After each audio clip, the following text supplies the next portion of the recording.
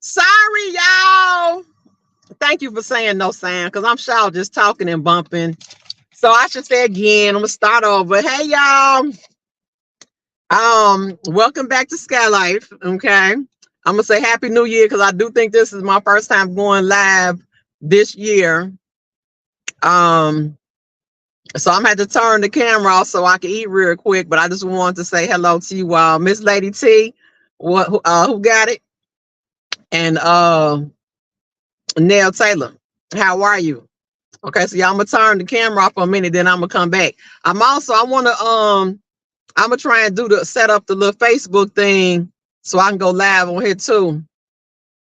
Eventually they'll be streamed together, but today I didn't get a chance to set it up. So give me a second, but I'm probably gonna still talk and probably smack. Y'all know how I do.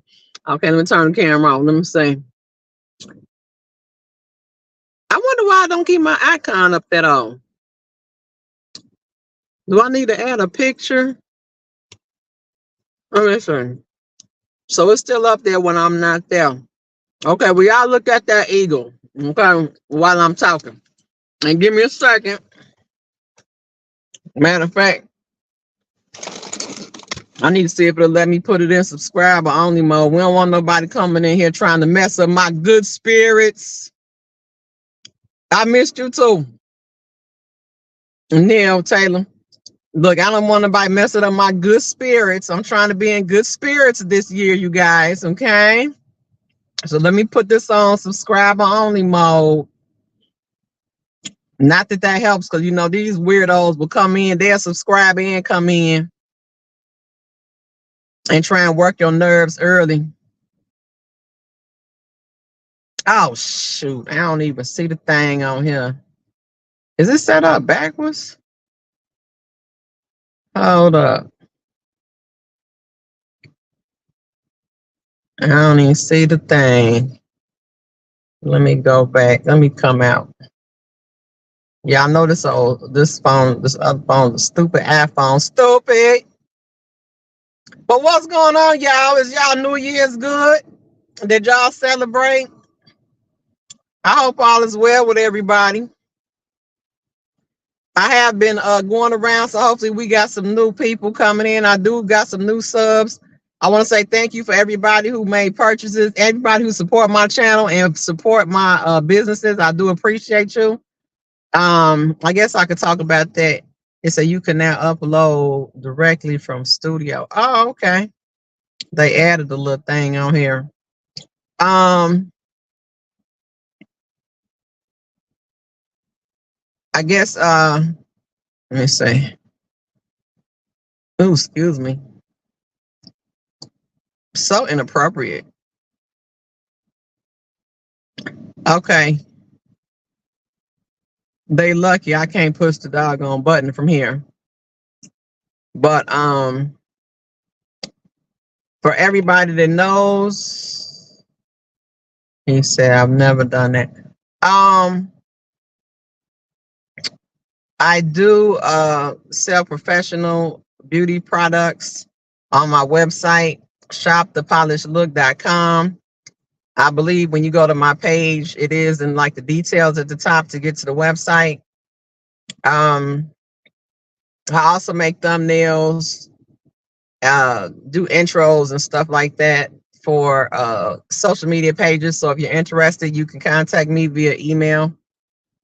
And I got some new things coming. And you guys will see, it'll be on the website. But today, you guys, we gonna run it all, okay? We gonna run it all. And today we're gonna talk about, you know, of course, we're talking about kills. We're gonna talk about this FBG Duck case. I got to get y'all back up to speed. Anybody who's new, welcome.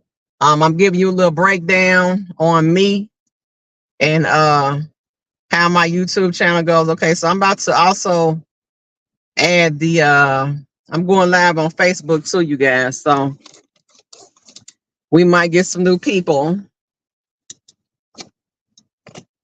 They actually can see me eat, because I don't think you could turn the camera off on I don't think you could turn the camera off on on Facebook. Oh wait, hold on. Maybe it will do that. I don't know. It doesn't turn the camera off. Okay, so I'm also live on Facebook. They gonna send me smacking. Sorry, Facebook. Okay, so we're gonna talk about this FBG Duck case. As you all know, or if you don't know, people who are new, I am from Chicago, the southeast side of Chicago, born and raised.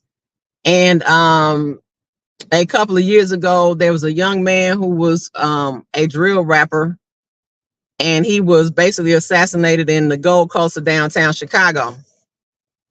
So I have been following. It says your connection is slow. That's what Facebook's saying. So I don't know if it's going through, but we'll see. He got assassinated in downtown Chicago, and the city has kind of been. It's like it's as you all know, Chicago is the gangster city. Chicago is the violent city, and it's it's nothing new for somebody to be sadly killed in Chicago. But based on the location of this crime, it was, how should I put it? It was more highly investigated, and the public really wanted this case to be solved or something done about it, because colored folks ain't supposed to go down in the Gold Coast of Chicago and gun no folks down, okay? It's just not supposed to happen. The Gold Coast is if not the richest area in Chicago, it's ranked in the top 3, okay, richest areas in Chicago, and that's where this assassination happened. So a lot of guys, so I started going into different YouTube areas, trying to talk to people that are more in the drill scene, because me, once I pretty much graduated from high school, I was back and forth to college. I was also back and forth to Chicago. So while I knew Chicago was violent and I knew there was a change, I only experienced it, when I came home.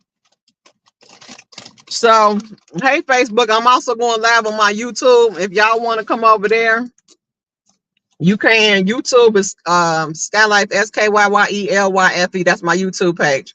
And for the YouTubers, my Facebook page is Sky McGrone, SKYYEMCGRONE.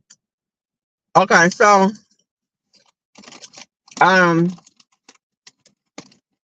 I'm sorry to be chewing and smacking y'all, but I have to eat, Facebook people. Okay, sorry, but I can't turn the camera off on Facebook, but I can on YouTube. So anywho, I was back and forth to college.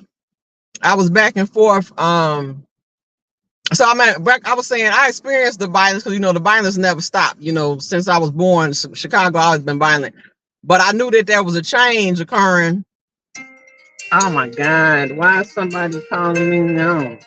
Stop calling me in the middle of the live, stupid. Okay, so I knew that there was a change because I felt it, and you could also see it. But also the news changed every day. It was we always have fires, people burning down, but it was the murder rate went up, and a lot of my friends passed away, died. You just heard different things that were going on. So in regards to the FBG Duck case, there was a lot of guys in Chicago. Once I got into the different drill scenes on the YouTube, there's a lot of people that I met that know FBG Duck, relatives to FBG Duck, and also grew up in the neighborhood, and they had, inside information on what was going on. So I kind of tapped into them, and I've been on their YouTube pages and, in a different, community outside of the Kell sector that I started in. So the trial is going pretty good. During the trial, there was an incident where, similar to the Kels trial, they tried to play with the let me make sure I see y'all comments. Okay. They tried to play with the evidence, giving the evidence to the attorneys for the defendants late. Of course, they probably didn't give some of it to them at all. So there was complaints about the Brady material, the 3500 material, and the Giglio material not getting to the defendants in time. So of course, watching this trial, they were trying to, basically set up issues for appeal. Because those of you who have been following the R.Kelly case along with me for about 5-6 years now, you already know that the prosecution plays games with the evidence, because they did the same thing to Kels in his situation. So you see the same shenanigans going on here, with the FBG Duck case. So, of course, I have been following Mama Duck, and she actually came on yesterday and said that they are in deliberations, and they're hoping to, they're hoping to be done with the trial today. And so they should be in deliberations today. So I'm not sure if it happened yet, but she said they're getting to the end. So it'll be any day now, if not today. But I want to say something to you guys, because people don't understand that regardless of the outcome of this trial, this is a loss for Chicago. Not only is this a loss for Chicago, it's just a loss for colored people, as a whole. Because whether you like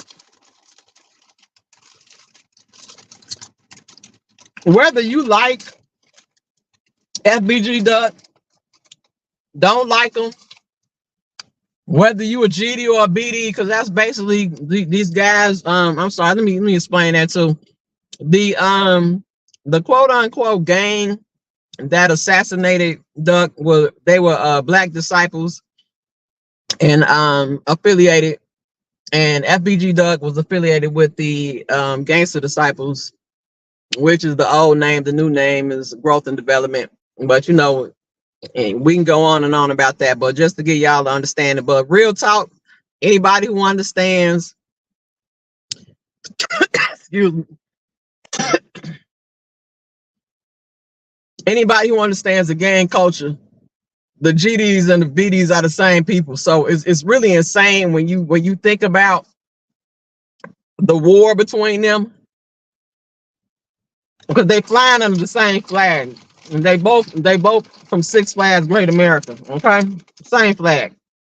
So for them to be in a heated fight, or should I say war, y'all, the French fry done went down the wrong pipe. Hold up, y'all. I'm turning the camera on in a minute. Well, I guess since I'm smacking on Facebook, hold on, where's my straw? I can't breathe. Help. Okay, I'm gonna bring y'all in. Okay. So hold on.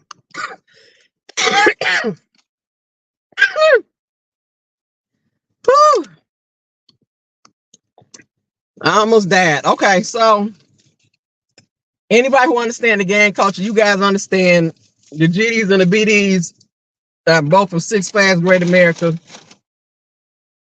They flying under the same flag. So it's crazy for them to have a decade-long war or gang beef, because they the same people. So the trial, yeah, dang, hold on.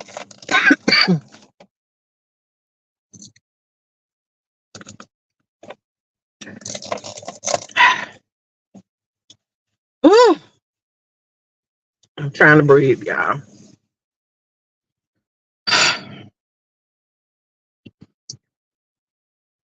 Okay. Can y'all hear me good? Is it sound good? Does it sound good?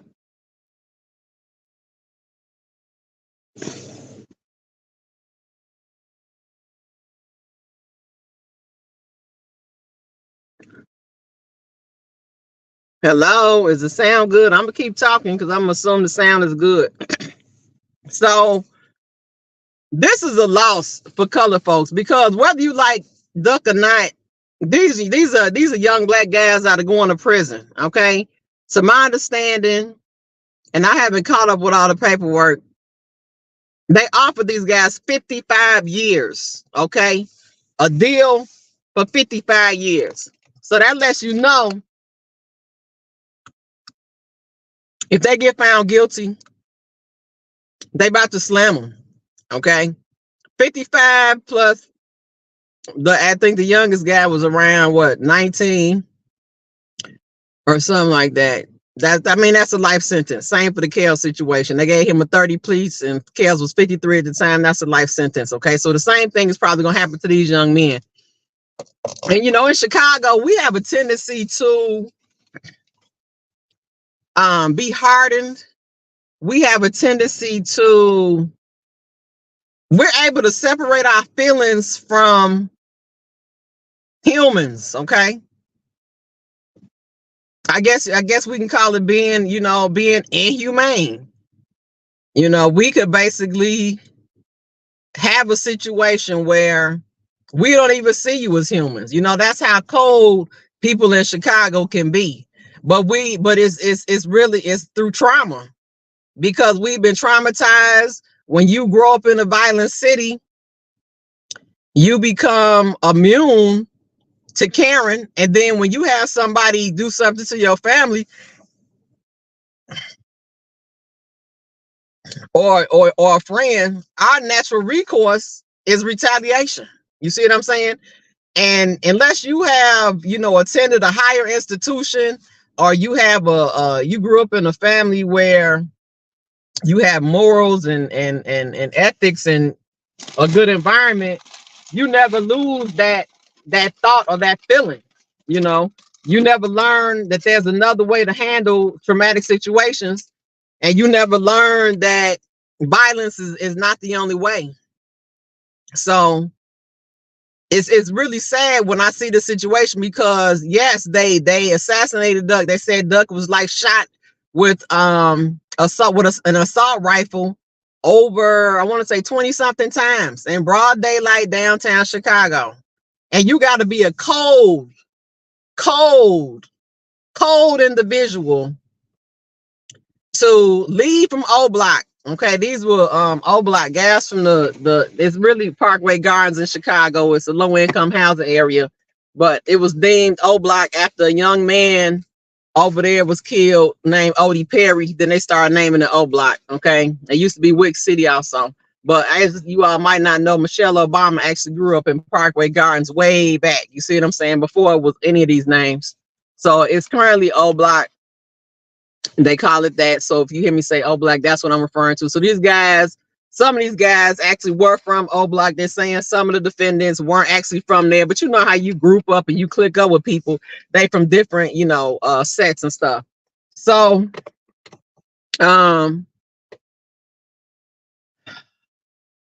these guys went down there and shot him. And it's like, when you go on these YouTube channels, y'all, people be like, I'm glad he did. They just cold. We cold, y'all. But I know it's a lot of trolls too. But I know it's also a lot of people from Chicago in these new community areas that I've been in, and they cold. They don't give a damn about what happened to Duck. Okay, and I can't even say that they are necessarily wrong for that, because you have to understand the set that Duck was from. They were also, allegedly, our commentators alleged on this channel, they were also doing crimes and killing people and, doing violent acts as well. So, it's just sad, because it went on, the back and forth, the retaliation had went on so long. It just, it's just sad that that happened. But I'm telling you guys, it's some people, they don't give a damn what happened to Duck. Okay, because they figure fair exchange, ain't no robbery. That's how we think in Chicago. You know what I'm saying? No fair, fair swap. No swindle. And that's just how it is. And I've grown a little bit. Okay, y'all know over here, I'm gonna try and keep it as real as I can. I'm trying to do my best to stay out of arguments. Okay, y'all. I don't know if I'm gonna be able to do it, because when we get to talk about this kale stuff, it might get spicy. But I'm trying, y'all, my best not to have to get nobody legs in 2024. I don't know how long it's gonna last, but we gonna see. But let me finish. So,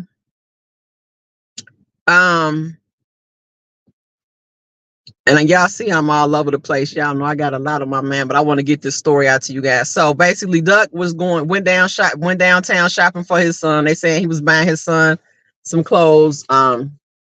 It's a high-end fashion stores down there. He's buying his son some Gucci socks. There was a guy named Ralph Turpin. Okay, now the story is this guy Ralph, Duck used to date this guy Ralph Turpin's baby mama. Okay, years ago. Okay, a long time ago, not even current. Okay, so this tender dick, he goes and calls the guys that are from O Block. Okay, because Duck is from STL, that stands for St. Lawrence, and these guys are from O Block, the projects over there, a block away. Okay, they're a couple blocks away. So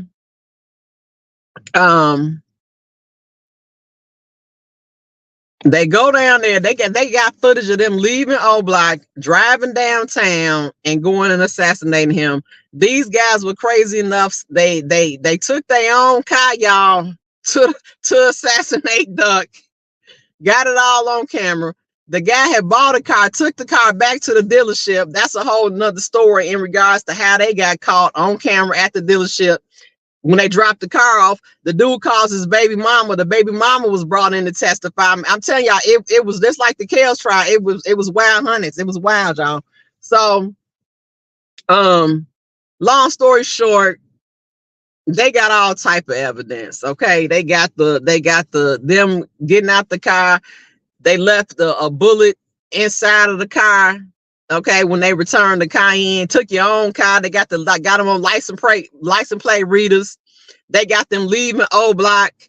It's all type of stuff. Okay, so Ralph Turpin sees Duck downtown, and also they trying to say that King Von put out first it was did they say a $50,000 hit? I can't remember the numbers, but big money. Let's say a $50K hit on Duck's head. Okay, because Duck was allegedly the leader of the GDs over in STL.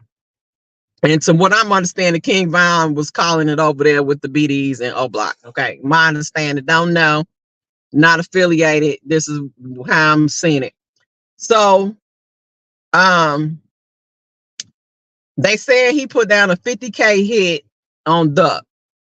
And anybody in Chicago knows $50K, somebody, they'll kill your whole family. They'll kill 3 families for $50K. That's how guys is in Chicago. If you find the right cluck, you could probably get him like a 40 ounce and a 3.5, or probably a rock or something like that. And he'll probably go do a hit for you. Okay, so you talking about $50K? That's big stupid dollars in Chicago. Okay, that's like overpay for a hit. It used to be like $10K for a hit, but you talking about $50K? They was at his head. So it turns out it started at $50K, y'all, and then they say it went up to $100K. I guess once King Von got on, I don't know if something transpired or somebody pissed him off, but then they said King Von upped the ante for to $100K. All right.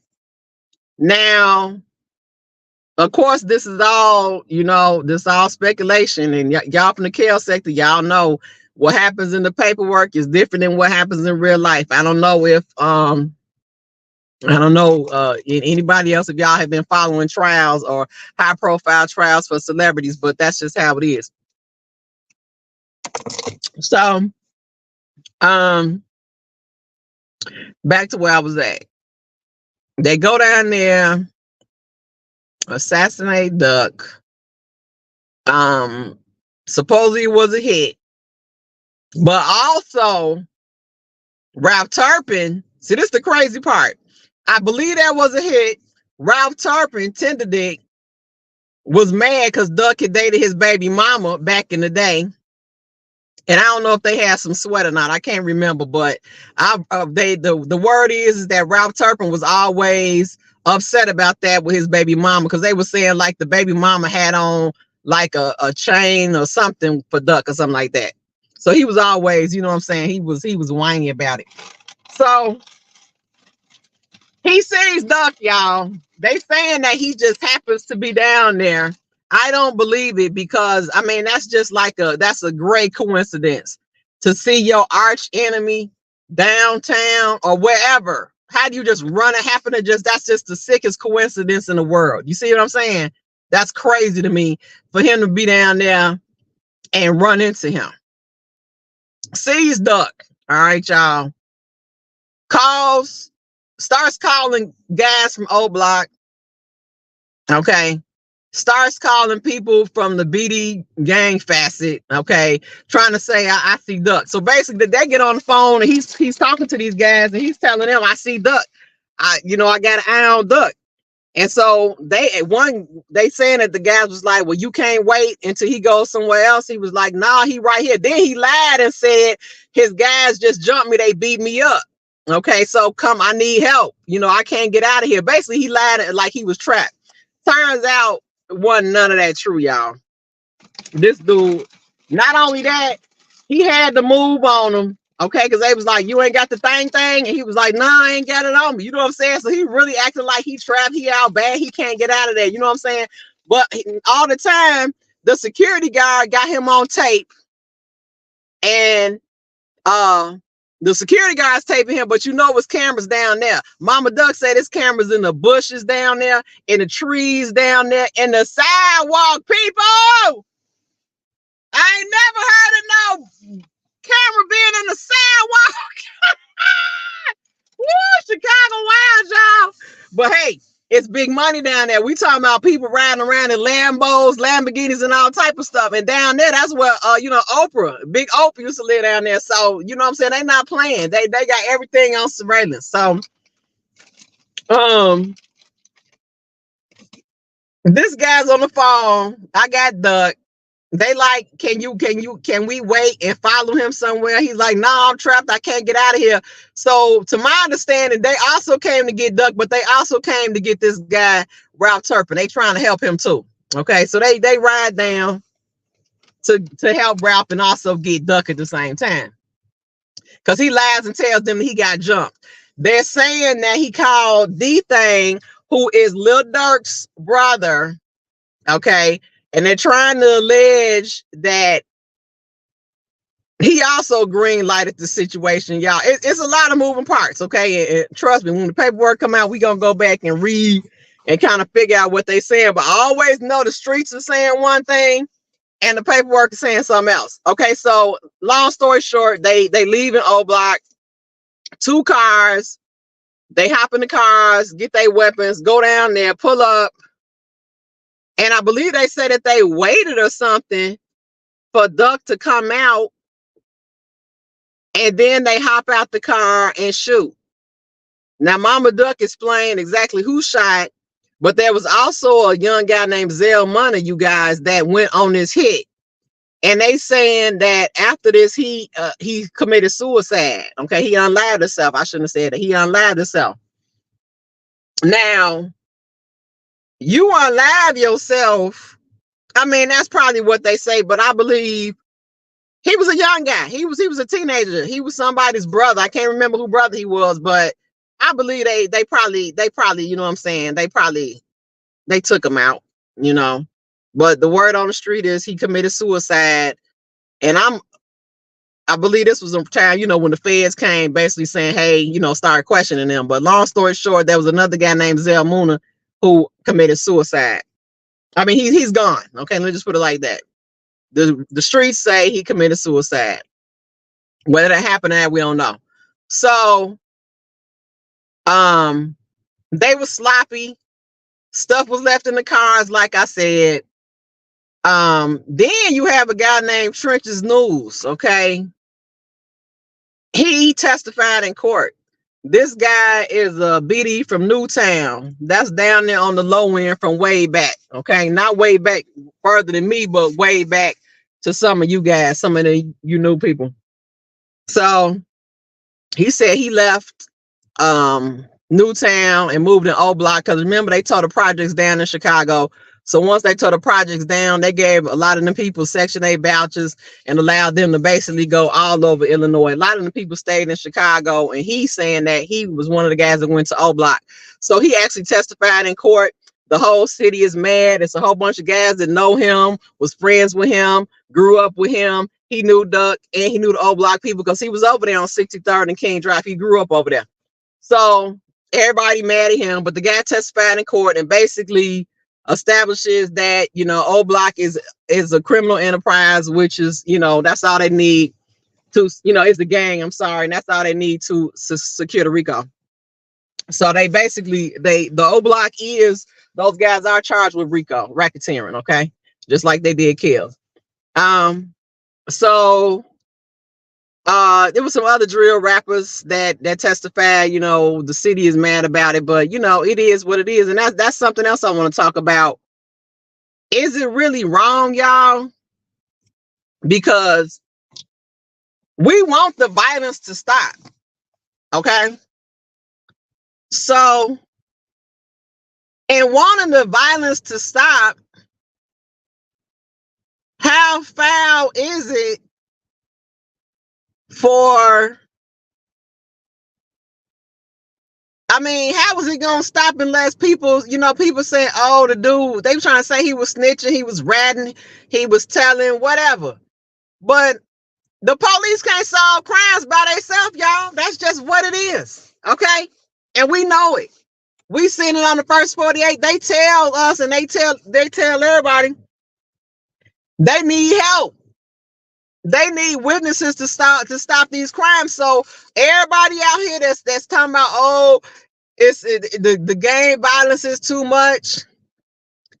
But at the same time, you crying at somebody snitching and somebody telling. So what y'all tell me? I want to know what y'all think. Like, what's good?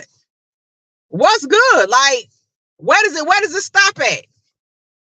You want the violence to stop, but at the same time, when somebody come forward and tell, and we're gonna talk about that snitching and telling, that's two separate things. If somebody come and tell, y'all want to get mad at them, and then they acting like snitching is telling, so that these guys that are telling, their lives is in jeopardy. You see what I'm saying?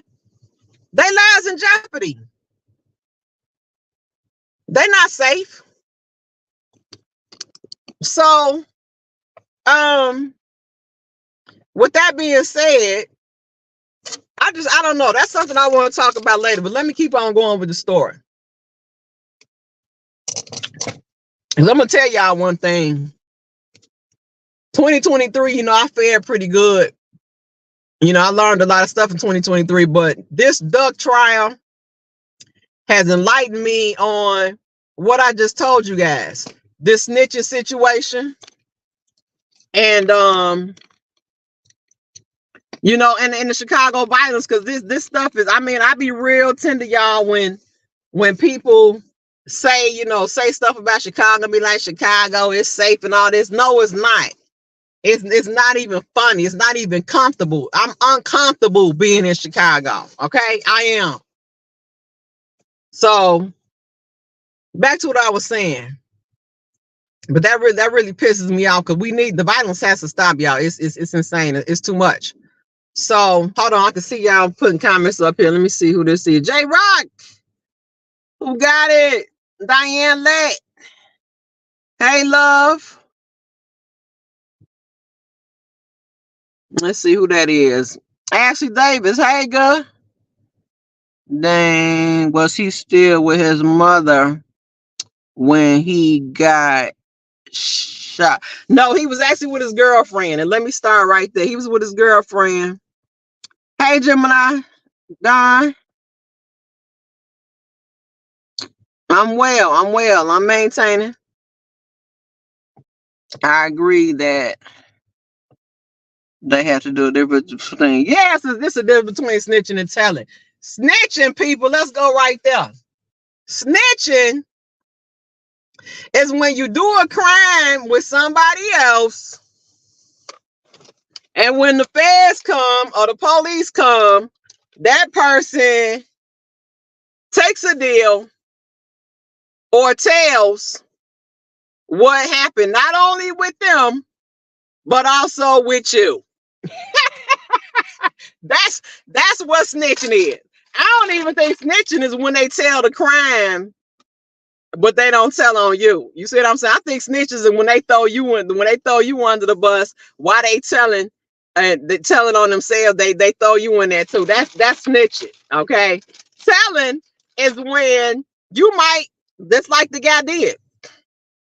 He well, he was affiliated. They say also if you affiliated with the gang, you know, that's another thing we gotta talk about. That's the old law, y'all. That's the old code. Okay.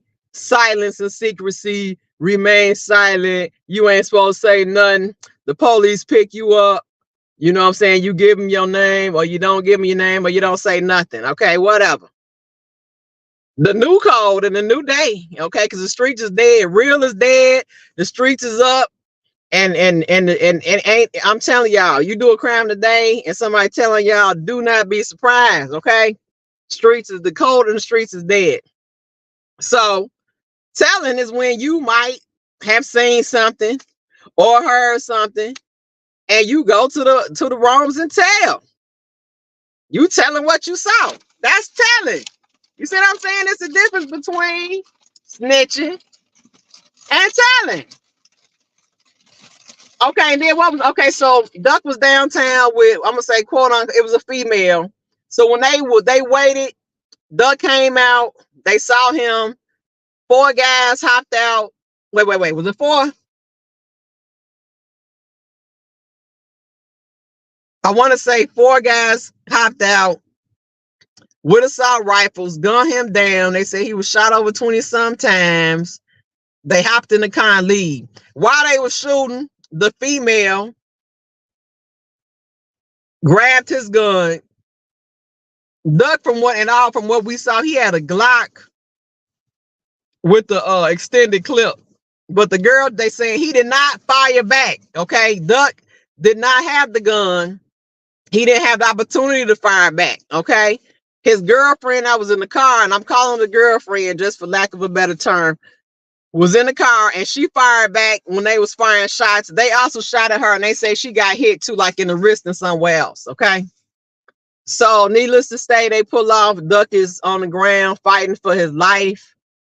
The police get there. They don't render aid. And that's another thing too, y'all. When the police come up, they don't render aid. And most police not about to pull up and risk getting shot and being under no hail of bullets. You could just forget that. It's not happening. Not in 2023, not in 2022, not in 2021, not in 2020, not in 2019, not in 2018, not in 2017, not in 2016. I ain't never seen it. Okay. I ain't never seen no police pull up and get in no line of fire to save you. Okay. Ain't seen it. Okay. Probably won't see it. So with that being said, they don't render aid. They were saying that they would have rendered aid and at least tried to patch his wounds. They saying the hospital was right up the street. Okay. Because downtown, I mean up north, it's a couple hospitals down there. The trauma hospital is definitely Cook County, but I think they have another one, Northwestern. I don't know if they're a trauma hospital or not. But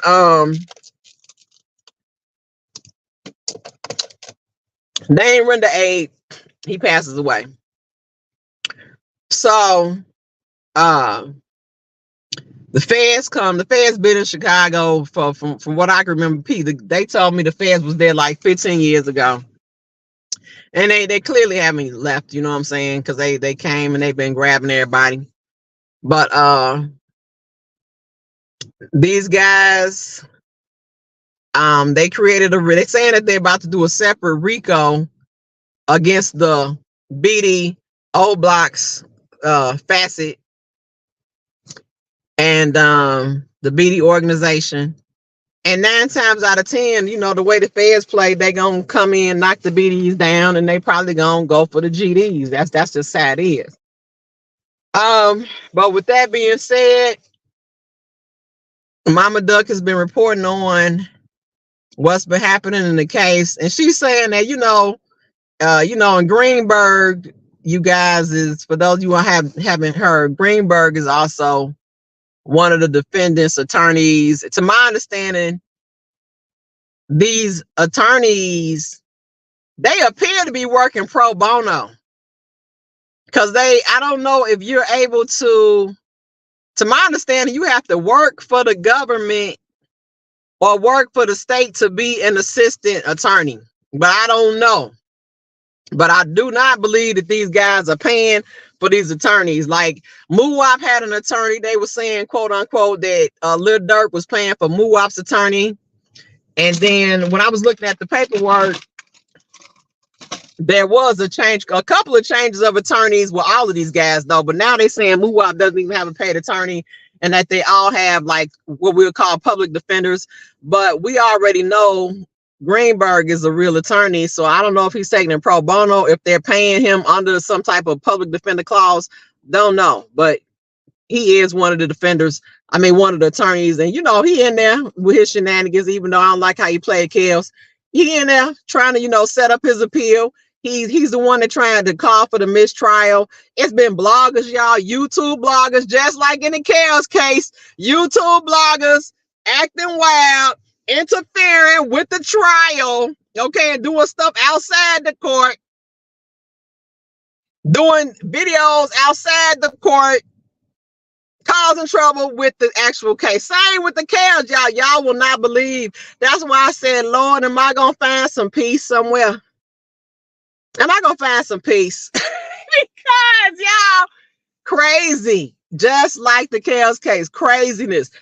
So 2 YouTubers from out of town got yanked down at the courthouse. The feds questioned them, because one guy, they saying, did a video. His name was, I think, was Seti Nash. They saying that he did a video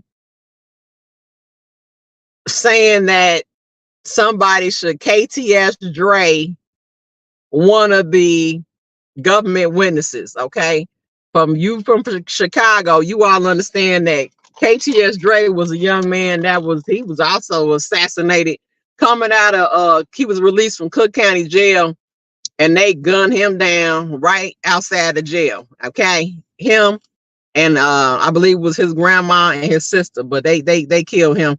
They said, I think the same scenario. 4 guys hopped out and shot him down. He had over like, I think, 60 something wounds, and so they saying that this blogger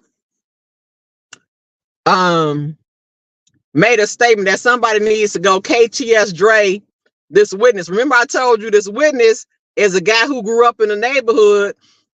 All these guys knew him, so these guys in Chicago mad about it, okay? Because when you grow up in the hood, you carry secrets. You see what I'm saying? Everybody carries secrets. If you got one foot in the streets, the people you hanging with, I'm telling you, I could look out my window. Nah, I probably wouldn't see that many crimes. I might see, let's say, less than 5 crimes in my neighborhood. Baby, you go to some of these other neighborhoods, shit, you might see 30 crimes going on at one time. I'm not playing. I'm not playing. I am not playing. Okay. So I'm talking about everything. You'll see everything down from dog fighting to, I guess you'll call it, let's take the murder. Let's say murder is the max. Okay. Well, yeah, you'll see it in some of these neighborhoods. So, but that's what I'm saying. So guys are mad at this guy because one, he was affiliated. He was a BD. And two, guys were hanging with him. I mean, think about it like this. This young man, that's like me coming to the hood or coming to the party, and I bring the police to the party and don't tell nobody that this person the police. But what people didn't know is, turns out this one guy, Trenches, has been working with the city Chicago police for almost 15 years. Not only that, he was getting paid to inform, okay? Paid to tell, okay? And it gets exposed because he they're saying that he volunteered. Once he saw Duck got killed, okay, let me put it like this. He got shot in O Block, Trenches. Moved from O Block, which is a couple blocks away, over into the 63rd STL area, okay? So he's saying he got shot. I get it. Years later, you got the opportunity to get your lick back, and plus your quote unquote your friend got shot. So this is a perfect time, and they're gonna pay you. You've been getting paid by the Rome, so you like, okay, let me get another check. So he tells and testifies. So a lot of people are also in uproar with that because they like, dang, 15 years, dude, you been with me. You know what I'm saying? Think about your best friend turns federal. You know what I'm saying? Really federal, like really federal, state police, federal, and you not knowing. Like I would be shocked. I'd be like, oh, you know what I'm saying? I had to grab my pearls, like, child, shut up. Cause hey, I'm gonna tell you, back in the day, hey, hey,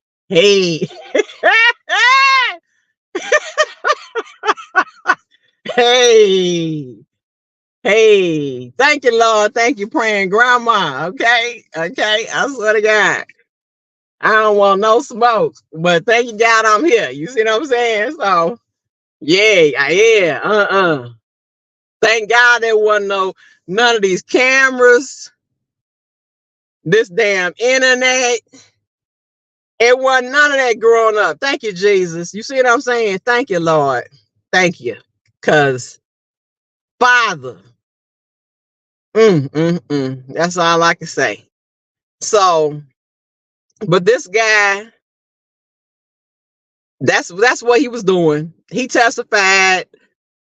And so I mean, you know what I'm saying? They got witnesses. They got several witnesses, and I'll try and get more detail to bring y'all back next time. But the case is looking good. But I did, when I was reading, and you can go back and check the videos. I did a video. I started reading the Santiago proper, and I also started reading the testimony of this young man, Mr. Wiley. I'm gonna finish that up. So I think I'm gonna do videos. Excuse me. And get the likes up. Y'all make sure y'all get the likes up. Please hit the like button. So, did y'all have any questions about this? I'm trying to make sure I hear everything. Okay, so Ralph Turpin. Oh, let me go back through that briefly again, because I think I might have. He's Ralph Turpin. I think his name was what? THF. Teasy. I can't remember. But he's from THF set. Okay. He down there, sees Duck, lies to them, saying they chased me, they beat me up, I need help, I can't get out of here. The old Blockians, okay, they come downtown to save him. They wait, see Duck, hop out the car, gun Duck down. They didn't render aid. Duck passes away. They go back, feds come, start questioning people, start building a RICO. And I ain't even gonna say start building the RICO. They probably been building the RICO for years. You see what I'm saying? Because old block been hot. You see what I'm saying? The whole drill scene started around like 2010, and it's still like, from what they saying, most of the guys is dead. And from watching, most of those guys are dead. That were like known guys from these sets. You know, it's a few of them left, and they all on YouTube. But it's so sad, you guys, when you see how many young men and women died during this beef. And understand, people, this is one beef. This is the old Blockians with all the ops that they clicked up with. I mean, gangs that they clicked up with against the other ops of the STL. Okay, so these two groups are fighting. Okay, these two groups are fighting for decades, but specifically on each other. Okay, and you know, of course, other people in the area, but just between those two sets alone, people, oh my God, it's so many young guys and girls that died. It is sad and insane. And you have people have to understand, when these people die, they have family members. Okay, so you have the death, and you got these family members, and these people got big families. So it's tragic. You know, I just wish people could understand and feel it. Like, people don't really feel it. They don't feel it. They don't understand, you know. And in Chicago, y'all, and that's why I just do my best. I stayed in the cross. I try to stay human and, you know, and humane, because you will really get the feeling of, I don't care, I'm cold-hearted, cold-blooded, whatever you want to call it, numb to it. You can cut your, and I ain't gonna lie to you, in certain situations, I have cut my feelings off. I'm trained like that. I mean, it's like a,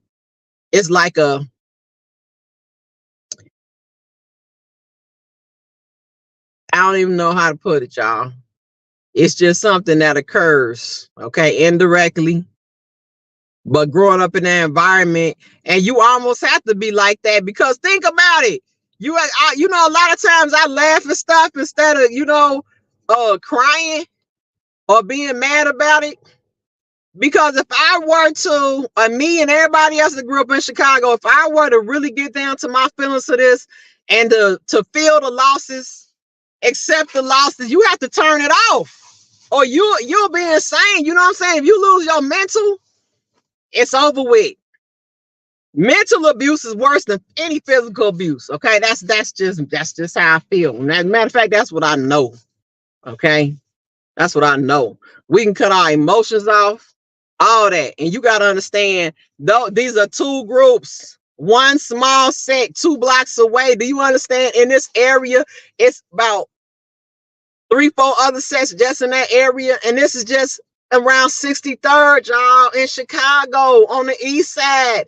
You ain't talked about my neighborhood. We ain't talked about the other side of the Dan Ryan. We ain't talked about over east. We ain't talked about out west. You see what I'm saying? A small group lost hundreds of kids and family members over they one war. Like, I don't know, y'all, but I'm just gonna tell y'all this, because I don't want to belabor the point. But it's sad, because these guys, Nash, from what I'm seeing, these guys are probably gonna get convicted. Okay. Now, there are some good grounds for an appeal. Like I'm telling y'all, and I only read a few pieces of the paperwork. I ain't even get through it all.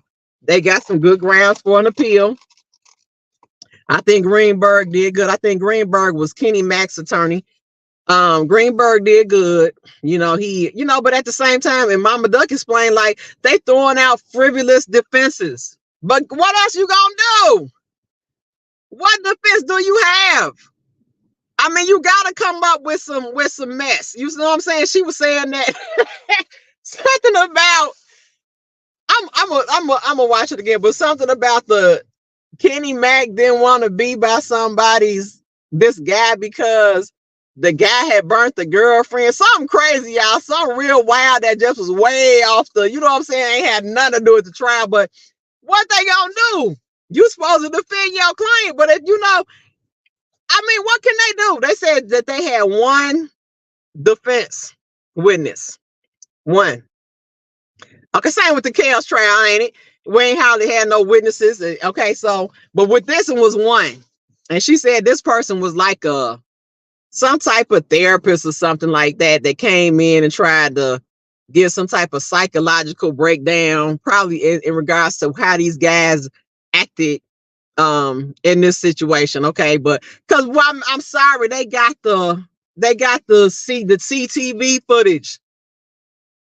You got the witnesses. Okay, one of the FBG Duck members, I'm sorry, one of the FBG members testified too.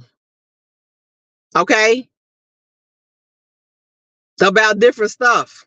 You got to remember he was from the GDs. Okay, so you got the Trenches News guy who was an old BD. You got the FBG Butter dude who was a GD. Okay, so that's letting you know where they're going and where they probably gonna come when they you know what I'm saying, circle back. And based on reading the paperwork, the guy Trenches, like I said, he's a BD from Newtown. He basically testified about how he and some of his guys shot the one of the leaders of the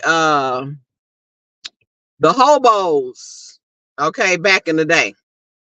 Now they doing this. Go back and watch the video, y'all, too, because I discussed this also in the video when I did the live. The attorneys was like, well, hold up, why are you talking about the BDs in Newtown and what happened back then? This ain't got nothing to do with the trial today. And so the prosecutors, you know what I'm saying, they was taking this dude down this line of testimony, but the attorneys caught wind of it. But they was able to get all of that out. That's the paperwork I read. So that bit of information was established that you got the BDs down there on in Newtown, and now this same guy that once lived there, was affiliated down there, came to O Block. Then he lived there, was affiliated there, okay, and then moved away. So he testified on two separate areas. You see what I'm saying? And that's how they build the RICO, y'all. They get different sets, different locations, get different criminal activities that was done on behalf of the gangs. That's your RICO. Cut and dry. It's not that hard. Okay. Now, one thing he also testified about, and it upset me so bad, I'm still upset about it. When the violence got so bad, the kids had to stop going to school. In the paperwork, he said it was weird. Like one day, all the kids, you guys, stopped going to school. In O Block. Okay. So imagine you wake up and everybody outside playing because they can't go to school because the gunfire is too rapid and rampant. The kids can't even go to school right up the street. I don't think y'all feel me. Y'all don't feel me. Y'all don't feel me. Y'all don't feel me. Okay, because anybody that understands inner city socioeconomic, sociology, when kids don't go to school, if anybody don't go to school, you're gonna do something, okay?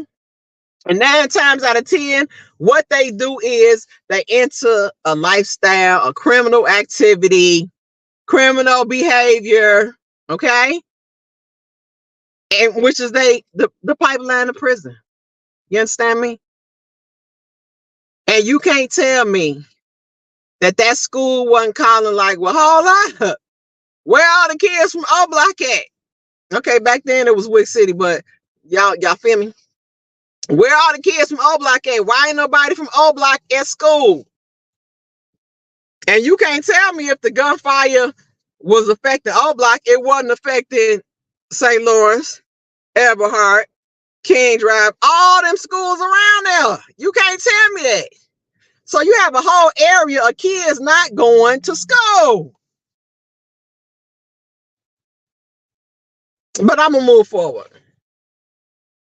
Pisses me off though, because as I'm going through this case, I want to also understand the switch and where the violence really clicked. I knew when them projects failed. I'm gonna tell y'all that though. I knew when them projects failed. That's when I really felt and saw the change. I just you never really understand the intricate details like that until you hear them. You see what I'm saying? Kids couldn't go to school, y'all. I mean, just when you get time, sit and just think about that. But going forward, and I'm gonna get up so we can get on the KL stuff. Jury should be deliberating right now, and I mean soon. So we just gotta pray, y'all. Just pray for Chicago. Pray for these all these young guys, even the guys who no longer affiliated, still in the games, to understand that it's a lose-lose situation, y'all. Duck is dead. His family's hurt. The guys that shot him, assassinated him, are probably going to prison for the rest of their life. Okay. They have kids. These young guys have kids. You have kids with no family, with no, you know what I'm saying, no parents now. Broken home. Same thing on Duck's side. It's a lose-lose situation. It's no winners. And once again, this is what, maybe let's say it's about 10 families in this situation being affected. 10 families. It's over 4 million people in Chicago. So you do the math. And let me say this again. I'm going live on YouTube and Facebook. So that's why y'all might on Facebook probably don't see me looking at the screen, but that's what's happening here. And I'm about to come off of Facebook. If you want to come to YouTube, the YouTube channel is Skylife. But I told you I was gonna try and come back live more on Facebook. So all right, you guys, but I'm gonna close this out. But thanks for coming in. And let me see.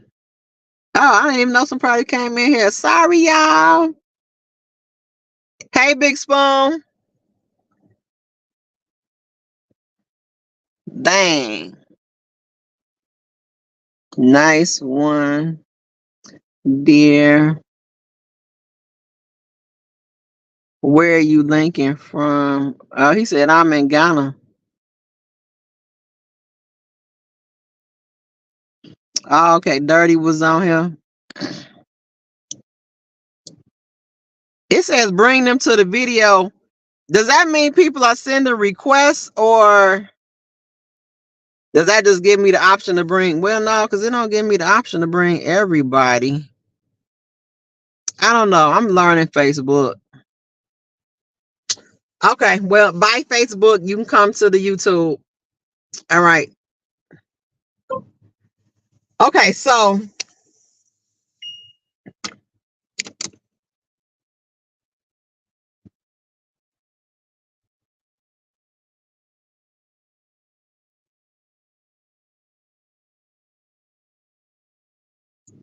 I don't even know if it took it.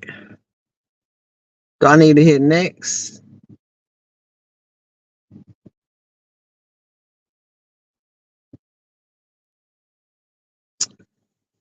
I don't know. I don't even know how I saved it. I hope I saved it. Don't know. Okay, so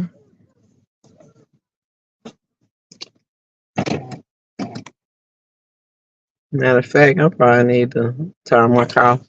Okay, so hey APZ, you said 15 likes. All right, thank you. Hey V White,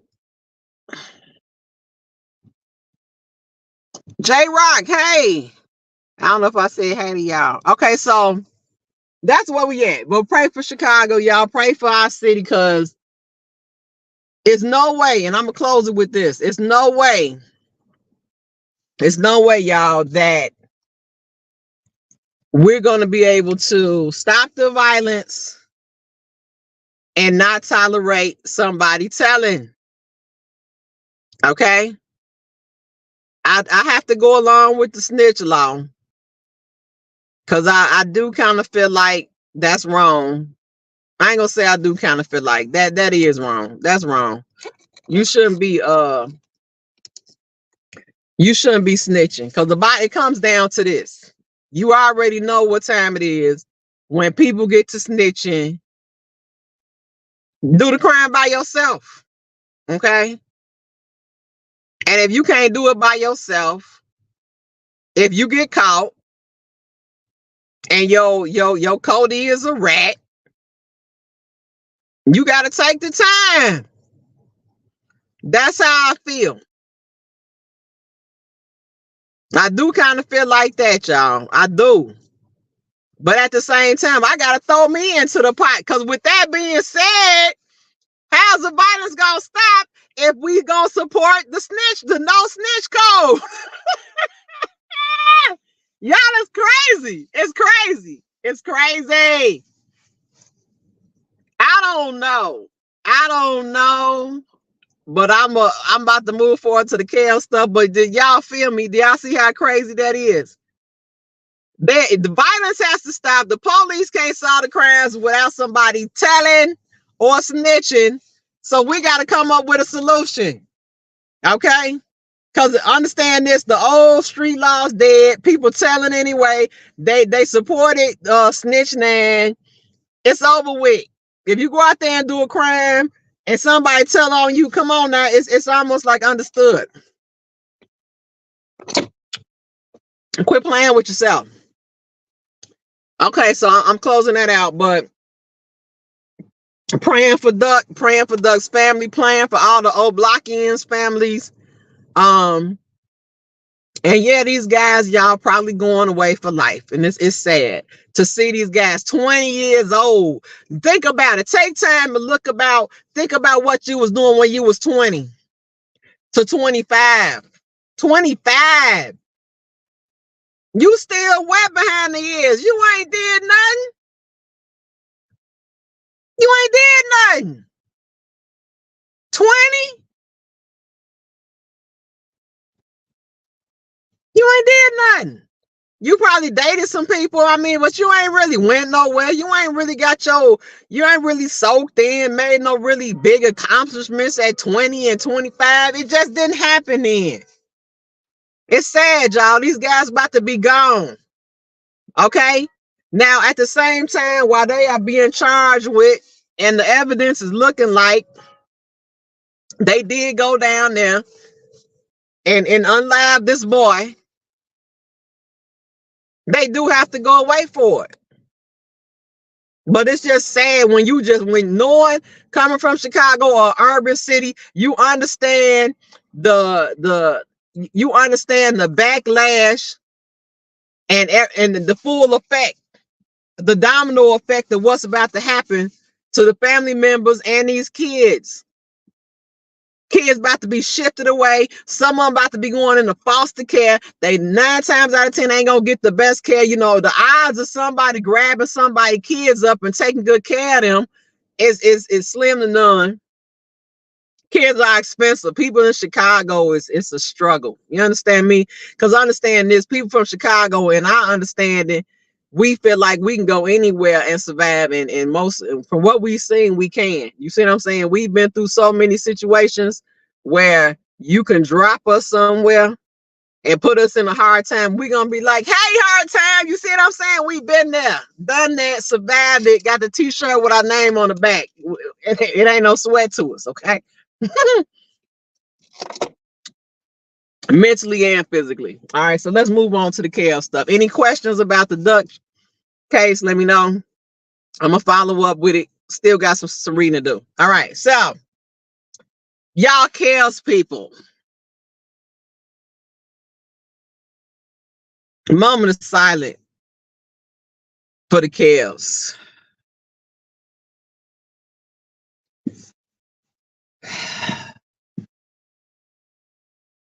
And I'm gonna try and keep it brief because y'all really just.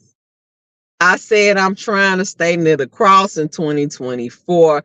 Understand this, people.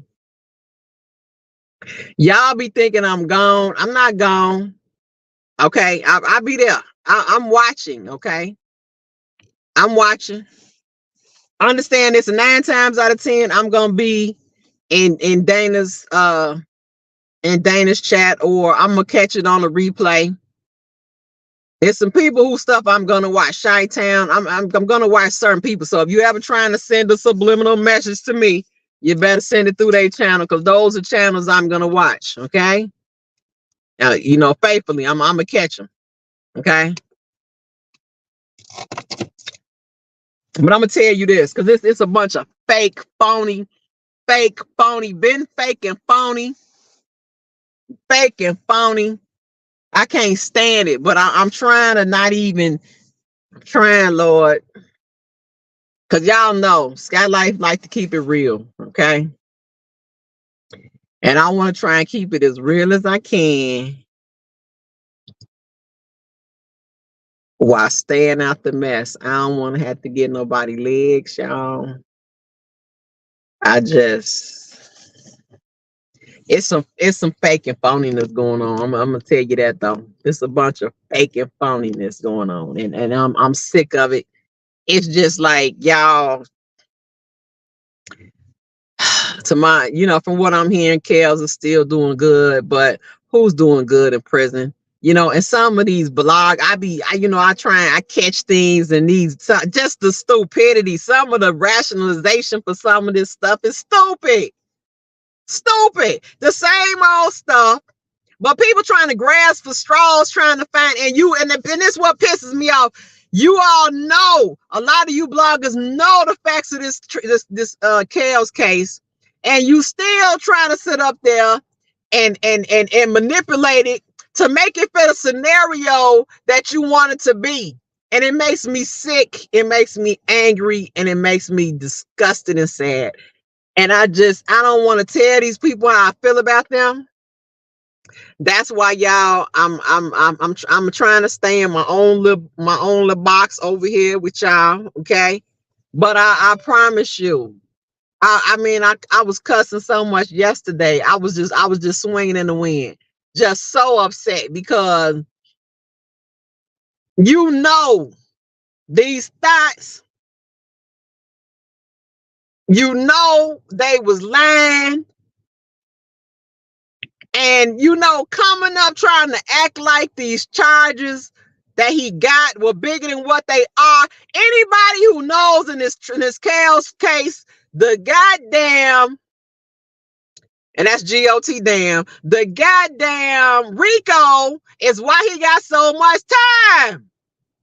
I'm sick of y'all trying to act like he got charged with this and he did that. If it was a regular trial without the RICO, he would not have got that much time. Quit trying to act like he did some heinous stuff, y'all. I'm telling y'all, I don't know, y'all. I might have to take a vacation or a break. Because I can't. Y'all know this whole trial, it's like embedded in me. I get emotional about it. I get upset. And I don't like stupidity in life. I don't like illogical stuff in life. But trying to sit up here and act like he did some egregious stuff, that, you know, stop it. And these people, you all know the trial. You know what happened in this trial. And you still want to act like these charges individually, they wouldn't carry that much time if it wasn't a RICO smacked on this. And we all know it. Sick of y'all.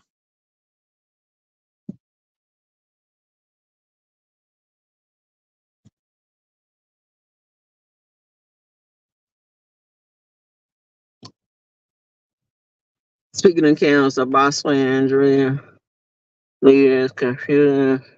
Again, she got married on Chaos Day using this publicly while you. Yeah. And matter of fact, let me drop the link, because we gonna get out of here in a minute. Somebody want to come up. Let's talk about that. I'm gonna drop the link. But yeah, I'm telling y'all right now, and I'm gonna say this too. I'm putting this I'm putting it up in the air. Y'all know I gotta keep it real. I'm trying to keep it as real as I can, and I don't want to. I don't want to get into it. I don't. But I will. There's so much fake and phoniness I could take. And I'm gonna tell you this too. And I'm putting it out there. Anybody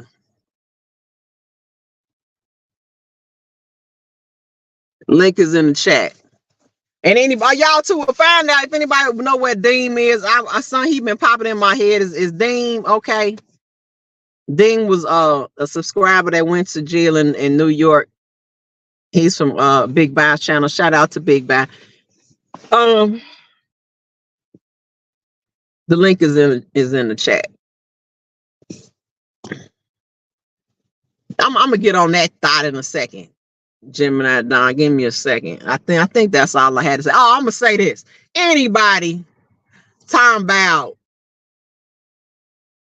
they straddling the fence, they need the 4 Ks and not the Ks. That's a damn lie. You lying.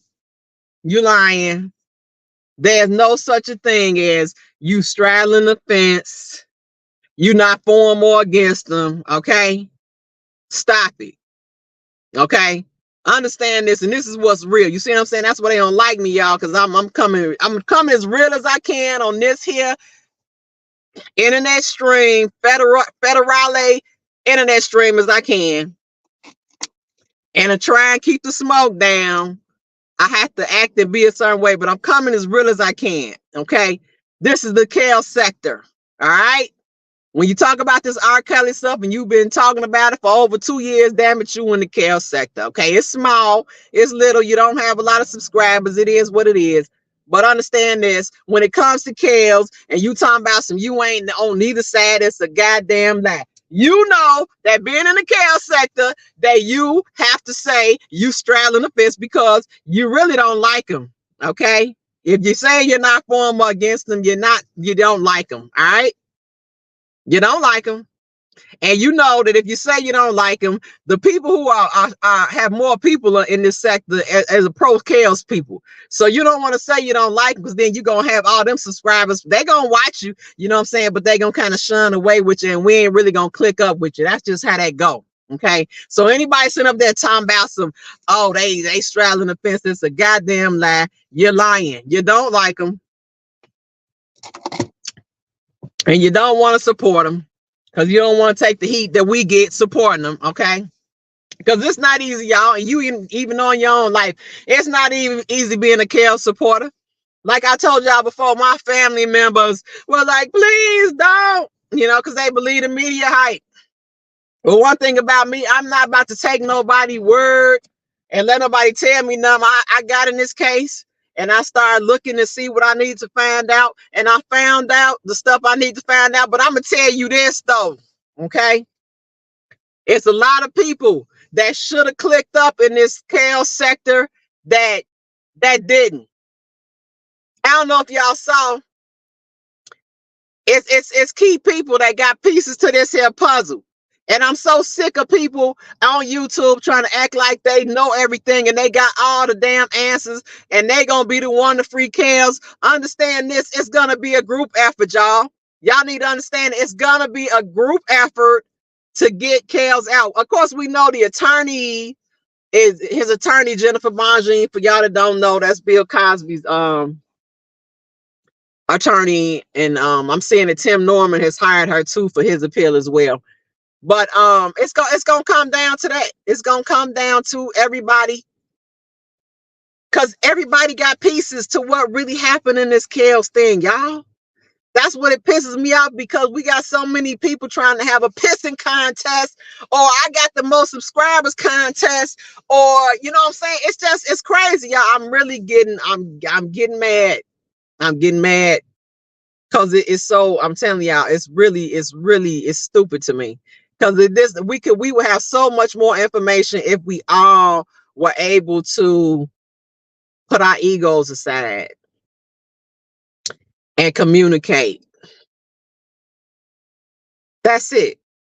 Put your ego aside, communicate, and get the information for the puzzle. You see what I'm saying? So we could all be satisfied. But see, some of y'all out here, y'all double-head snake oil doctors, and y'all don't want this thing solved anyway. So you want to cause confusion. You want to sit up here and make fake arguments and put your personal stuff in this because you don't want it solved anyway. Okay. And those are the people I can't stand. But there's people like me who really want this to know what's going on. We really want to know what happened.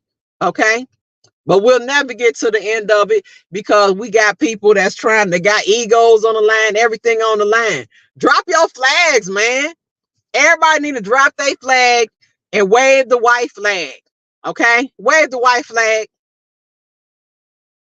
But that's it. I'm about to go because I done got mad because it's always the same stuff. See, I'm telling y'all, and I ain't gonna lie because y'all know what it is. I do work a lot. You see what I'm saying? While some of y'all sitting up there playing, I'm working. Okay, I'm trying to see an extra 500 per check if I can overtime. That's what I'm trying to do. All right, minimum. So while you sitting up there playing, I'll be working. Y'all that follow me know that. Okay. But I got goals. I have aspirations, okay? And it's so sad, but that's why I say I got to come back because there's some real true KL subscribers out here. Y'all don't need to be fooling with the fake and phony. I got to bring, and then we got Big Vi. He said he was taking a minute. So that's why I got to try. I'm going to try and do my best to come back more to give y'all a place where y'all can come talk and vent and talk about new topics. You see what I'm saying? Because it's a bunch of fake and phoniness going on out here, and all y'all really don't have a place to chop it up. Hey, Cookie Bako Bala, what's going on? It's too far gone. I don't know if you was talking about Chicago or the KL sector. It's probably Chicago. Chicago is too far gone. No, you're right about that. But that's where it's at. I don't like no liars. I'm seeing a liars, and fake and phoniness, y'all. I am. But I'm gonna pray on it. And I just pray that we could work together. I pray that we can move forward because y'all really don't understand. This chaos shit is solvable. This outside the case, YouTube sector should be able to get together. Cause y'all really ain't got, from what I see, you ain't got no sweat really with nobody. What you fighting over? I mean, I understand certain situations are worse than others. Okay, I get that. But some of the ones I'm seeing is just, it's not. I don't see it. I don't see it, and I would love to know because it looks like your big toe is bigger than my big toe, and I'm mad about it. I don't see the sweat. I don't. But I'm gonna go ahead and get out of here. How long I've been on him? Okay. It might be going over. It might be close to 2 hours, y'all. But that's it. That's all I gotta say. And I'm gonna talk about myself for a second. And like I said, 2023. I'm gonna say it was mixed. It kind of started off rough. For that first 6 months, it was rough. And then toward the end, you know what I'm saying? God came through. God's gonna come through. He gonna make a way. He came through, y'all. He came through. 2023. A lot of stuff happened. You know, anybody that follows me understand that I work a lot. I believe in people winning. I want people on my channel to win. Or just get to your full potential for whatever it is you're trying to do, whether it's a trade or working. I happen to do both. Okay. But I learned also a lot of people who was for me and who was against me, you know, and people that was just indifferent. And I'm gonna tell y'all, never make somebody a priority in your life when they only make you an option in theirs. Okay. And that's right there. That's some of the realest shit I ever wrote. Pay attention to the people around you. Try and link up with people who got common goals like you got. And just always, you know, work for the best, strive for the best, you know, and prepare for the worst. You see what I'm saying? That's how I live. Like, I prepare for my worst case scenario situation and everything that I do. And I feel like if I can conquer my worst case situation, anything else is something that I can handle. You see what I'm saying? That's just how I see it. You know, sometimes you got to move from your environment. When I left Chicago, I wasn't necessarily happy. All my family and friends are there. You know what I'm saying? But I knew in order to do what I got to do, I had to, relocate and, make my own way. That's really it. In 2023, I met a lot of great people, new people. And I'm glad, because I'm learning a lot from them. I'm just trying to do different things, y'all. I'm just trying to win in my own little way. I'm paying bills off. I'm trying to acquire property, land. I'm just trying to do something different. I just, because when you get older, you need to have something established that you own. Okay. Some people are lifetime renters. Me being a landlord and an owner of property, understand that your situation is really homeless because you don't know what changes that landlord is going to make, if the landlord's going to sell the property. It's an unstable situation. But any of you guys that had kids, please look into purchasing. I don't care. It could be a small home. See, that's how I was able to win in life, people, because I live within my means. Okay. People want to talk about it. So, oh, your little apartment, your little condo, whatever you want to call it. It's mine. I live there and I can afford it. You see what I'm saying? They can say what they want to say, but what you'll never say is that I'm not a winner at the end of the day. Okay. Now, for all the haters, and hi haters, I forgot to say hi to y'all. Hey haters. Hey y'all. Hey, if it wasn't for you, I wouldn't be me. But that's it, y'all. I learned a lot. 2024. I hate to really set New Year's resolutions because I feel like you supposed to always have progress throughout the year and throughout the life, throughout your life. So, but I'm not gonna lie, I do feel a feeling of being reset. I do feel like there was a reset as a January 1, even though I don't like to do the whole thing. But for me, as soon as the clock ticks 12, within that next 15 minutes, I'm on my knees praying, thanking God for bringing me through, thanking me for another year, keeping me near the cross, making, aligning me and showing me the things that I need to see in order to accomplish the next goals I have set. Okay. I don't care where I'm in. I don't care if I'm at a party. I don't care. I'm going to go to the corner and I'm going to get on bended knee and I'm going to thank God for the past, the present, and the future. Okay. For me and for all the people around me. That's how I'm coming. That's how I've been coming. So y'all, I'm gonna get out of here. I'm tired. I worked double shift yesterday. So I'm tired. And I gotta go back to work today. So that's all, folks. Y'all maintain. If you have any questions, make sure y'all hit the like button on your way in and out. I got some samples for y'all. Know I want my own product, so I don't know. I think I'm gonna start with the skincare line and also have some hair products, but we'll see. But it'll be my own products with my branded name on it. That's the goal. But that's it, y'all. Thanks for coming. All right, Shantown Hager.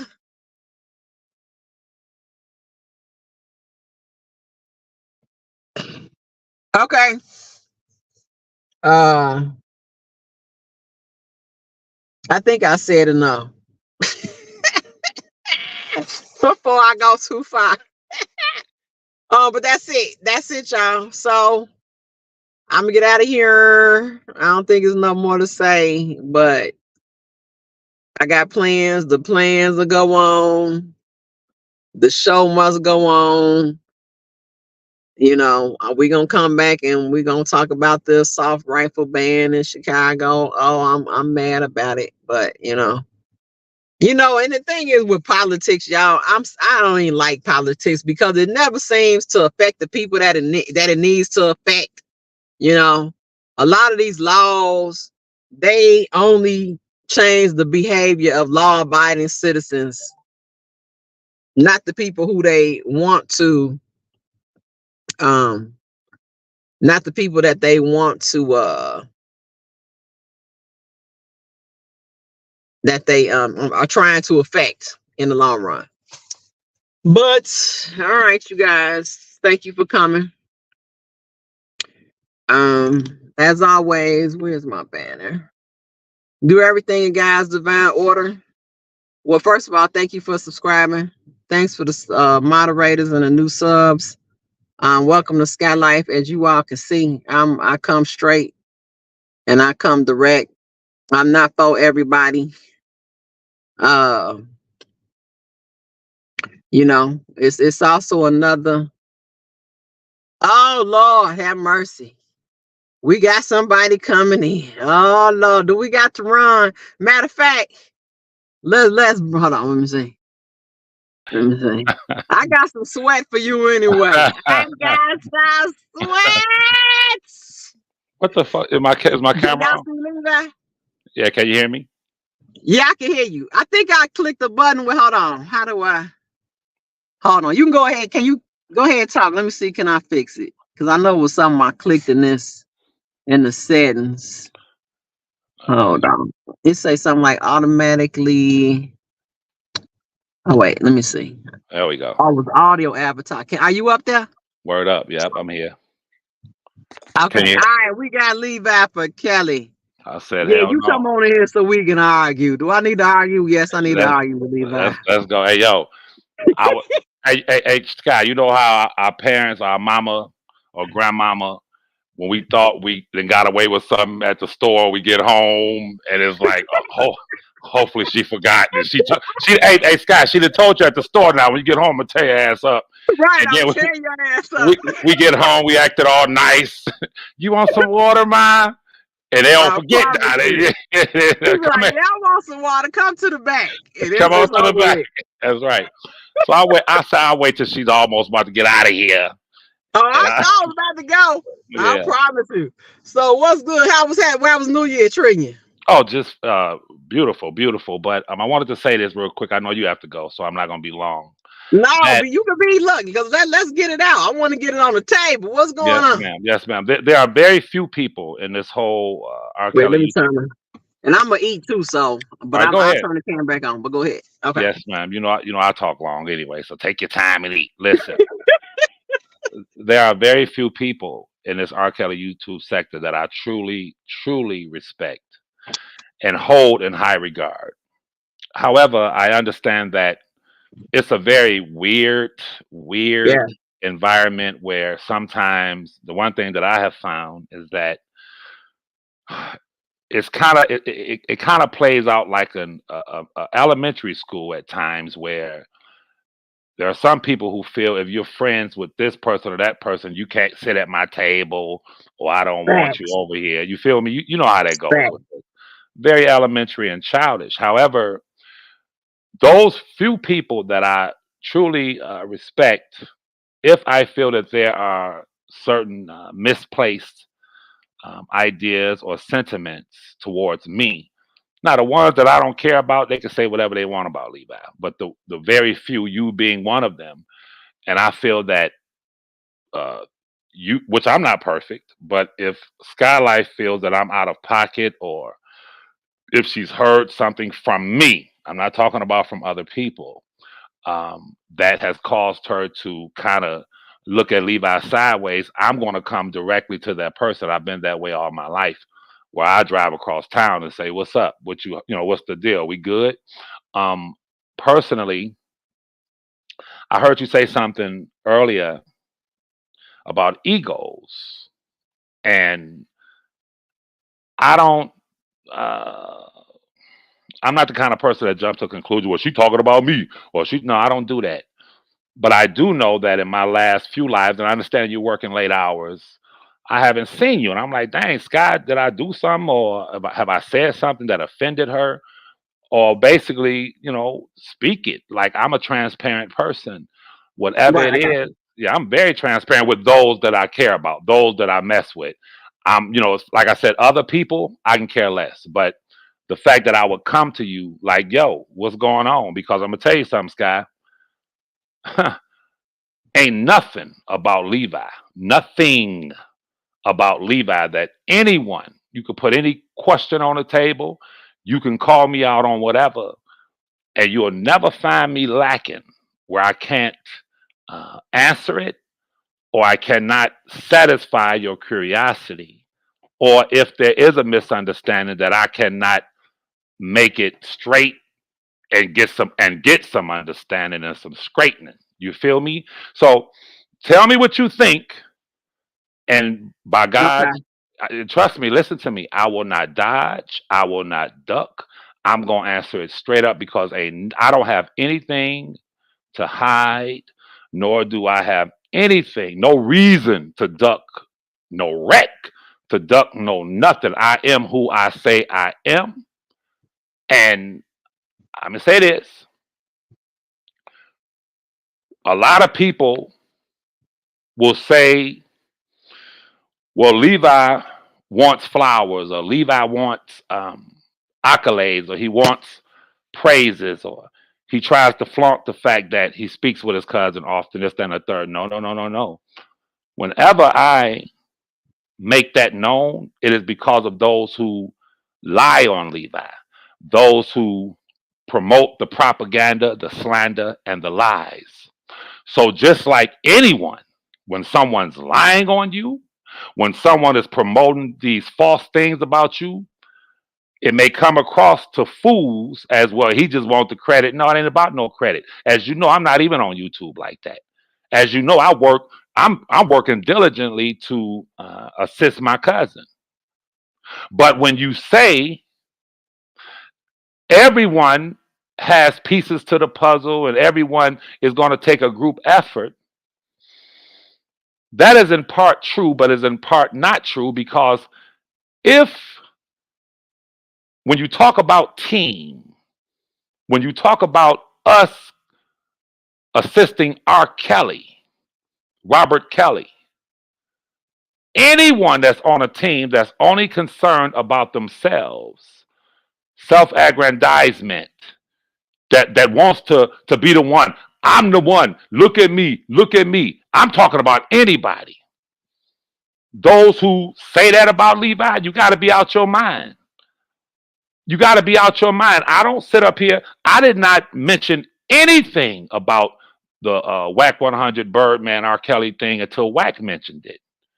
I have not mentioned anything as it pertains to what's going on behind the scenes until Whack 100 mentions it. And it is not my fault, Miss Sky, that not you, but all of those who have sat and lied and propagated and slandered and tried to malign me, it is not my fault, Miss Sky, that just so happened by happenstance when Whack 100 speaks with Robert and he's talking about the situation with his brother, that in that conversation, Whack 100 says to Robert, hey, you already know I only deal with you, your attorney, or Levi. He says my name 3 or 4 times, right? And Robert says, he's laughing, he says, right. It is not my fault, Miss Sky, that I was the one who had to facilitate Rob with all of these people who can really help him, who really who have voices, who have connections, who are far reaching as it pertains to their capabilities to not only get his songs out across the world and him unmuted, but to get the truth of what happened to him all over the world. Asia, China, Indonesia, Dubai, the UK, Africa, Nigeria. Everybody's about to find out what you were just talking about. And that is how he was set up, how the RICO thing played out, how all of this happened. I could sit on Levi for Kelly with 15,000 plus subscribers all day. That's not reaching the world.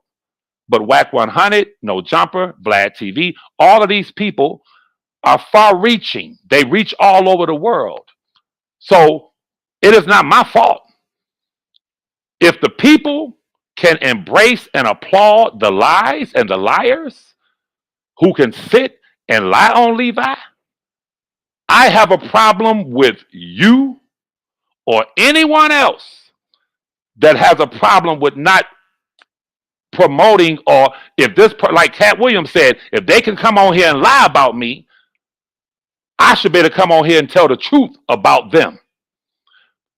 So a lot of people are mad at Shannon Sharp because he allowed Cat Williams to come on and speak the truth about them. Like, here's the facts. And after Cat Williams spoke that truth, people started to research it and said he's right. Cedric the Entertainer did steal his joke. Steve Harvey did do this one. This one did that. You feel me? So all I'm saying is, my question to you, my dear sister, shoot everything you got. Tell me if you have a problem with me, and if you do, as brother and sister, or uncle and niece, right here in this on this transparent platform where everyone's listening or will be listening. Tell Uncle to his face what problem you have with Uncle. I got you. Okay, you tapped on a lot of things, and everybody, you're gonna have to grab your seatbelts, okay? Because we finna go on a ride. Now, you tapped on a lot of things in regards to everybody on this YouTube street has affiliates that aren't necessarily supported or liked by others. Okay, in my particular situation, it's people that crossed me, and that's not your problem, anybody else's problem. They lied on me, and they crossed me, and we can't, even while I myself, I do have a problem when I see certain people in certain areas. I'm not gonna lie, I'm always keep it a buck. But that's not your problem. In regards to the kale sector, we have a lot of personal beefs that are going on. Then we have some things that I feel are manufactured that could be set aside for the common goal of getting the truth out about kales. So in regards to you, it kind of started back with the Audra situation, where I was on the live, and then I believe I told you, like, I had a problem with her, but you let her back on the live. And something was happening with that, but I just felt like I wasn't really, because with me, Levi, and everybody else, you understand, I stand on credibility. I stand on the fact that I'm not about to come and bring the propaganda. I'm gonna try and keep it as close to the facts that I can. So in regards to me associating with certain people, and you missed the whole situation and where she crossed me, and that was a situation where you were defending her, saying y'all was on the other lady's channel and y'all like jumped her or something like that. Now I did feel salty about that, because I feel like, as a person, I would hope that you will understand that I don't start anything. Okay, now I may finish it. Okay, it might not be the best closeout, but that's just how I'm coming. Okay, I'm from where I'm from, and I am who I am. I'm not gonna be nobody else. So that was just one situation, but we never got a chance to even talk about that. But that's the lesser of the greater evil that I have just now come to realize. Yesterday, and I'm gonna have to add you too, because I do watch your channel as well. You're a channel that I am gonna watch even when I'm gone. I do watch a lot of hours. So me not being there, understanding I'm working and doing things, I'm not just not coming in there. But I'm also not going to associate with certain people at the same time. Okay, but it's not, that ain't got nothing to do with me being, disappearing and gone, because I do catch your stuff on the replay. But in regards to, I don't know if you remember back when stuff was fresh, the whole Shabazz issue. Okay, when I was trying to get you and Shabazz to get on the same page. Okay, that's what we're talking about, the whole ego thing. I feel like then, and I do now, and I knew not only you and not only L, I gotta throw him in here too. L, apologies, but I gotta throw you in here too. You and L and Shabazz are key people who have the pieces to this here puzzle. Okay, And why I don't know what type of sweat you and Shabazz have, what type of thing is going on. From what I see outside looking in, it's an ego thing. Okay. I believe that Shabazz is a key to this puzzle because he was with uh the star witness, Jane Doe number 5. He was with her father. Same thing with L. He was with Jane Doe number 5. He was with the father. He was with the mother. He was with, talk to all of these people. You talk to Kels, okay? So it's a matter of me always wanting, I would have to just say the three of you all to be able to communicate so we could get the pieces to this puzzle. I was watching Dana's channel, and shout out to Dana J too. He when Shabazz came on there, he gave us information, Levi, that we didn't know in regards to the savages coming into goddamn Kels's house.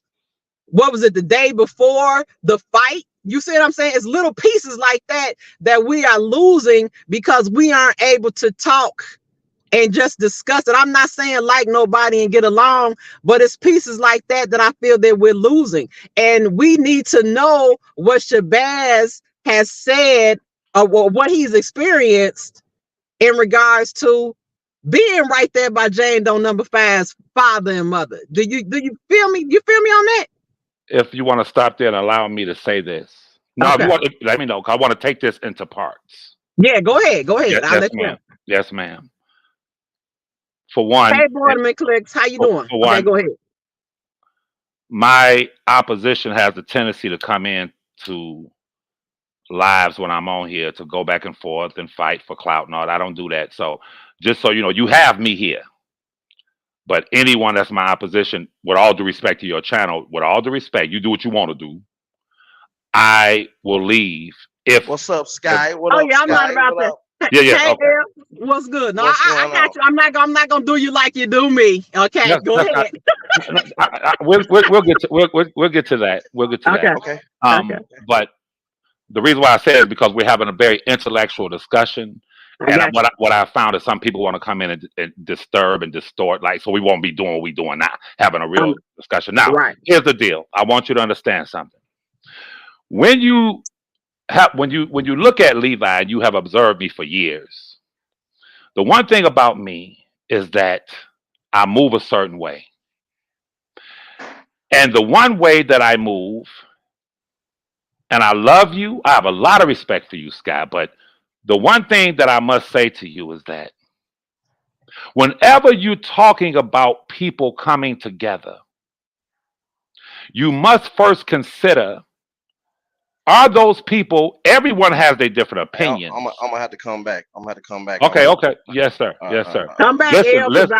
I want you. I want him. I want to talk to him too. Okay, go ahead. But you must listen to, yeah, but Al, listen to what I'm saying. The first thing you have to discuss, I'm talking about from a street perspective. From a street perspective, we have East Side and West Side in Detroit.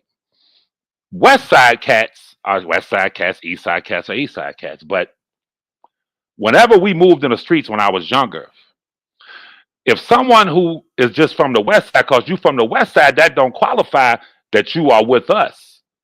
The first thing when you talk about people coming together, you must first question, are those people on the same team? You must first, when you say to Levi, I think you should mess with the dude, and I'm not going to call him a bad name, but the dude out of New York who did the documentary. When you say that to Levi, the first thing Levi must do is assess that individual's character, for one. And for two, ask myself, would I be coming together with someone who is for my cousin or against my cousin? If you're for my cousin, you're going to come on the scene being honest, no deceit. You're going to come on the scene in your role as a documentarian, and you're going to tell the people the truth. I came on the scene day one from Levi for Kelly. Levi speaks about his cousin R.Kelly. I came on day one speaking the truth. But the gentleman that you talk about from New York, the documentarian, did not tell you, did not tell the R.Kelly supporters from day one that certain members of Robert's legal team was financing his documentary. Listen, not only did he not tell y'all that, he did not tell the legal team, by the way, I'm working with the Father. I'm working with the Father. One thing you're going to learn about Levi is that I've always spoken to my cousin, and I know who's who, what, and how how it goes, but I never speak about it. I sit back and watch from up top. Listen to me. Someone asked the guy from New York, is Jane Doe number 5's father invested in your documentary? He said several times, and he laughed, and he said, no, he's not. I, speaking with my cousin, knowing what's what, watching how this stuff moves, a few weeks later, he comes on Larry's channel interviewing. And he got it on lock. He says to the people, when my name came up, do you know Levi? Is he his cousin? Now, had he been a noble man, he would have said, I don't know. I don't know who he is, but I don't know if he's his cousin or not. What does he do? I had never said nothing to that man.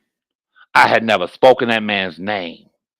But in order for him to come on the scene and convince y'all that he was operating in an official capacity, that he was close to my cousin, the Bible says that if you want to seize a house, you must seize the strong man of that house.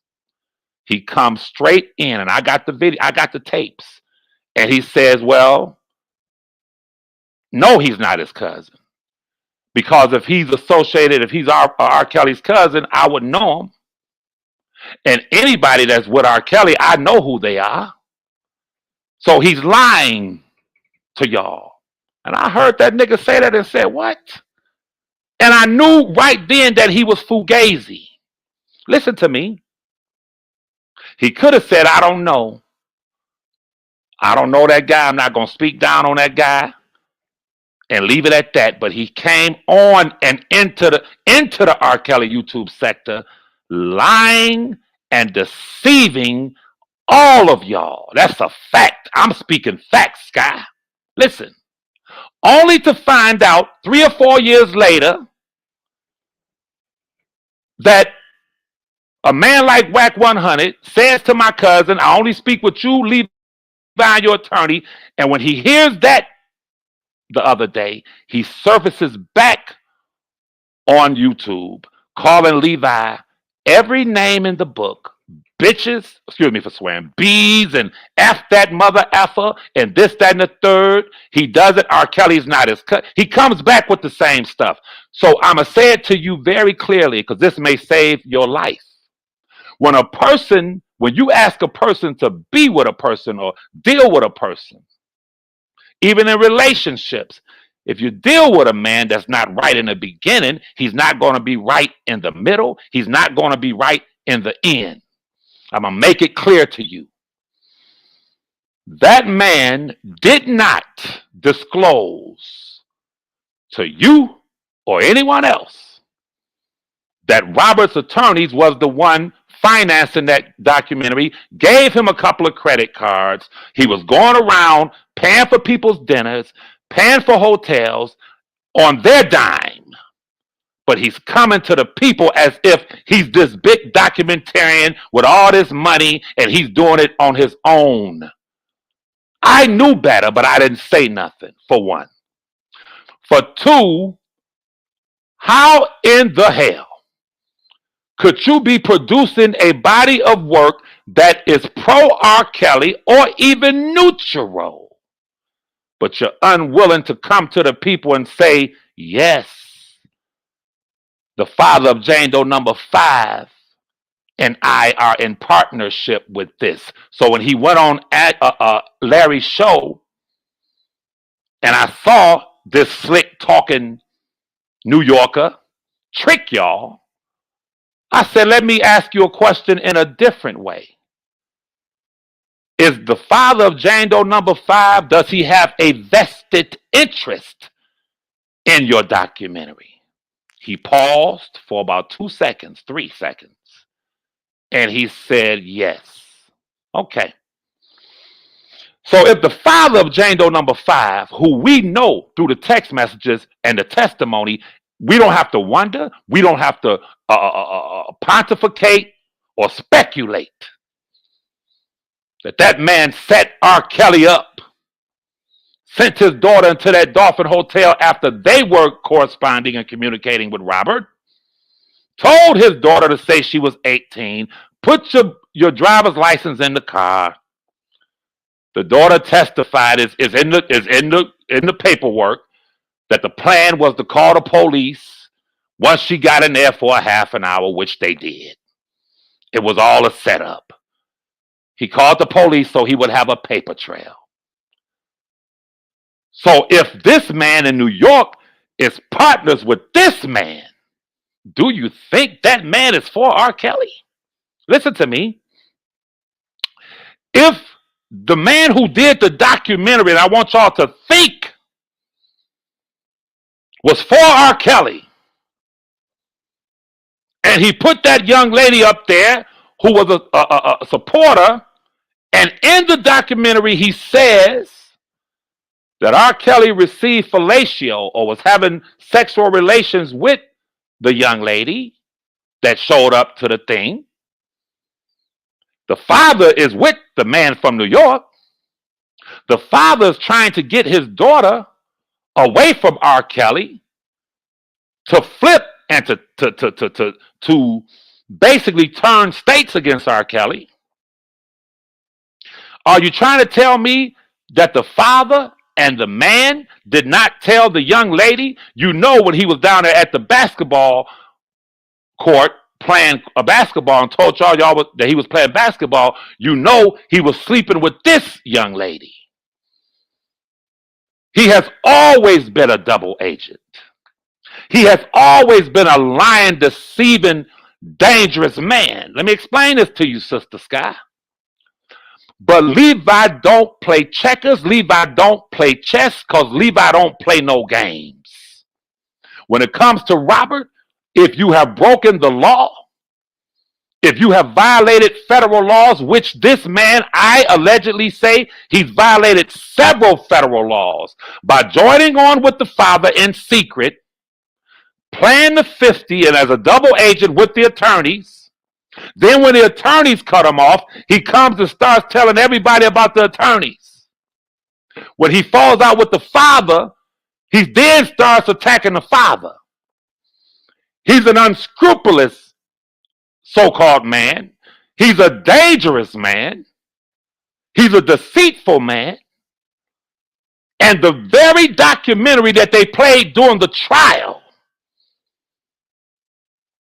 Jane Doe number 5 was asked, I'll put it on my live and show it to you. Who is this person, Shabazz? How did this come about? And she testified under oath and said he is the defendant's friend, which was a goddamn lie. She did not inform the court under testimony. Well, my father and I were in a business relationship with Shabazz. Those jurors walked out of there thinking that was Robert's friend, and it was not. I'm giving you facts. When I said to you earlier, Sister Sky, I said you could ask me anything and I'll give you the facts. Because I'm transparent and I ain't got nothing to hide and I ain't holding nothing back. So when you say, I think that you and Larry and Shabazz has stuff that can assist R. Kelly, how the hell can this man assist R. Kelly when he was working as a double goddamn agent, lying to y'all, lying to Robert and lying to his attorneys and working with the father. Now that's facts. But I don't do stuff on YouTube. And I know he's listening to this, and I know someone's going to send him this. The facts that I'm speaking don't mean nothing on YouTube. But I swear for God on my blessed mother, the facts that I'm speaking will manifest and mean everything when his ass is indicted.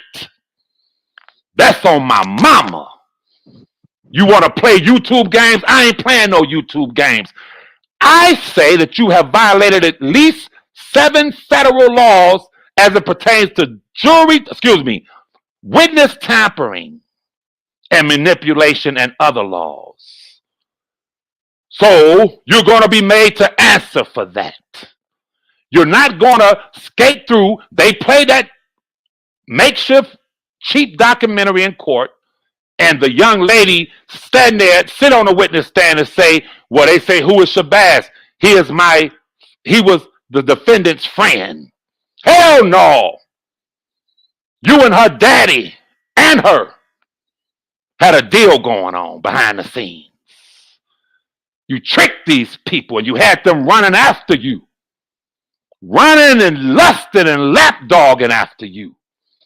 Had them all sitting there while you buy them some goddamn dinner with the attorney's credit cards, nigga.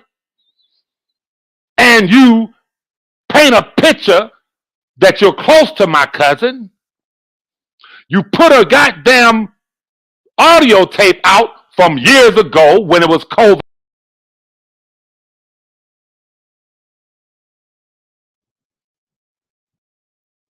Uh-oh, I think he lost his signal. He'll be back in a second.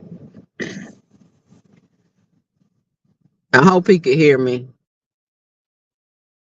Okay, y'all give him a second to come back. That's Levi for Kelly. That's R.Kelly's cousin. Let me say this. Well, hold on. I want to make sure he hears what I say. Give him a second to try and come back. But I'm gonna say this.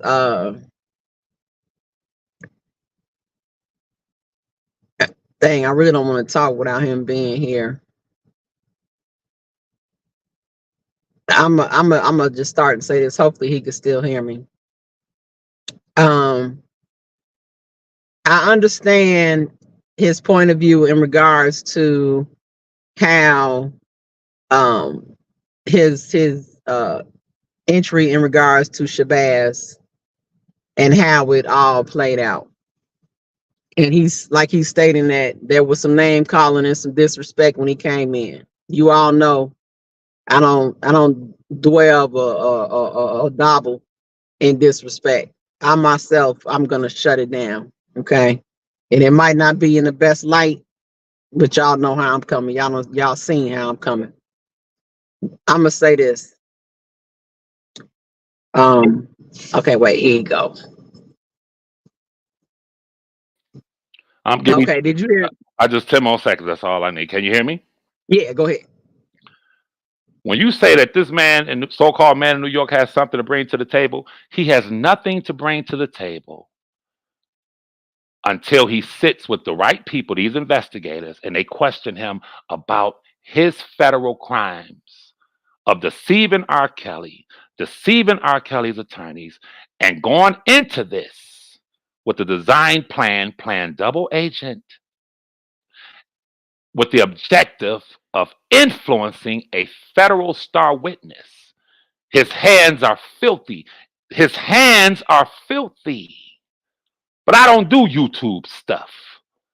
He say, Levi, ain't that the one that talked to the feds? You goddamn right, nigga. I'm a civilian. And since you want to surface up again and you mad about the Whack 100, Birdman, Drake, Nicki Minaj, Future, Lil Wayne, you mad that my cousin is now in the company of movers and shakers and you upset and you want to come and talk shit to Levi? Guess what, sir? Time you said that shit, I went right to the top of my file and pulled your file down and said, I forgot about this nigga. Let me give this to the proper authorities so they can look into what you did. Y'all gonna quit playing with me and you're gonna quit playing with my cousin. So your answer, Sister Sky, is the question is a great question, but the answer is don't ever expect Levi to join forces with a person that will slit your throat, stab you in the back while you in a foxhole thinking you fighting with someone. That man is anti R.Kelly. He's a snake. He's a whore. He's a harlot. And anyone who can give him a credit card, anyone that he can join forces with, he's going to jump in bed with them because he's a hoe. And he's a hoe, a bitch nigga for hire. That's who he is. But he's about to learn something about Levi. The shit you was talking the other day, hey, tell it to those investigators, nigga, because I won't rest until that bitch is put in handcuffs. And I'm done. Go ahead, Sister Sky. Okay. Once again, you tapped on the light. And I don't know if you heard what I was saying. I understand when he did surface, he did come in disrespecting you and name calling. And like I said myself, I don't deal in disrespect. Did he come in lying? Excuse me, I didn't mean to cut you off. Did he come in lying to everyone? Okay, well, let's not say lying. Let's say withholding information. Okay. There's a lot of information that's been withheld, even with L now. L has some information that he withheld too. However, I'm gonna make the statement about L and why I still have respect for him, because people probably wonder that as well. L came out the rip. We know he wasn't a supporter of Kel's. Okay.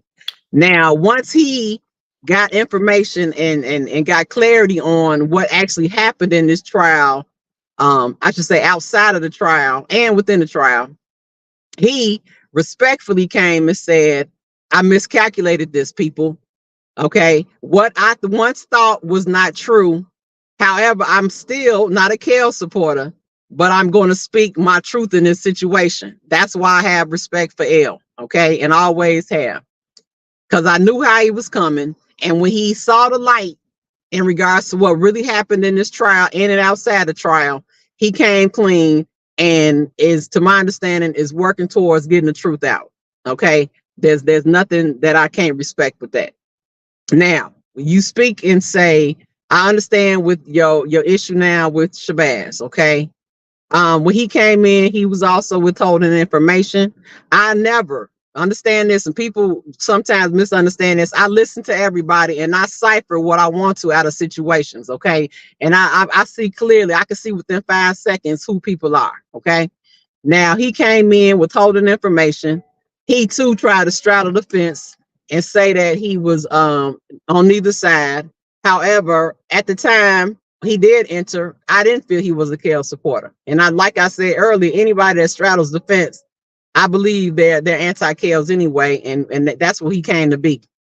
But at the same time, this is the thing, Levi.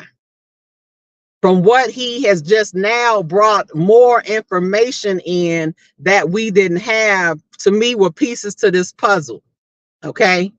Now, he stated some things about Jane Doe number 5 that I didn't know. Okay. I don't know if you knew, but I didn't know, that I think was a critical piece to this puzzle. And I feel like, and he's stating that he is talking with Kel's attorney. Okay, that's what he's saying as well. But see, the thing is, I feel like the greater good is not to like him, but to at least be able to explore the information that he has so we can get to the truth of all this, because he does know information about Jane number 5 and the father and the mother. Okay. Now, I just don't see how that's not helpful. I hear everything that you're saying and I understand it. Okay. I understand it. Baby girl, please let me stop you for a minute. This is the problem with social media. A person can just say something. You just sat here and said that he stated he's in contact with Rob's attorney. Do you know who I am? I want you to listen to me, sister. Listen to me, Anise. Cap. Oh, right. cap. I don't know if it's true or not. I'm telling you it's not. Okay, well, let me finish. I hear you. Okay. So the thing is this. I feel like he has and has always had information about the Kale situation that I feel is relevant to what's happening. Now, when you speak about him not coming in and me as well, talking about people who don't come in stating that they're for Kales, okay? We have a lot of people, and even let's talk about even WAC 100, the same thing with Storm Monroe. I hesitated when I heard these people are now on the scene because when it first went down with Kales, these people chose WAC 100 and Storm Moreau and some other people, but I'm just saying it because they're introduced into this Kale sector now. They went for the propaganda piece. Okay. They went with what was popular to say and what was going to be great news. Okay. Not taking time to say, well, hold up. Let's wait and see what's really going on in this Kale situation. Okay. So that to me is the same situation. Now you might feel like Shabazz has a little bit more hands in and has done a little bit more, but those two individuals, Storm Moreau and WAC 100, they both weren't Kale supporter out the rip. Now later on, now that they are getting to understand what's going on with the case, they're taking time and they're giving the platform for the truth to come out, and they're listening now.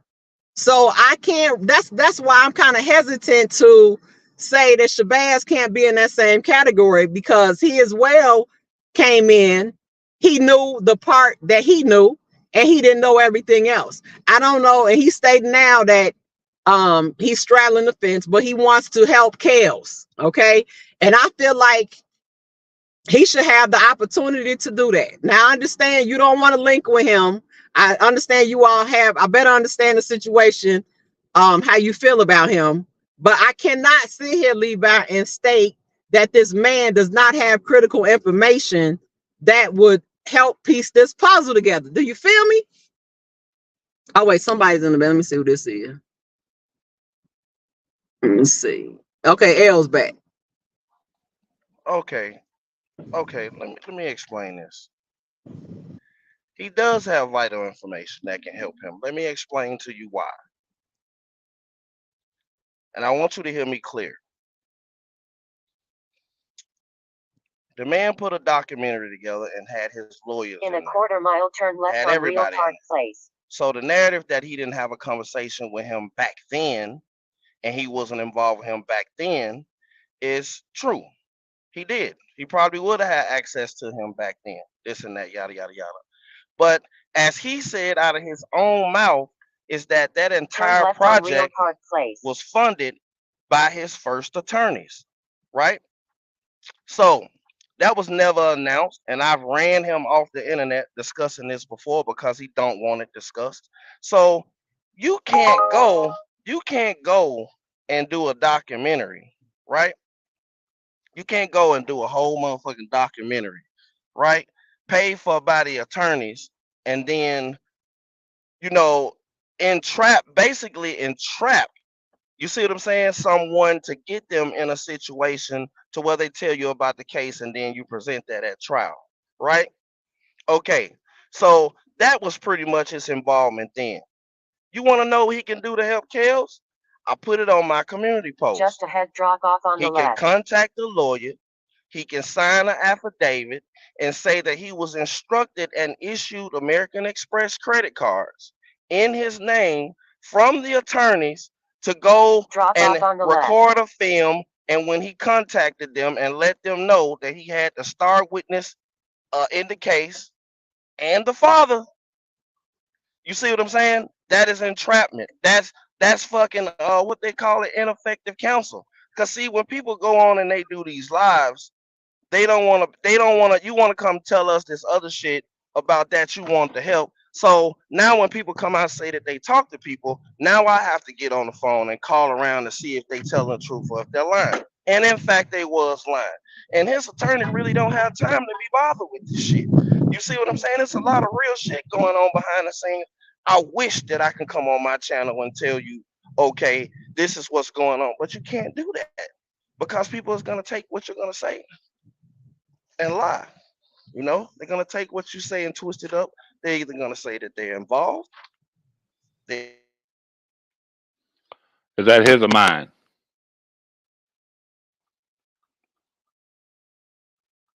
I think that's it. Yeah, he kind of went out. Yeah, Okay, we can't hear you. but you made a statement I wanted you to clear up, Scott, because I listen very closely to people. Okay, go ahead. You said, well, just as the guy in New York withheld information, Larry withheld information. I want you to listen to me. You said, well, WAC 100 and this one and that one, they were anti-Kels or they spoke against them. Whatever. Listen, you can never accuse a person of withholding information that hello, don't. Yeah, hello, that hold don't. on, hold on, I'll be quiet. hold on 1 second, Levi. Hold on 1 second. So let's put some meat on the bone, right? Okay. Now, before I got off, I heard you say that the Savages was at the house before the fight, and they went all through Kel's house. Well, that's not true, because when she left my house, to my knowledge, she had no contact with her. He's You breaking up. going in and out, L. He didn't say that, but I have part of it in my text messages, and part of it he told me, man, that little bitch crazy. I should have been at home taking care of my wife, out blowing my damn money, doing all of this shit, this and that. That shit. Are you going up there? Man, I get up there when I get this and got off the phone. The next couple of times I'm calling him, I'm telling him that, she getting ready to go up there. You want to get her a room, the this and that, yada, yada, yada. I don't talk to him no more. Now, she contacts the Savage's daughter. She relays to the Savage's daughter not to tell your parents. Okay? She goes to social media, Instagram, and contacts the daughter. The daughter then L is still going in and out. yada, yada, yada. So, to my knowledge, they were on the way up there. They was going to go up there, but they didn't. They didn't even go up there, because when she told them, they started putting plans together. This, we got to keep the baby, whatever, household shit, right? Okay, so now this is the part that the stupid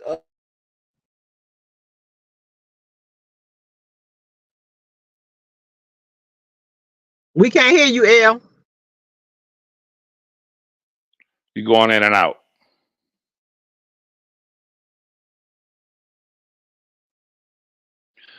He'll be right back. So what I was saying to you, Scott, is that you can never accuse a person of withholding information and things of that sort when they don't have the facts. And I'm gonna say this, Sister Sky.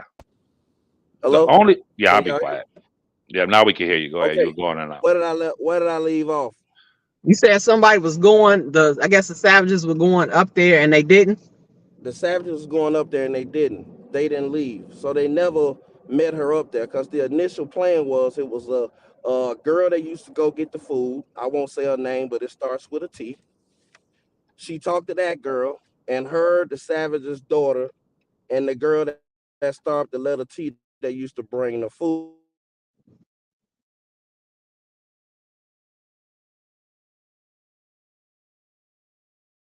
Okay, you went back out, L.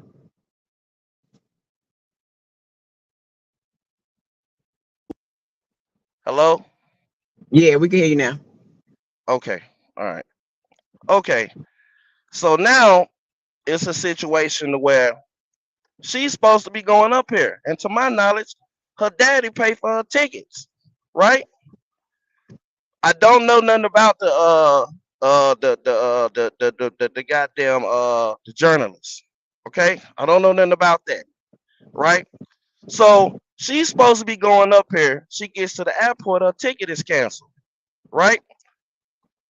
My wife pays for a ticket. It's cheap, but she got a layover, so she's not going straight there. So after she talks to him on the phone, she's supposed to be going straight there. But now she got a layover, so she has to go to California somewhere with a friend. My wife came and told me everything that happened, told me give her damn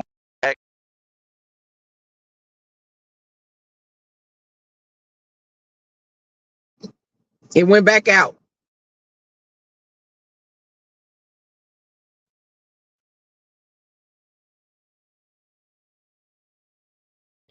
Hello? Okay. Yeah, it's going in and out. You said Okay, that's your fine. wife came and told you. Give your money back. Give her money back, which I did. Okay? So now it is a situation to where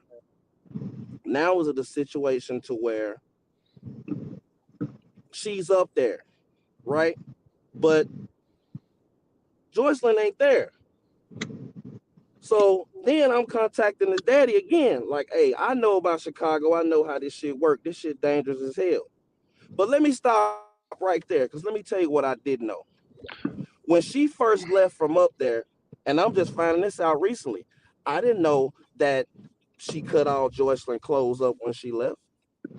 I didn't Mhm. know that she went and stole all her money and they took shit out of the house. The daddy went on Surviving R.Kelly and said that, he got a call at 4 o'clock in the morning. Well, guess what? You can't book a plane ticket without email. He got a chance to come out and call me a liar. He can go into his email to that date. It's still gonna be in there. He can send it over there to his friend, one of them, and they can put it out. It should say plane ticket leaving at 4 o'clock in the morning from his house. If that's true, you got an opportunity to call me a liar. But that didn't happen. You see what I'm saying? That didn't happen. Things were took out of there. You got to understand. This is what I want you to do, Sky. I want everybody in the chat to do this. If you go back to the documentarian video, right? And you look at when they came in the house on bullshit talking about stealing and theft. They didn't say nothing else besides what the stealing shit and who is this nigga. He thinks that he just want to get the recording. He's working for the lawyers, right? He just want to get the recording, as much shit as he can get out of her. He don't even realize that he is a security guard. Because guess what? If I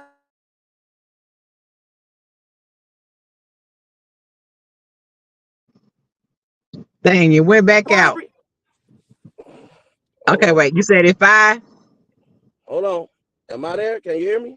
yeah. Okay. If I had known that it was a situation to where it was a alleged heist at the house, ain't no way I would have paid for her ticket to get back up there. But see, the daddy can't. Dang, we lost them all together. We'll give him a second to come back.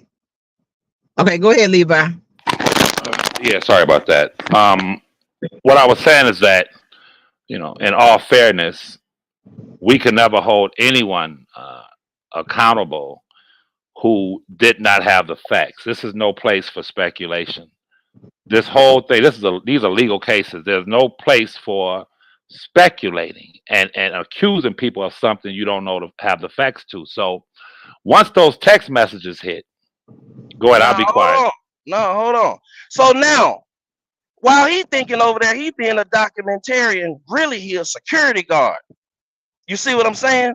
Because the daddy, we found out that the daddy, I asked him later. The daddy told me, man, I canceled her ticket. So he didn't really want her to go up there, but he couldn't really tell me the reason why he didn't want her to go up there. We just now finding this out in the last month or 2 months. If you know that you done went up there and stole this person's shit, if you know you done went up there and stole this and took that, yeah, you couldn't tell me that shit, but you couldn't tell him either. So the whole time I'm trying to get in touch with him, that man talked to me every day. He never told me that she was gonna be with this guy filming or whatever. I had nothing, and I had nothing. The only reason I found out about that was because if you go back to that day, she said, I'm going to get my hair done for a promotion. And she called me and she said, do you think it's a good idea if I go with this guy? I told her no. I said it ain't a good idea if you go with that guy. I don't know that guy. Who is this fucking guy? She told me that my daddy called and hooked it up. I'm calling him that day. He ain't answering the phone. He answered the phone for me none that day. Okay? So now she tells me, well, I ain't got no big coat. Joyce in there here. I'm just gonna have this nigga to come up to the trunk. This and that, yada yada yada. I don't talk to her no more. I don't talk to him no more. The next thing I know is what we all seen on social media, and that's fighting. Now, after Joycelyn go to jail, it's the daddy that let the savages in the apartment. He called them and met with them when they was up there and let them in the apartment to go in there into the apartment. The daddy and her let the savages in there. The savages wasn't up there then. They didn't get up there until their daughter was arrested and in jail. Okay, it's a lot to this shit. He might think he know or not, but he was a goddamn security guard. And we don't want to hear about other shit. We want to hear what was your relationship with those attorneys. We want to know how much they paid you. You did a documentary with all R.Kelly people and didn't tell them, and you signed a contract with the father and the daughter. We want to hear about that. That's what can get him out. Go sign the affidavit on that. You don't know me, and I don't know you. But you want to come out here and say something about me? Oh, man. Go sign the affidavit. That can get him out of jail. That's ineffective counsel. You can't trap nobody in no federal trial. And then they used his footage at the trial. It's the only thing that, whatever the lawyer name, it was the only thing he had. He didn't know what it was. He called it a YouTube video.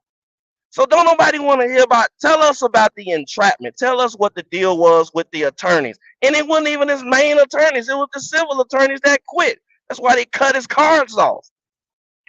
He couldn't pay for nothing in cash. So that dinner they went to, everything they did, the flights, the rooms he paid for down here, is all on them credit cards paid by the lawyer, trying to set her up and use that shit at trial, which is stupid, dumb as hell. It's a dumbass defense. When all the answers is right there in the discovery, you doing all this other stupid ass shit.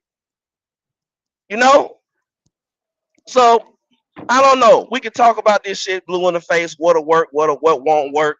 You see what I'm saying? It's a lot of shit I wish I could share, but I can't afford to no longer do that because everything you put out here, they take it and they lie it all up.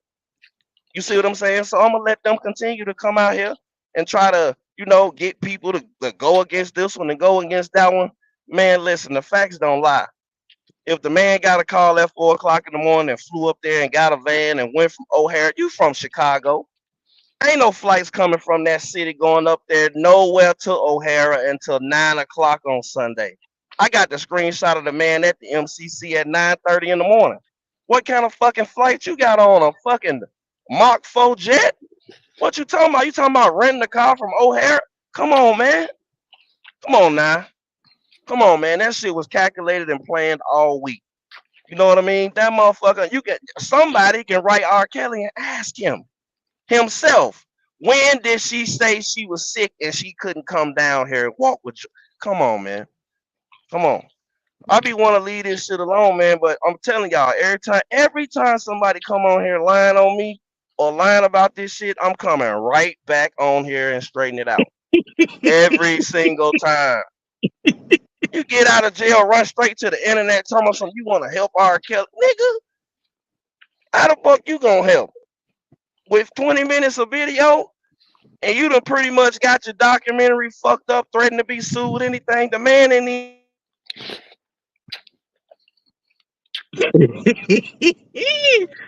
Okay, so I see what you're saying. I see what you're saying. So what? No, I'm saying I see what you're saying in regards to him. And I don't know. I just really wish, and I'm gonna let you talk, Levi. I just really wish that we could just. I don't see if we could get the because I know there's some sweat between the three of y'all, and I just really wish that we could just get the shit out. Just get it out to what it is. Who you talking about, Skylight? Between who? You, Shabazz, and Levi. If we could just hold on. Let me explain something to you. Let me explain. I don't have nothing against Shabazz. I really don't. Because I understand that he don't have anything to do with this. Every now and then, every 6 months, somebody pop up, whether it's Ronnie Bo, whoever pops up and they say that they got the key to helping him get out. He said he talked to the lawyer. Then I don't need to talk to him if he talked to the lawyer. But I can tell you, I talked to the lawyer. He didn't talk to the lawyer. You see what I'm saying? So Yeah. he is going to continue to play with his fans. I don't know if it's to boost his channel. Maybe need to make some money right now. I cannot get into that. You see what I'm saying? All I'm asking him to do is just don't lie on me. You come tell these people whatever the fuck you want to. It's weird, but you can do it. You see what I'm saying? And the Yeah. thing that he can do, the thing that he can do to help R. Kelly is to really call the lawyer and go down there and write an affidavit about what the fuck he was involved in. That's ineffective counsel. You can't do that.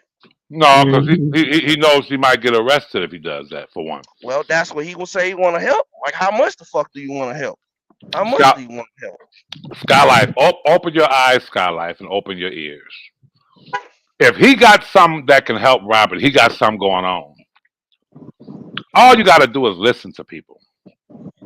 If you got something that's of help and you got something going on, why would you have to come on and attack Whack 100? Why would you have to say once you heard Whack 100 speak Levi's name and how you just was pissed and you were so upset? If you got something going on, what you worried about other people for? You Yeah, see, that's the bullshit that- that's the bullshit I'm talking about. That don't have nothing to do with the case. there So you it's go. kind of like you coming in saying you want to help, you throwing out little pieces, but it's not the full story because it's something that's what I'm saying. It's like a personal beef that he got with you, and you know it's a lot. It's just a sick entanglement that it's just clouding the damn water. That's what's Well, pissing me listen, off. I got my own documentary and he doing it. He don't know nothing that man got going on. He don't know the things that man have already done for him. He don't know how motherfuckers is moving. He don't know how that. He don't even know that man. And he will never know. He's trying to get his name in the middle of that shit. This and that. He got called up like a whole bunch of other people got called up. Ain't nobody really studying that shit. That's All what I I asked said. him to do is like, man, trick the people. Just don't use me to do it. That's all I ask. Run all the games and play all the games, this and that. That man ain't thinking about him. That man got a lot of shit going on for R. Kelly. A lot. A big lot. shit. You feel A me? lot. A lot. Exactly. A lot. But I gotta go, y'all. My kids just came home. Thank you, Scott, for letting me come up. I appreciate it. Yeah, what channel I'll are talk you to on guys now? later. Are you back or what? Yeah, I'm back. I'm really gonna be back next week, but I'm back. What's the I'm channel? back. You still growing, little boy? The channel that never lose. I'll send you the link. I'll send it to you. Okay, all right. Okay, Thanks for coming. I'm about to get out of here also, but let me say this to you, Sky. I'm not going to ever speak on Dude again because what I do is effective. I get it. He just gets out of jail. He wants to jump in the middle of something he ain't got nothing to do with. He filmed a low budget documentary with the Android cell phone. If you look at the quality, let's keep it real. Leave Android alone.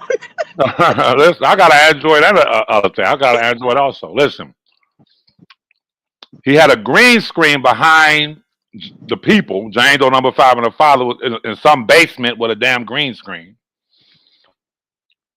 Didn't even have the technology to put something on the green screen. Who puts a green screen behind somebody on a documentary? They sitting there talking.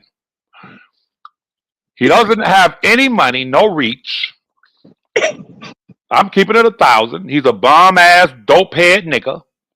And he comes back on social media trying to get in the conversation. I will never speak on him again.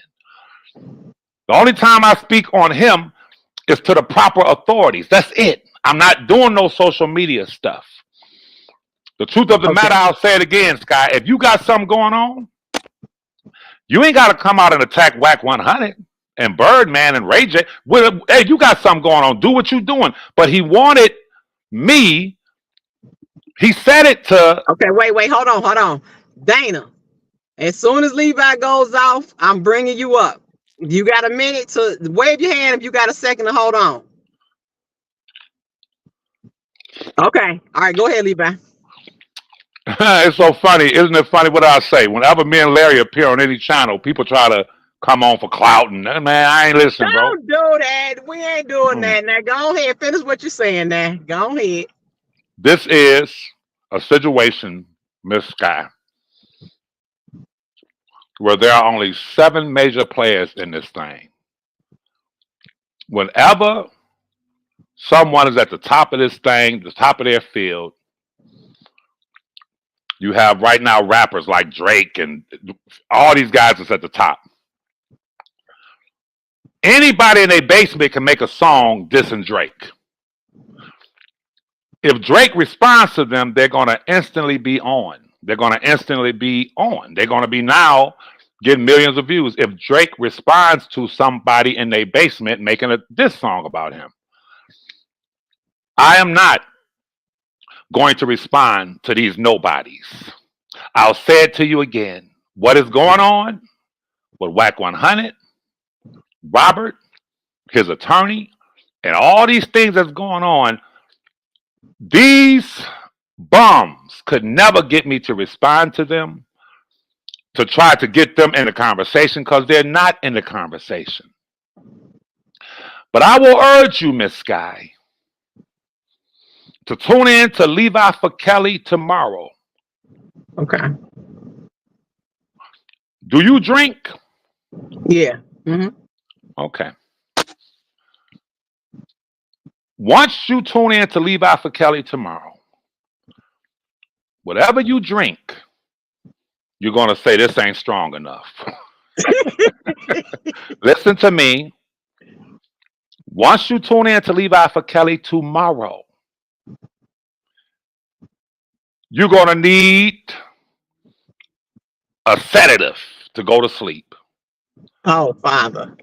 Oh, you're going to need a sedative just to sleep. You're going to be up 2 or 3 days thinking about what I display on Levi for Kelly tomorrow. All of the lies are over with. All of the nobodies who are trying to interject themselves into this picture because they know how big this is. Think about it. Have you heard from that so-called man in New York? You ain't heard from that man in a long time. When Whack 100 comes out, mentions Levi, all of a sudden he wants to surface. All of a sudden he wants to get in the mix, but he cannot get in the mix with multi-millionaires up top that got some real stuff going on with R.Kelly. He's a nobody. He's insignificant. The only thing he can do is answer those questions to the investigators. I'm not going to be distracted, nor would I ever respond to people who don't even know my cousin. I got you. People who have sat and lied for years. But I tell you what, Miss Sky, I'm a man of my word. When you tune in to Levi for Kelly tomorrow, I'm going to drop the link. I'm going to put the thing in the thing.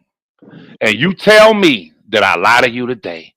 You're going to hear something on Levi for Kelly tomorrow that is going to blow the entire YouTube streets wide open.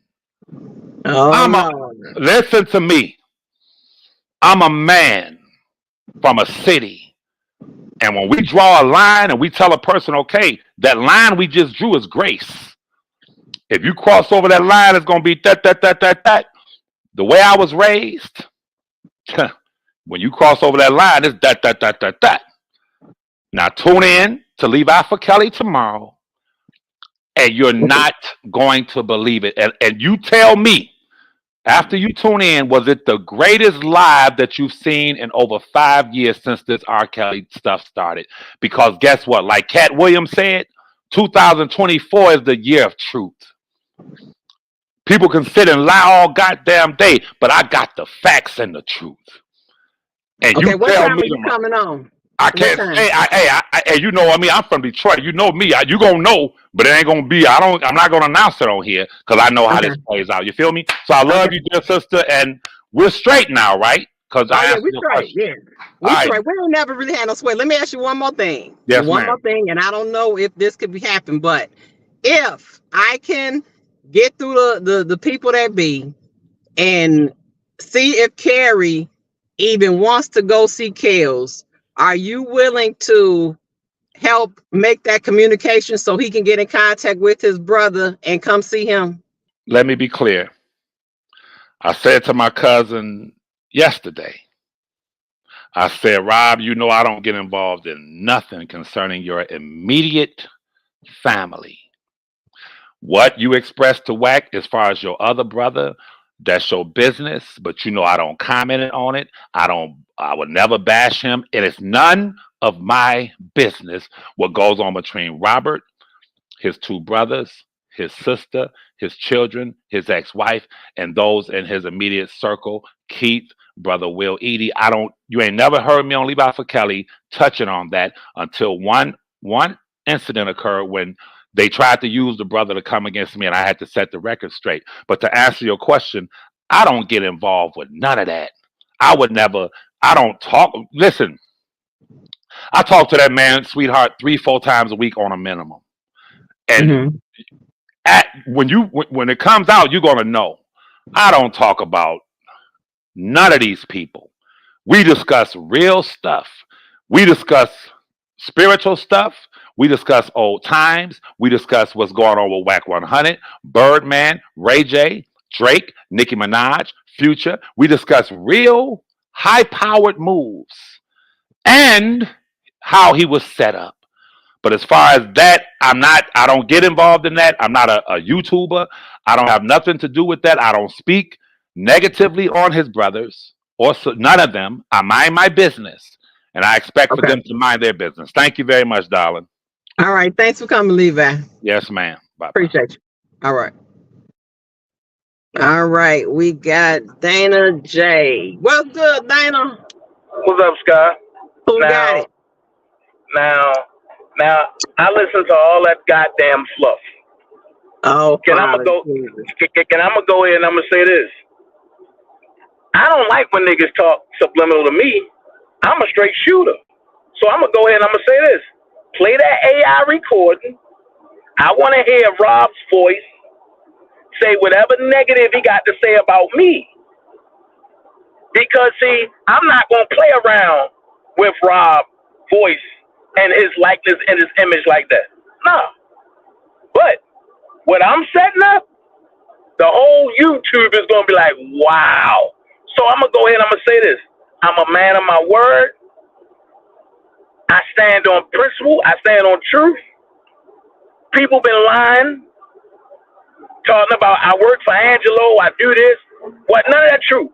But the only nigga that worked for Angelo was the nigga that got off of the platform and before the Detroit drunk just got off, right?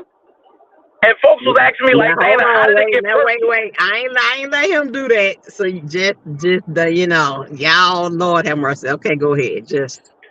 Okay, so people was like, Dana, how did it get personal? Well, I stand on principle. One thing about me is that I'm not trying to scam nothing off of Rob. Never have, never will.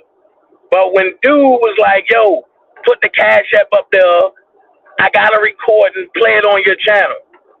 And I'm like, all right. But he never sent it. So then when I hit him like, yo, I'm about to go live, this is like 5 hours after that. Dude like, oh, I'm in the studio trying to go ahead and fix it up now. Wait a minute.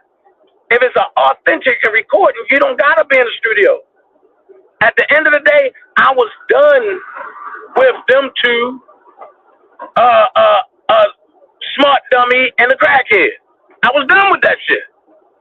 But when you want to start playing and like spreading lies and I'm a broke security guard, but I got my own shit and I don't gotta live in my baby mama storage area, don't play with me. And at the end of the day, I was willing to go to my grave with Levi's secrets. I was just not fucking with him. And then even on that point, I kind of had a little soft heart. And I was like, yo, I kind of miss Levi, right? But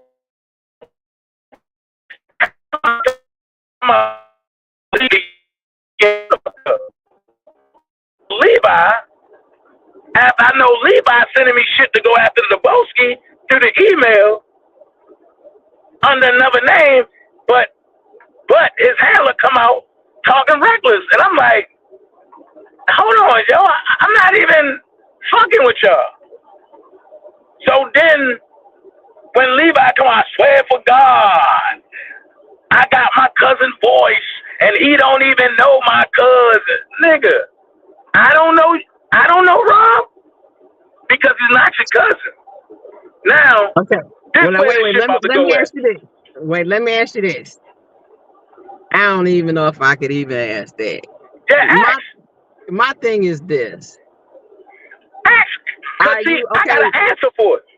Okay, my thing is, in regards to like Shabazz, I understand that you and Levi and El won't get along. Now, my thing is this, in regards to Shabazz, because you know I catch your stuff on the replay as well sometimes, but you know, sometimes I'm in the chat. But do you feel like you'll be able to communicate with him to help pull out the pieces that the true KL supporters need to like, you know, to piece this whole puzzle together? He's going to do that. He's going to do that. But he already said it. He's going to do that. And the boy that was up on your channel going back to jail. Oh, Lord have mercy, Father Jesus. I mean, that's between them, Scott. I can only tell you what was expressed to me. I don't have nothing to do with that. And whatever Shabazz and Larry got going on, that's between them. And Shabazz saying he don't got no beef, and with nobody, he just don't fuck with them two. Well, see, that's the way I feel. But at the same time, he did come on bashing both of them, and yeah, see, by the outside looking in, you know, I always just wanted to know the truth, whether it's good, bad, or indifferent. Right. I want to know what actually happened. And I feel like Shabazz has the pieces from the documentary that I still haven't fully seen, even though I know you played it. I just feel like he got certain pieces, and I just hope that you can communicate with him and just get that stuff out, because you know he dropped some gems yesterday. Now whether they're true or not, I don't know. I'm gonna be honest with you. Whether it was true or not, that's a conversation between Shabazz, Azriel, and Larry, because they all was there. But I'm gonna say this: the way the communication was going, I gotta lean more towards factual and truth from Shabazz, and because I got the audio of when they all talking, I got the video of when Shabazz, Levi, and Larry was on the panel discussing this shit. I just didn't release it. That's why I say what I say. Like, I don't hate Larry. He's a nobody. I don't hate Shabazz. I don't hate Shabazz. I'm cool with Shabazz. I don't hate Levi. Levi's a backstabber and a drunk. So why do I look like hating on them people? If they got something going on and with Whack 100, that's them. I don't know Whack. Only thing I know is what I read about Whack. Never met that man personally. I don't got nothing against that man. I don't know what's going on. And Shabazz said that he screwed over Larry Hoover. That's a dumb thing if that happened. And Shabazz said that he screwed over Jay Prince. That's dumb as shit if that happened. Only thing I know is that one of my homies is his artist. However, what I do know is Whack ain't doing shit for free. What I do know is when it come to R.Kelly being free, why do everything got to revolve around money and about certain motherfuckers trying to get a bag? What I do know is how the fuck you gonna team up with a nigga that helped put him there, that helped put Rob there, helped him get convicted, and now you're trying to clear his name like he didn't do nothing wrong. Okay, well, hold on right there. Okay, hold on right there. I feel like, and I don't know if did you hear the whole, what I was saying earlier? I feel like. No, because I got off work. Oh, dang. Okay, so when you get a chance, go back. But I was basically saying with L, I'm going to tell you why I respect him. L came in the rip saying he doesn't support Kels, and he pushed his agenda, okay? Now, once he found out the true facts of what was going on, and, you know, I guess it's something going on with Lowe, you know, then he came and started bringing out the information that's in support of Kels. He still states that he's not a Kels supporter. I can't, Dana, do nothing but respect that. I hear what you're saying, but I want everybody to know my point of view when it comes to that. And I just feel like he has some pieces, and Angelo Low got some pieces, and Shabazz had some pieces that could all bring this whole thing further than what it is. Now, I don't know if you heard what L said when he came on about talking with the attorneys and signing an affidavit and coming clean. Not sure if that could happen, but go ahead. I just want to throw that in there when you got to that point. Then I'm saying we can't really fault him, but see, this is the thing. No, wait. Y'all can't fault him. I can. Okay, right. You're right. Okay, let me. I take that. I'm gonna say what I'm saying is, wait. Let me just say one thing. I just feel like he has to link with L, and he has to link with Whack, and also, you know, the Storm Moreau piece in order to get this thing where it needs to be. Of course, Storm Moreau and Whack and everybody else is going to capitalize off the situation. It's chaos. That's the territory we in, and we can't expect them to do anything different. But the greater good is worth the reward of letting it get out, letting him capitalize, so we can get this thing and get Kels free and get him unmuted. Because while it might not free him from jail, don't know, it will get him unmuted, and it will get the public opinion to change. But go ahead. Let me ask you this question. And I'm gonna go here, because you said that you can't do nothing but respect L's opinion. Okay, that's fair. That's fair. But here's my thing. It's not like he didn't know what was going on. It's not like he didn't know that things had happened. He continued to push the envelope. Even when I jumped out there, he said, I ain't know what I was talking about. But hold on. Let's just go ahead, Sky. What if Angelo ain't cut him off? Would we be having this conversation? And the problem is, he came out and said, look, I was going to let this go. Oh, but he disrespected my wife. Can I stand here? No, I don't talk to Angelo every day, but I'm a man of principle. What about when L disrespected Angelo's wife and family? See, the problem is everybody want to talk one-sided shit. We ain't doing one-sided shit. My thing was, when L said something about the text messages, I said, all of the parents is at fault. And if you're going to try to isolate and save the others because you talk to them, but you want to persecute one that walked away from you, that's not right. And I said, all of them need to be persecuted, including L. I didn't say nothing out the way, but I said everybody that got their hand in it, all of them need to go to jail. But L is like, oh no, the Clarice did this, Yo, I done played it many times. When Jongelin came on and said, I'm the one that started it, I had to convince Tim. Tim's words are in Rob's superseding indictment in the Mann Act. Tim said plain and simple, he traveled across state lines and with girls on the bus. That's the Mann Act. That exact statement is in a superseding indictment in New York.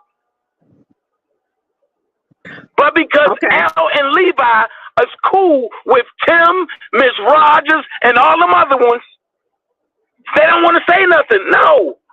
If one set of parents go down, everybody go down. And that's how I look at it. All of them had their hand in the cookie jar. All of them must stand there and face the piper. Plain and simple. I got you. Now listen to this, though. It appears that we're at the point where, unfortunately, whether we like it or not, it's coming down to the Clarys, because of course their daughter, while we can say what we want to, like you're saying, Tim's words were in the paperwork, it comes down to the star witness was Jane Doe number 5, and it comes down to that family. So that's what we kind of have to focus on. We're not saying no. And I'm gonna tell you why. Because if it wasn't for Tim, there wouldn't be no star witness Jane Doe number 5. If it wasn't for Tim, there wouldn't be no New York or Chicago indictment. So come on. And we can't pacify one ass. And we can't pacify one ass because it's raw. Huh? I'm saying we have to focus somewhere. Now because we all on the very beginning. Focus on the very beginning. Nobody gets overlooked. That's the problem. Right. Yeah. People want to get overlooked because they friends and with other people. Fuck that. This is Rob's life. Fuck the friendship and fuck them. Everybody gets looked at. If Dana J. Hands was involved, he get looked at. No, hell no. If we ain't gonna do that. But Dana, we at the appeal phase. So I see what you're saying, and I agree with you. Everybody is at fault. Okay, and everybody needs to come clean. But while we're at the appeal phase, we have to kind of focus on, it's unfortunate, but that family is what has been raised to the forefront. And I don't see it as, I don't see it as an individual attack on them or a wrongful attack on them. Because as we see with the information we got, that whole situation with them was shitty. And it was a clear setup of as to how we got there. I'm not saying the savages get to walk clean. We already know what they did. But I'm saying we got to... Scott, not to cut you off, but if we're going to talk about Jane Doe number 5, what about Jane Doe number 6? Yeah, but yeah. No. There is no buts. Jane Doe number 6 got a full conviction. Help get a full conviction. True. But let's keep it real. And Jane Doe number 6 is L called her his niece. So why nobody ain't talk? See, the problem is nobody want to talk facts. But everybody want to run and talk about they got $1 million deals off of Kel's pain. No, we ain't doing that. If so Wack got something going on and with Kells or whatever, that's them. So tell me how you viewing it in regards to the appeals phase. Like, who are you feeling like needs to be brought to the forefront in regards to the appeals phase? Everybody. And Bungie ain't gonna do it. Including L, including Tasha K, everybody. Joycelyn, Joycelyn family, Azriel family, everybody need to be brought up to the forefront because there's a lot of statements that was said that didn't make sense on the stand. Cheryl Mack, everybody need to be brought to the forefront. It ain't no skipping with me. Right, no, we ain't talking about skipping. We're not talking about skipping. I'm talking about, so you don't feel that with these Clarys, it's still some pertinent information that needs to be drawn out about them? I put it like this: it's pertinent information, but I need to be drawn out about everybody. I agree. But you don't get that right to go and help put Kells in jail, and then because a certain family want to cut you off, now all of a sudden, and you want to try to solely say it's them that set them up. Okay, so it's solely them that set them up. Okay. Oh yeah, because Angelo allegedly, per the text messages, worked at the lighting company, right? Okay, so watch this. If we're going to do that, the surviving R.Kelly manuscript came from Cheryl Mack. So we just going to skip over other people and just single out one set of parents because you and your feelings because the friendship is over. Well, no, I don't feel like it's a skip. I don't feel like it's a skip. I feel like the part that L is in is the Clarys and the Savages. He has information on that. I don't feel like he has the information. And the Rogers. Right, but I don't feel like he and Rashona. Right. And Rashona, and Angel Cruel, all of that. Yeah. Sky, you can't, under no circumstances, skip no part because it's moving parts. And when you skip a part, that moving part get to run. No. Everybody needs to stand and be held accountable for what they did. I agree. I'm not agreeing with you, Dana. I'm just saying. You agree, but you're not agreeing with me? No, I'm saying this. I'm saying I see what you're saying. I just feel like in the way I work is I focus on boom, okay, the Clarys, then boom, the Savages, then boom, the other one, Faith Chick. You see what I'm saying? I kind of that's not how appeal works, though, Scott. But that's not how appeal works. And you can't sit back and say, I'm gonna focus on one and get that out the way, and then put in for another appeal and come back. No. Right. But appeal don't work like that. That's true. It's everybody included. But from what I'm saying, from the way Von Jean set the appeal, of course she has to grab it all. It has to be a what's the word? A totality of facts with all of them. I totally agree with that. However, it just this whole Clary situation in regards to this Jane Doe number 5, it's still some stuff there, and it's stuff everywhere with all of them. I agree. I just feel like it's some stuff there that we have the opportunity to get to if we could pull it out of Shabazz, pull it out of the L, and get it all together. And from what we see, it's coming out, but it's in bits and pieces. You see how Shabazz came in and dropped a couple pieces that wasn't That's what I'm dropped? gonna say. That's what I'm gonna say. I haven't heard from Shabazz in months. So when he called my phone, I was like, oh shit. Right. Hey, what's up, boy?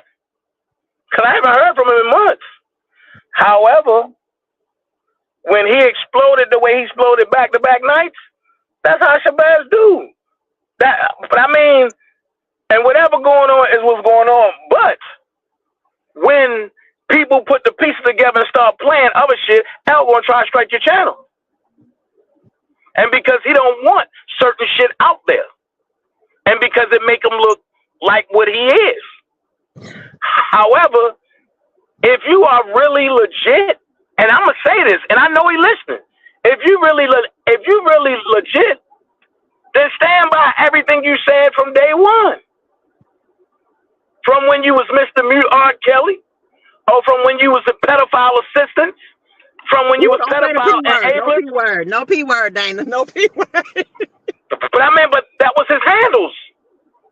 Right, but just say P word. Don't YouTube don't like the full word. Well, okay. Okay, cool. That's my thing. I'm there with it all. Hey. Matter of fact, if L stand in his stuff and be like, yo, I said this, and this, it's not nobody can say. But he's getting backlash, and because he's not going to say that. What he's saying is, look, y'all should forget about everything I said and did. I done linked up with Levi. So now that I linked up with Levi and I'm making it public now, y'all should just listen to what me and Levi got to say from this point forth and forget about everything in the past. No, it don't work that way. That man has been convicted because of Larry lies. Because Larry hitting up Angel Cruel and sending videos over. No, man, we ain't going to stop and act like ain't none of this never happened. We ain't going to do that. Okay, Ashley said, why can't each blogger pick a set of parents and problem solve? I kind of feel the same way. Watch this. I can shut down the internet on Friday if I want to. I can get Angelo and Shabazz on my channel yet again. However, this goes even deeper. Because wait, hold on. Is Angelo willing to break down and come clean about the real shit, Dana? The Dolphin Hotel, the goddamn setup, the real shit. Listen, and I asked him, I don't care. I definitely asked him about the Dolphin Hotel. I ask him about whatever. You know, I don't care. I don't have a pick and choice. But when you look at between Angelo and L, and you got to look at this. Not only do you have to ask Angelo questions, but then you got to look at other folks that's involved. And you got to look at Adam Arenas. And you got to look at all them other folks. Adam's wife came out and told everybody that L told them that Azriel was his cousin and he needed money and to help his cousin out of this situation. Now, wait, then let me tell you something on my opinion. I don't think I ever got a chance to state my opinion on that, okay? Coming out of Chicago, in Chicago, it's a certain way things move, okay? Robbers rock with robbers, scammers rock with scammers. There's no way that I'm gonna sit up here and believe that man's wife wasn't a scammer too, okay? And that the what's the guy's name? The husband wasn't a scammer. I don't see L flying across the country to go see this man, and this man is not already a scammer. That's just not how things work from where I'm from. So to me, Adam was a scammer, and L was scamming, and they were scamming together. But go ahead. Watch this.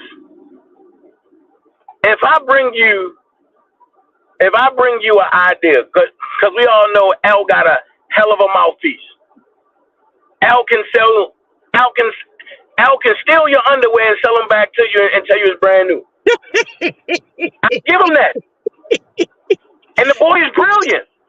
Yeah, Chicago. And the motherfucker even listen, but he even tried to have me locked up. But the people said it sounded too personal. That's the only reason why they didn't really come and grab me. They said it sounded too personal. So here's the thing. Whatever you believe, Scott, that's what you believe. But if I sell you a hope, dream, hook, line, sinking, a prayer, right? And you like, shit, if we all can get money, then shit, let's go get some money. And when shit gets south, you tell on me and your best friend and don't give a damn? Come on, stop, Scott.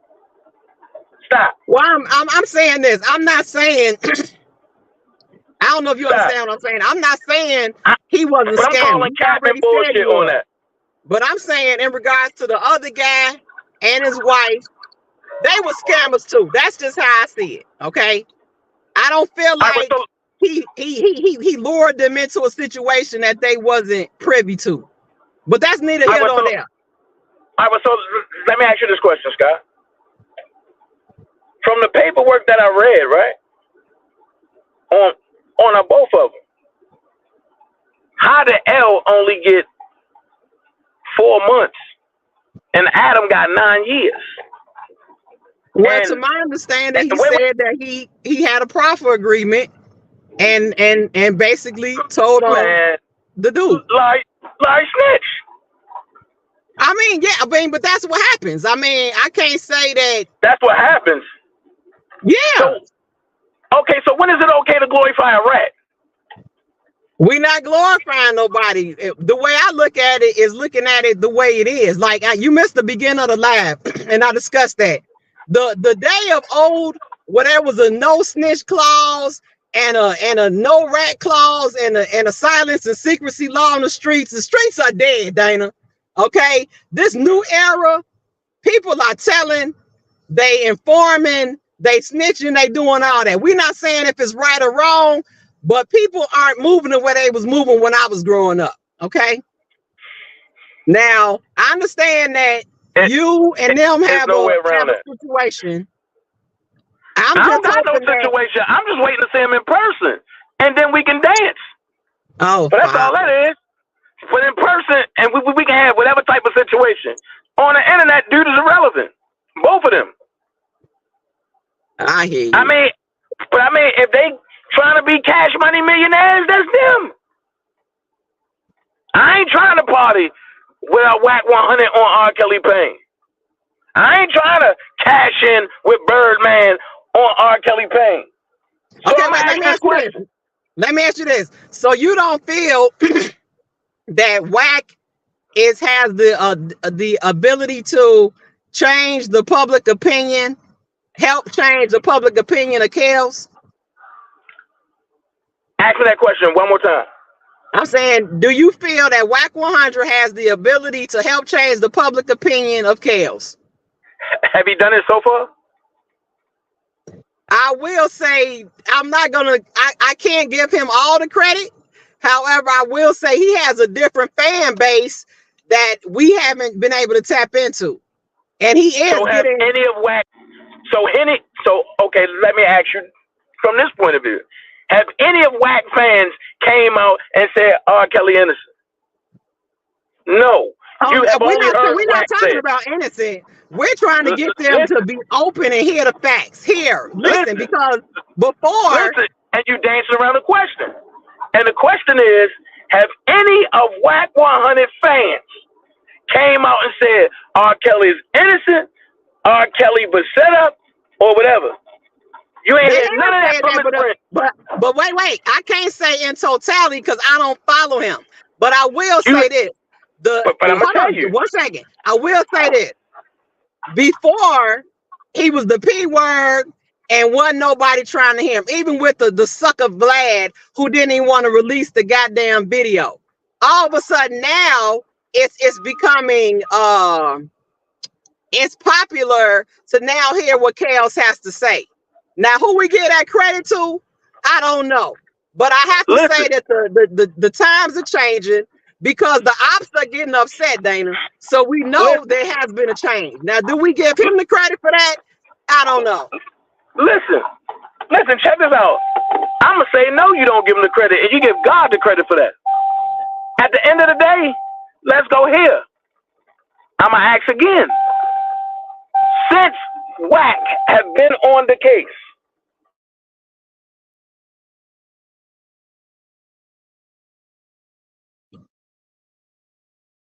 you went out, Dana.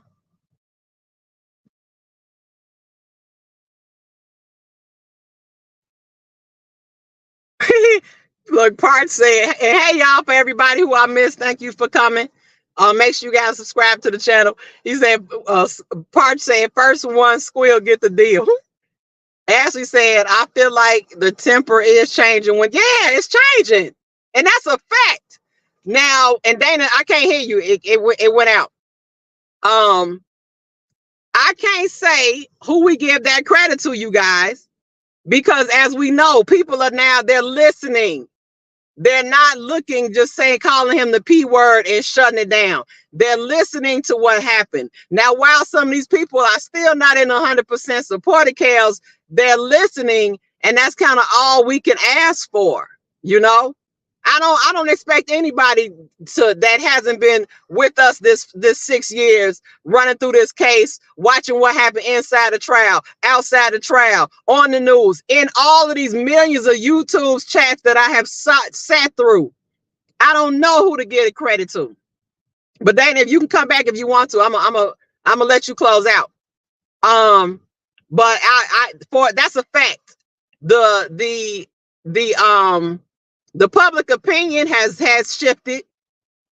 Now, while people are not in full support of him, they're listening. They know that something ain't right. Okay. Now, while they don't know specifically what's not right, they know that something's not right. And some people are taking the time to investigate and listen to what actually happened. And that's all we can ask for, y'all. That's all I really want from the public opinion aspect. Now, of course, I want him free. I would love to get the rest of the pieces to this puzzle, but I see that and I'm not even gonna call it a union. That conversation is never going to happen because it's clearly blood drawn and the sharks in the water. So I'm not even gonna push for that. But it's unfortunate, and that's just something we have to deal with. But I'm gonna close out of here. I'm gonna see if Dana comes back. But Dana, it went out. I couldn't hear you anymore. We gon' see. I am gonna be working because I'm working probably a double or even a little bit of a triple shift tomorrow, so I won't be able to get in Levi's chat. But everybody tap in there. Everybody follow Dana J. And L said he gonna send me the link to his channel. But we gonna, y'all, hopefully we can get to the bottom of this. You know, I'm not the type of person that's going to harp on how everybody came into this sector. Okay. I understand, because and the bottom line is this ain't being a CAL support is not easy. Even within my own family, like I explained to y'all, people view you in a certain way, and people view you in a certain way, and it's not respected. So it's a storm you have to weather in order to be a CAL supporter, and that's just what it is. And everybody can't weather the storm. Everybody can't take the heat. Everybody is not willing to go against these people and say, while you might think this is actually what happened. It's not easy. I understand. Okay. But we got Levi back here. Go ahead, Levi. You know, Sister Sky, I'm going to say this to you. When I came on, I said, whatever questions you have for me or however you feel about me, give it to me straight out of respect. I love and respect you. And you didn't hold back. But the problem with this whole YouTube thing is that I find is that when someone dislikes this one or this one dislikes that one, that we walk on eggshells and we're not willing to be truthful and honest. I don't care if it offends someone. You are a very intelligent young lady. You're very intelligent. I've been watching you for years. You're no fool. And when the conversation, I'm not naming any names because these people are so come on, bro. But when the conversation, just as you hold Levi accountable, if I say something that is not right, I expect for you to say, no, Levi, that's not true, or I disagree. But when the conversation goes from R.Kelly to that white man in L's case and L getting 4 months, which we know that's a lie, then I must, with all due respect and love, hold you responsible for not saying no. I rock with you. I don't have a dog in this fight. I know how this one felt about that one and that one felt about this one, but I'm not going to allow anyone to sit and change the narrative and lie. Let's deal with the facts. When people say everyone must be held accountable in the R. Kelly cases, including Tim Savage, the Rogers, the Savages, the Rogers' daughter, this one, that one, that one, this one. My question to you, my lovely dear Sister Sky, is that can you show me, out of all of the witnesses that lined up against Robert in New York and Chicago, federal witnesses and federal accusers, can you show me one of them who broke the law by intentionally sending their daughter, telling her to go with R. Kelly, telling R. Kelly, you tell that man that you're 18 even though you're 17. R. Kelly has a conversation. He thinks he's talking to the daughter, but he's talking to Jane Doe's father and mother. And in that conversation, R. Kelly expresses to the father and mother, thinking he's talking to the 18-year-old daughter, that he wants to have sex. The text messages confirm that when they told the daughter, we set up the meeting at the hotel, the daughter's first response was, why did you say a hotel? Why didn't you say a studio? When they told the daughter, the mother says, girl, he's trying to screw. So they knew he was trying to screw. They sent her in there anyway and told her to lie and say she was 18. So when you talk about the Rogers, when you allow people to talk about the Savages, there's nothing in the paperwork pertaining to Robert's charges that remotely mentions the Savages. Okay, wait, hold on. Or their daughter. No. You want me to leave? No. Just hold on. Okay, Dana, 1 second. He came up. As soon as he goes down, I'm gonna let you back up. He came in between it. Okay. Thank you. You got that? Can you hear me, Thank Dana? you. Wave your hand. Thank you. You have to hold people's feet and hands to the fire and not let them just outright lie to you. You have to be able to show me where the Savages, the Rogers, or any of them engaged in crimes and a setup of Robert. Now, I'm going to say this clearly and openly. You've heard Mr. Savage describe what happened to him and his family and his daughter 1,000 times. His story has never changed. He was the one who was out front holding press conferences in front of Robert's home.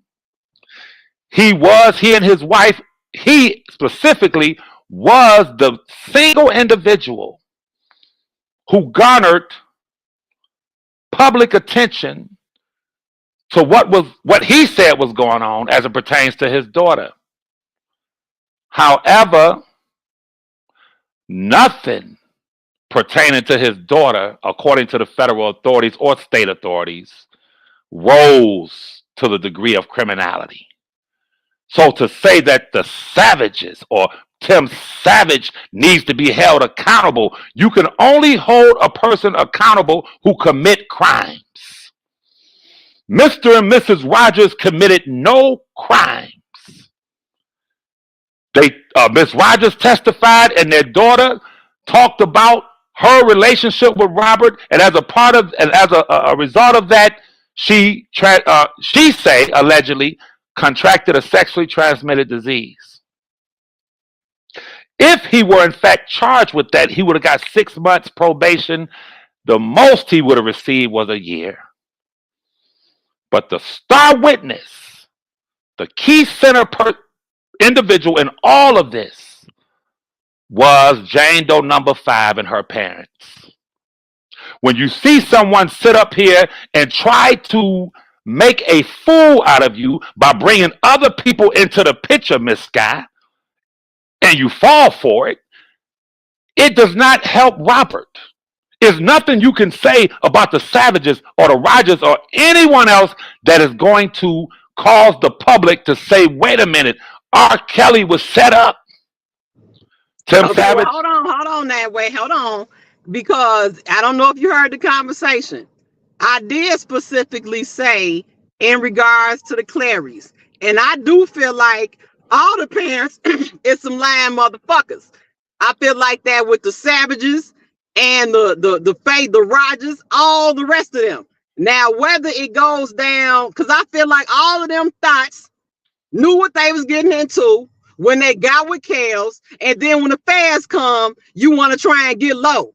So that's how I feel about that. Now, in regards to the levels of this shit, yes, the Clarys have more in regards to the levels. But I said that to Dana, asking him, can we focus on these Clarys as this girl, this situation is the star witness, and we are at the appeals phase, and we have to have some focus. Now, I hear what you're saying, but you just took it to a deeper level. You got more in depth, more specific. But when it comes to them parents, I feel like all of them is some lying motherfuckers. Okay, and that is fine from a social media standpoint. That you have that right to say that, how you feel, that's cool.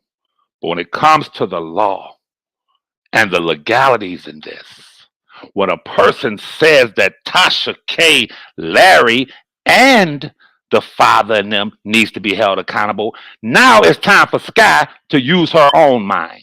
I don't care how much I don't want to offend you.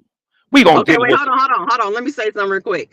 Dana, as soon as he gets down, I'm going to let you up and let you speak. Don't worry. I'm going to let you back up. Okay, go ahead.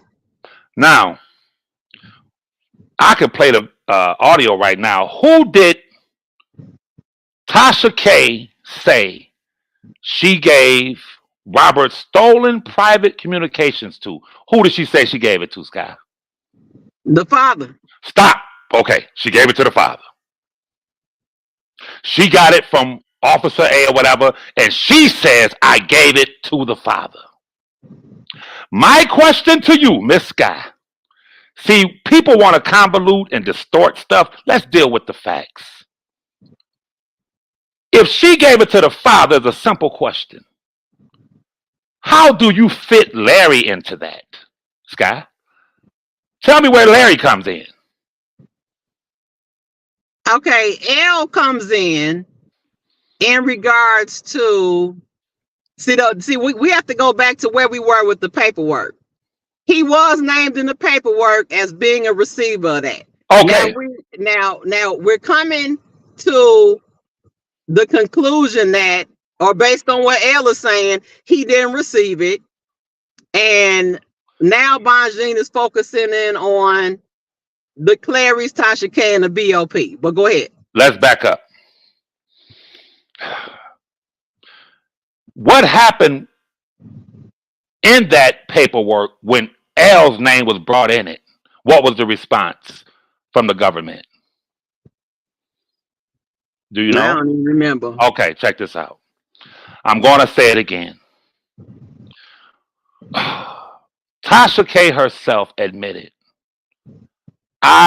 She said to the father of Jail number 5, you going to sit here and try to tell me didn't give you all of R.Kelly's jail records? That's factual. But when you go to social media and you watch how this goes on social media, people who have beefs against this one or that one, they want to get away from the facts. Now, you watch how this plays out in the future. It's confirmed that she gave it to the father, but what y'all don't know is that the father received them, solicited for them, because he was in a race against time. That's me saying this. Listen, he had to get his daughter away from that defense team of R. Kelly's and siding with R. Kelly by any means necessary, because had she testified about the truth of how her parents set R. Kelly up, he would be in prison right now. So that's a fact. So I'll say it again. You cannot attribute that. You have a right to feel about how you want to feel about the Rogers, Mr. and Mrs. Rogers, the Savages. You have a right to feel that way. Every female accuser of Roberts and their parents, you have a right to feel that way. But I'm telling you that none of them broke the law, and none of them set and planned to set R. Kelly up such to the extent that they would put the spotlight on their daughter in front of R. Kelly, get the number from the daughter, they contact R. Kelly, then orchestrate it, set it up.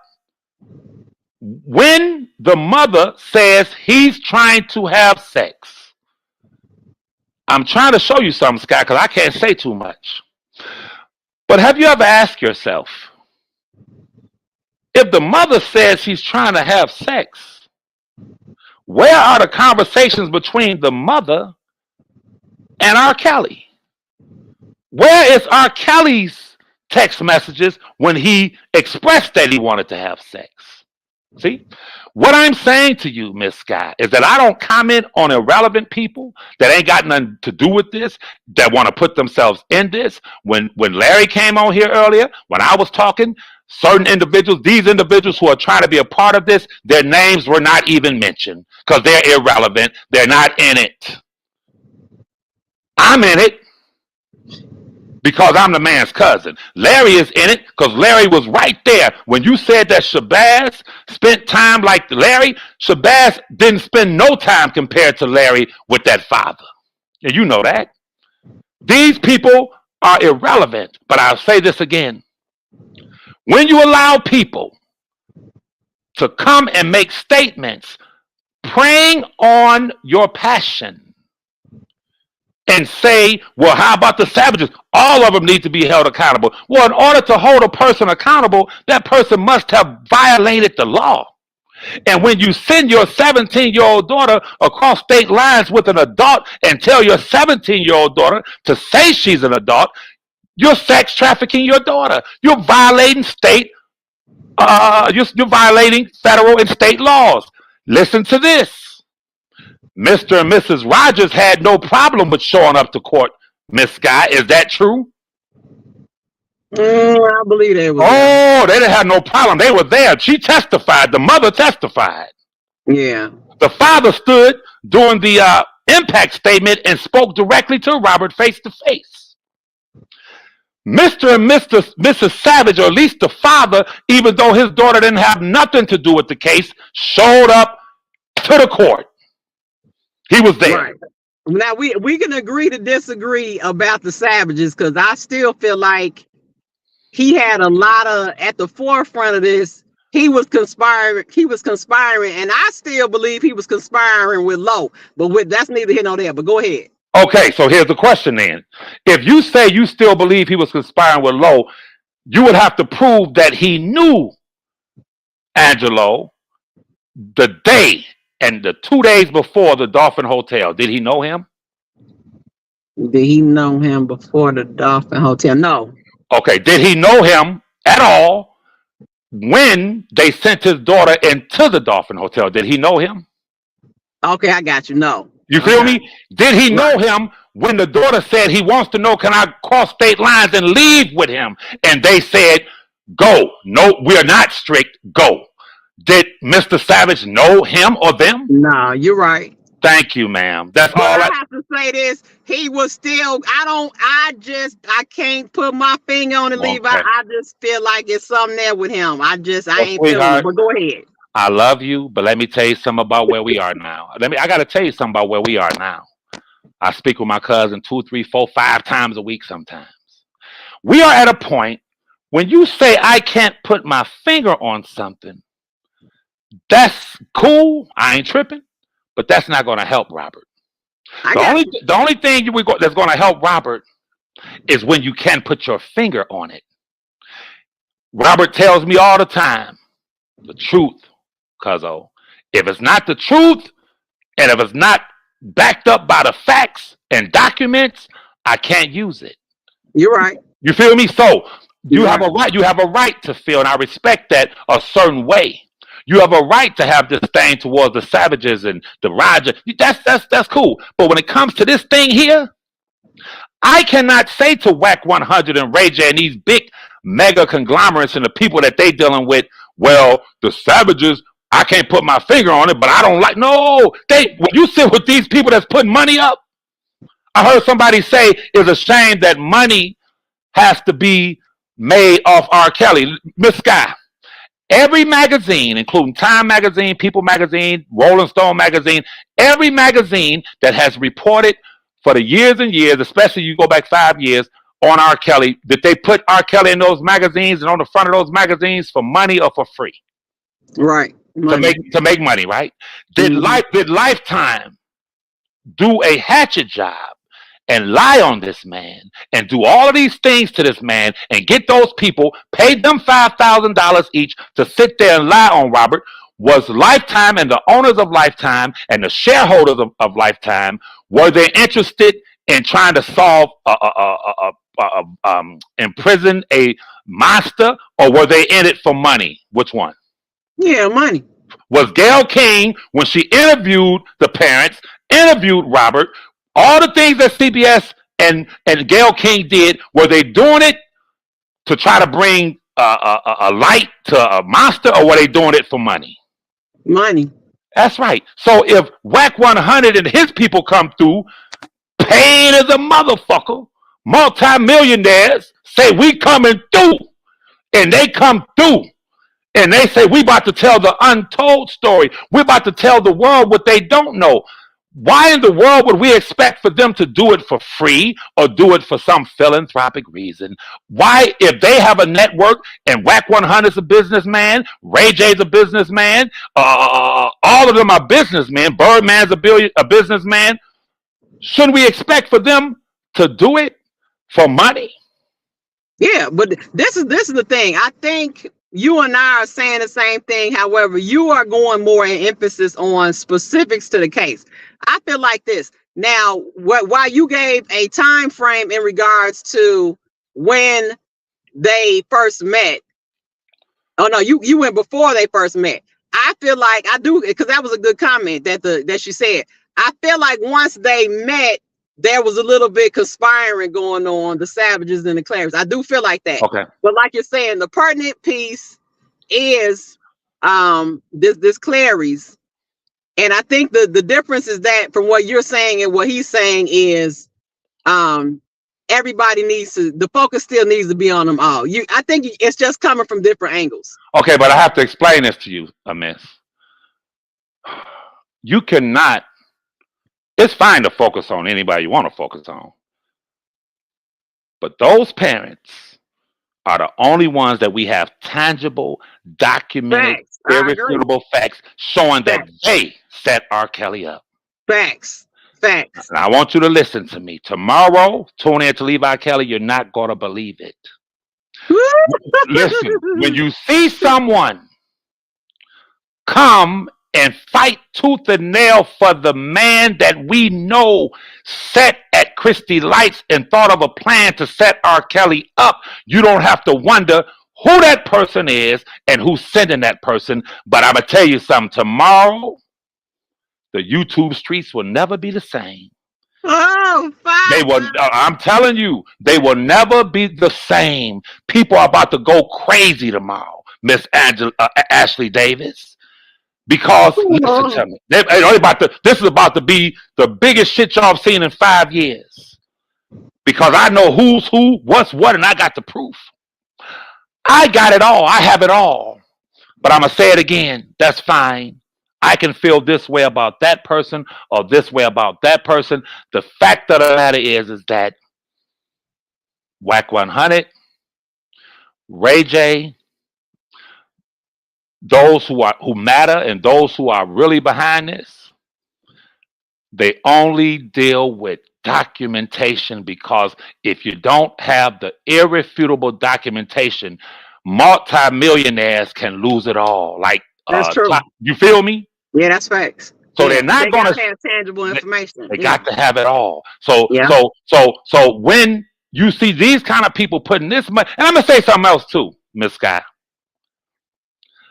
If Whack 100 and his partners and Ray J and all these people are putting their money where their mouth is, and they're saying to the world, we're going to bring the truth about what happened to R. Kelly to the world.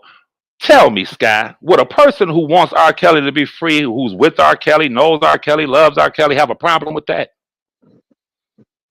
Why would you have a problem with that? I don't think there's a problem. I think there's some personal shit that's going on that's stopping the union of this whole situation. I don't believe there's really a problem with that. I just think it's because there's a personal issue. Each person is fighting each other's agenda. That's how I feel. Okay. So listen, you said something. I want to address it. Whose agenda am I fighting? No. You made a statement. Whose agenda is Larry fighting? Show me where we mention any of these people. Show me where we have ever set word about their agenda. These people come on here discussing what we discuss. Listen, there's only but one agenda, and that is the truth. So when you say, well, I think their personal thing is getting in it. No. And I want to address something else you said, but 4 months ago, 5 months ago, nobody was talking about R. Kelly on a large scale outside of this sector. That's a fact. Go back 5-6 months. Nobody. Go back 8 months. Nobody was talking about him. So you said something to someone you didn't want to offend, and we're going to deal with some truth. You said this to the person you didn't want to offend. You said, I don't know who to give the credit to, but if Vlad TV is getting, and I know how you feel about Vlad, I get it, but if Vlad TV all of a sudden wants to talk about it, if WAC 100 wants to talk about it, if all these things want to talk about it, which I don't want any credit, but you made a statement, you said, I don't know who to give the credit to because I feel or felt that you knew that the person you were speaking with had you told the truth and said, well, you know, Levi did, even though Vlad was fugazi, Levi did hook him up with Vlad, and that video has over 300, 400,000 views right now. People, the word is getting out there. Irregardless of how you feel about Levi, Levi did plug his cousin in with WAC 100 and Birdman and them. Now his songs are about to be unmuted, and WAC 100 is moving mountains for R.Kelly. Well, Levi did. Hold on. But see, I answered that honestly because while you're coming with the numbers, I'm not aware. And the thing is this: I know WAC 100 has a huge subscriber base. I know that Vlad has a huge subscriber base, but I'm not ever taking away anything you've done. And I just want you to know now, thank you for doing what you're doing. And I'm not ever trying to say what you did and didn't do. So please don't bring that up, because I'm not ever trying to discredit you. But I don't know where to place who got the biggest, you see what I'm saying? Who got the biggest word out to the people? I don't. Well, I understand. And let me be clear. I don't even allow my cousin to thank me. I don't. When he says thank you, I said, bro, what are you talking about? Don't thank me. I'm doing what I'm supposed to do. You feel me? So I thank you for saying thank you, but I'm not into that. If I was into that, I'd be on YouTube every day. If I was into that, I wouldn't be able to get it done. But what I'm saying to you is that it's simple. We're talking about a man whose songs has been muted in America, now being able to be unmuted all over the world. The public outcry, the public demand is going to be so high that they're going to unmute him in America. You watch and see. We're not talking about, I heard the crackhead, well, I ain't gonna call no names, but I heard the dude in New York say 300 or 400 songs of Ray J. See, what they do is selectively pick and choose, and they lie. We're talking thousands and thousands and thousands of songs that WAC 100 now has access to, that he and his team, Birdman and his team, these people have to sift through this. Now the man is going to be unmuted. Larry, the grown man, is the only man in this who I told a year ago, I'm going to get my cousin unmuted. Larry said, you out your mind, man. I said, watch and see.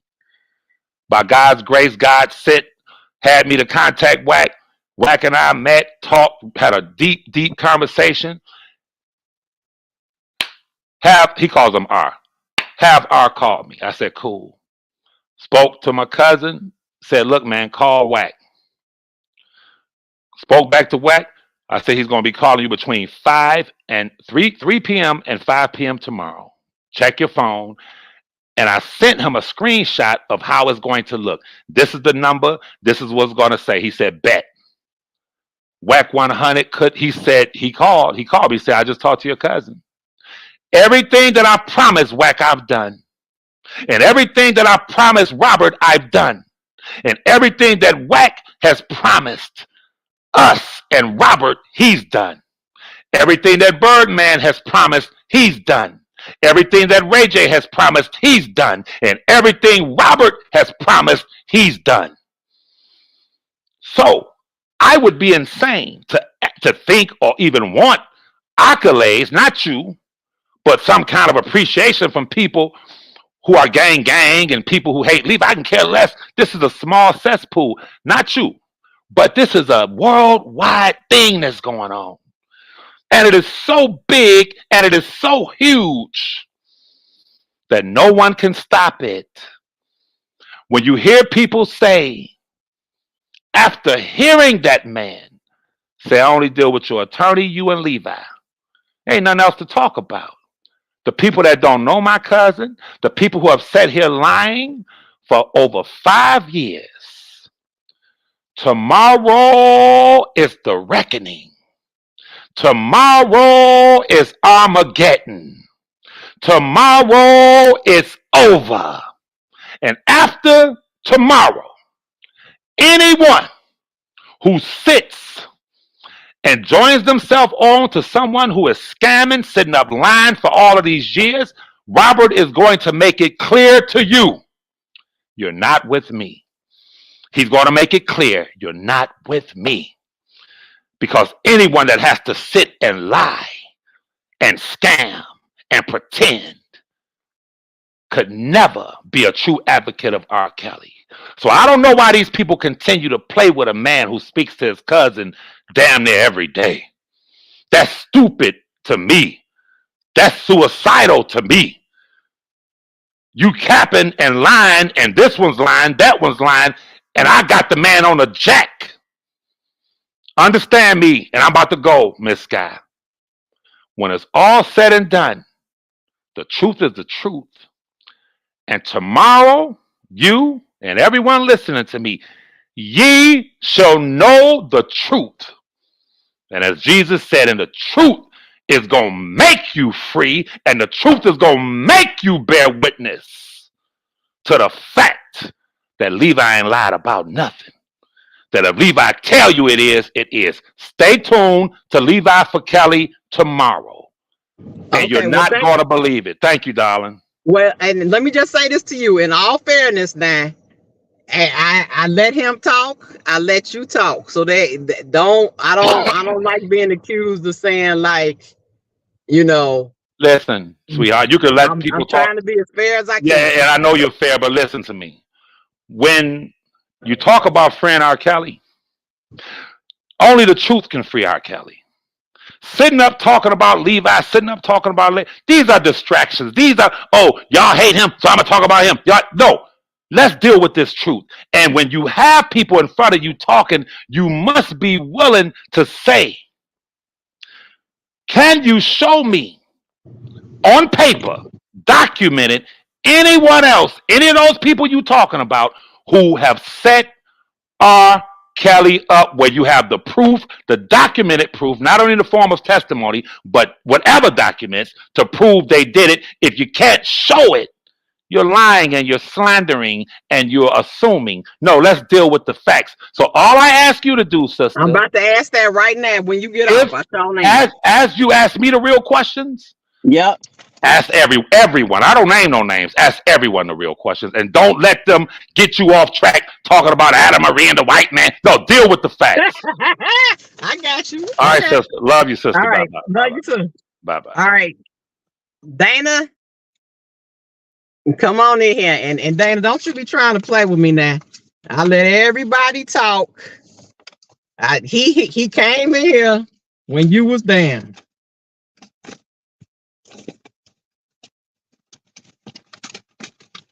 Let's see if he come back. I'm about to go in the house, y'all. We might have a little bit of interference with the live. Let me see. Is he in the thing? Dana, if you want to come back, please. I want to hear what you got to say. Okay, let's see. Okay. You got the flow. And don't be playing with me, talking about some, I'll scare you, that. Don't do that to me. You and him trying it. Don't try me today. It's 2024. Now go ahead. Now, and he had a question for you. Can you provide tangible proof of what you're saying? Okay, but you got the flow. Go ahead. Can I provide tangible proof? I can do you better. I can provide the person that was there. Not no made up documents, not none of that. So I'm gonna go ahead and I'm gonna ask this question. See, I should have wrote these questions. See, I should have wrote it down. Yeah, while you in there badgering me in the background, you supposed to. You gotta understand. You talk long, he talk long. The only one didn't talk long. No, I was the one that was talking. Right, I but don't you know had what happened went after down that. though. You went down. You came up, so he came I don't know up. what I didn't know. happened after that.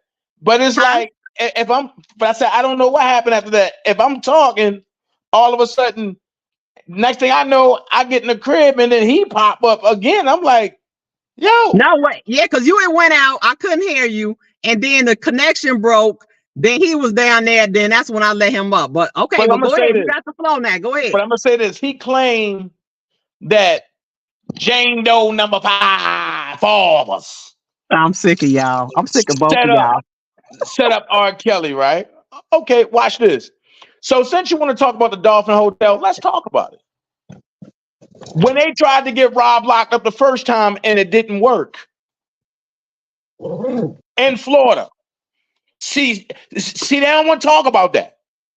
They don't see the thing is they don't want you even to talk about that case. But wait. He's saying specifically, and I don't want to be speaking for him because I don't want you to think I'm picking sides. He's saying, do you have specific, tangible evidence of these other parents actually committing a crime towards R.Kelly or within the R.Kelly trial? That's the question. Yes. Okay. And you heard Summer, but I swear I'm about to try to get in contact with Summer. And you heard Summer say that Ms. Rogers sent her daughter in there to R.Kelly. And then when things didn't go her way, all of a sudden now she's a victim. That's documented. Facts. Well, I don't believe none of them, the thoughts. So That's documented. Facts. And that's why Ms. Rogers and them gave Summer Bunny a goddamn NDA and told her that they would sue her and for everything if she tell about Faith. Oh, they don't want to talk about that. I provided those statements. Daytime with Tea Time provided those statements. There's facts from the people that they trying to cover up that he said that she was lying. He the one that boasted Jane Doe number 6 and to be credible because our mama told her to go get some more proof.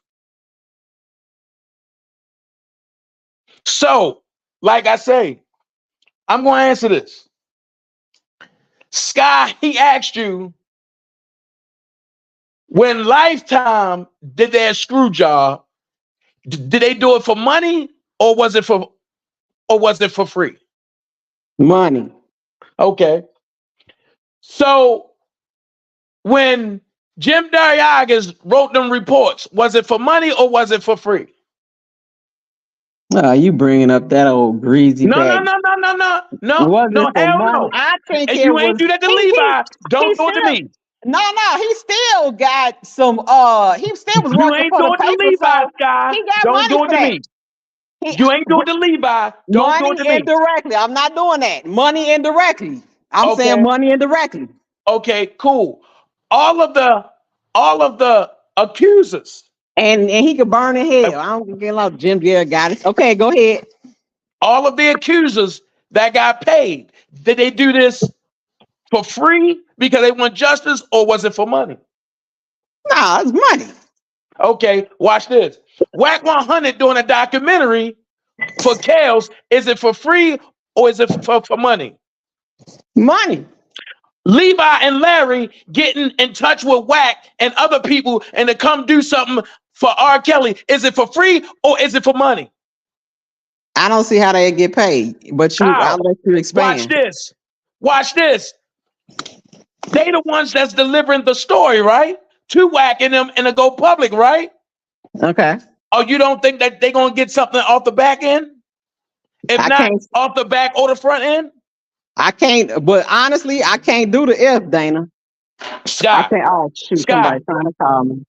Sky, let's be real. Let's be real. See, I deal in a land of reality. I don't deal in this land of make-believe or this AI world. But that is real. You can't expect me to go off of if, Dana. Let's be fair now. It's not an if, it's common sense. How is that common sense? How would you can't tell me how? Scott, if I bring you a story, you're saying that they're gonna get a kickback. If I bring you a story, Sky, if you take any publication of story, you're going to get paid for your story, right? I mean, but they taking it to Whack 100 and whoever. Like, I can't. And you don't think they're going to get something off that? We can agree to disagree, but I can't stamp that until the kickback is given. I'm just saying that's my honest opinion. Until they get the kickback, I can't say that. I can't go on record. You would never know because they ain't gonna tell you. Okay then, but that's what I'm saying. You can't expect me to say that and I don't know it. I mean, let's be fair now. I'm telling you from dealing with these dudes all the way through. I'm saying, but then we got to deal in behind the scenes conversations. Okay. So I know what it's been that's about. Something you know. How you gonna tell me I'm supposed to know it when that's something you know? I've never talked to Levi on the phone. Huh? It's common sense. I don't think so. It's common to you because you have talked to him on the phone. You have talked to Levi on the phone. I have not. I can't answer that. Be fair now. Be fair. All right, watch this. Go back to the video that you was on when I interviewed Angelo, right? Okay. And he's telling you it was for money. What was for money? What Ellen Timonen was doing, it was for money. Watch this. If you go back and listen to when L called in. But what money are you saying L and Tim got? Are you talking about from Kels or are you talking about? No. But they trying to circumvent stories to get paid. Okay, I'm with you. If you go back and listen, and when L called in and I said, yo, why would the fuck would you say that shit about me? And he said, oh, because you got him on your page and you shouldn't have him on your page. And I went off. And I said, who the fuck are you? And I said, who the fuck are you to tell me who I can have on my page? Right, but listen to this. Wait, I hear what you're saying, and that was said. Scott, but I'm not finished. But I'm saying, just let me say this. I can't verify no money was exchanged. Okay, but go ahead. If you listen, but I get it. However, if you listen, he clearly said, and Tim said, I'm trying to get you off of here. Let's go back over there and talk to those women and talk to the rest of them. That's part of the TV pitch that they've been trying to pitch. I done set out and told y'all for the longest. It's a financial game. But watch this. Don't believe me. And I'm not saying I don't believe nobody. I'm saying listen. Okay, go ahead. Don't believe me. But when they slap you in your face, and I come back and say, I told you so. Okay, and I'm gonna say you was right then. You see what I'm saying? But I can't. I don't want nobody to say, no, Dana, and you wrong and for saying that. And because everything you got it right now on the file. If it comes back to be true, I'm gonna say you did tell me. Okay, but right now I can't stamp that. But go ahead. Everything that I've been saying has happened. It might not have happened in a time frame that I said it was gonna happen, but it has happened and it has came to light. Now ask yourself this question, Sky. A man that hate R.Kelly, a man that's so against R.Kelly, a man that want to see R.Kelly locked up. He put him up in a jail cell on the screen. He contacted Angel Cruel. He made sure all the R.Kelly videos went over there, everything, right? All of a sudden, they have a falling out with a set of parents that he called his brother, right? And now he's for R.Kelly. Wait a minute. Let's backtrack. No, he ain't for R.Kelly. That's not right, Dana. He's not for R.Kelly. Okay, he is not for R.Kelly. However, he is providing information that is beneficial to Kels. Okay. Now, not to say that he's not providing information that might not be beneficial, because I do believe that if he comes across something that's not going to benefit Kels, he's going to provide that as well. But watch this. Watch this. As long as you watch L on YouTube, if he really had something that was beneficial, don't you think he been would have released that? But see, that's what I'm saying. We got differences on what's beneficial, and I see that between the three Ain't none of that shit beneficial. Cause watch this. So. I think so. No, watch this. Ain't none of that shit beneficial, and I'm gonna tell you why. Because every time L had an exclusive, it came from Angelo. Once Angelo cut him off, all them exclusives gone. And L couldn't come back. But watch this though. If you go back to a video 5 years ago, when L and Angelo was on the live, L told you that's all R.Kelly had to do is give us 25,000 and we could have made all this go away. So with that being said, how you going to sit here and say, oh, this is not for no money? Levi just came up here and told you. Now wait, give me a second. Just came up here and told you that everybody's doing something for money. Well, God damn it. Here's my thing. Wait, hold on. Wait now. Because the statement was he was telling Kels to give me the money so that I think to talk to his daughter. Bullshit. That's what I think the conversation was. That's what I remember. Bullshit. That's what I remember, damn it. Bullshit. What are you saying the money was for then? What are you saying he was saying? Bullshit. Because the one thing L said, Lo, if Rob would have gave us that 25,000 or the studio would have got paid for and we could have made all this shit go away. And L said, yeah, Don't make me go and play that video. But play it, because I mean, if you could provide clarification, then okay. But let me say this, because I don't want to come off like I'm defending no goddamn body. I understand that the three of you have a differences of opinions and a difference in regarding the approach of this here thing. I'm speaking for myself, and I said I wasn't gonna do it, god damn it, but I'm speaking for the other scale supporters, the true supporters. I just wish that everybody could say what is going on and refrain from the personal shots, and it has to everybody got to drop their flag all at once, because I'm human. If somebody throwing shots at me, you damn sure know I'm coming. Okay, so I get that. I'm not asking for that to happen, but it would be nice. Okay, and maybe the subscribers will go on other channels and say the same thing. It would be nice for everybody to drop their flag and stick to the point of getting Kels free. And all the personal shit, I ain't saying let it go away, but can we just put up a white flag for a minute so we can get through this here thing? That's all I'm asking. Watch this.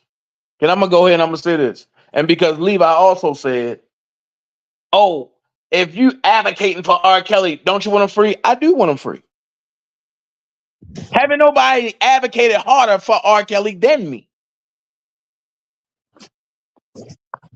And I'll stamp that. And everybody that would tell the truth will stamp that.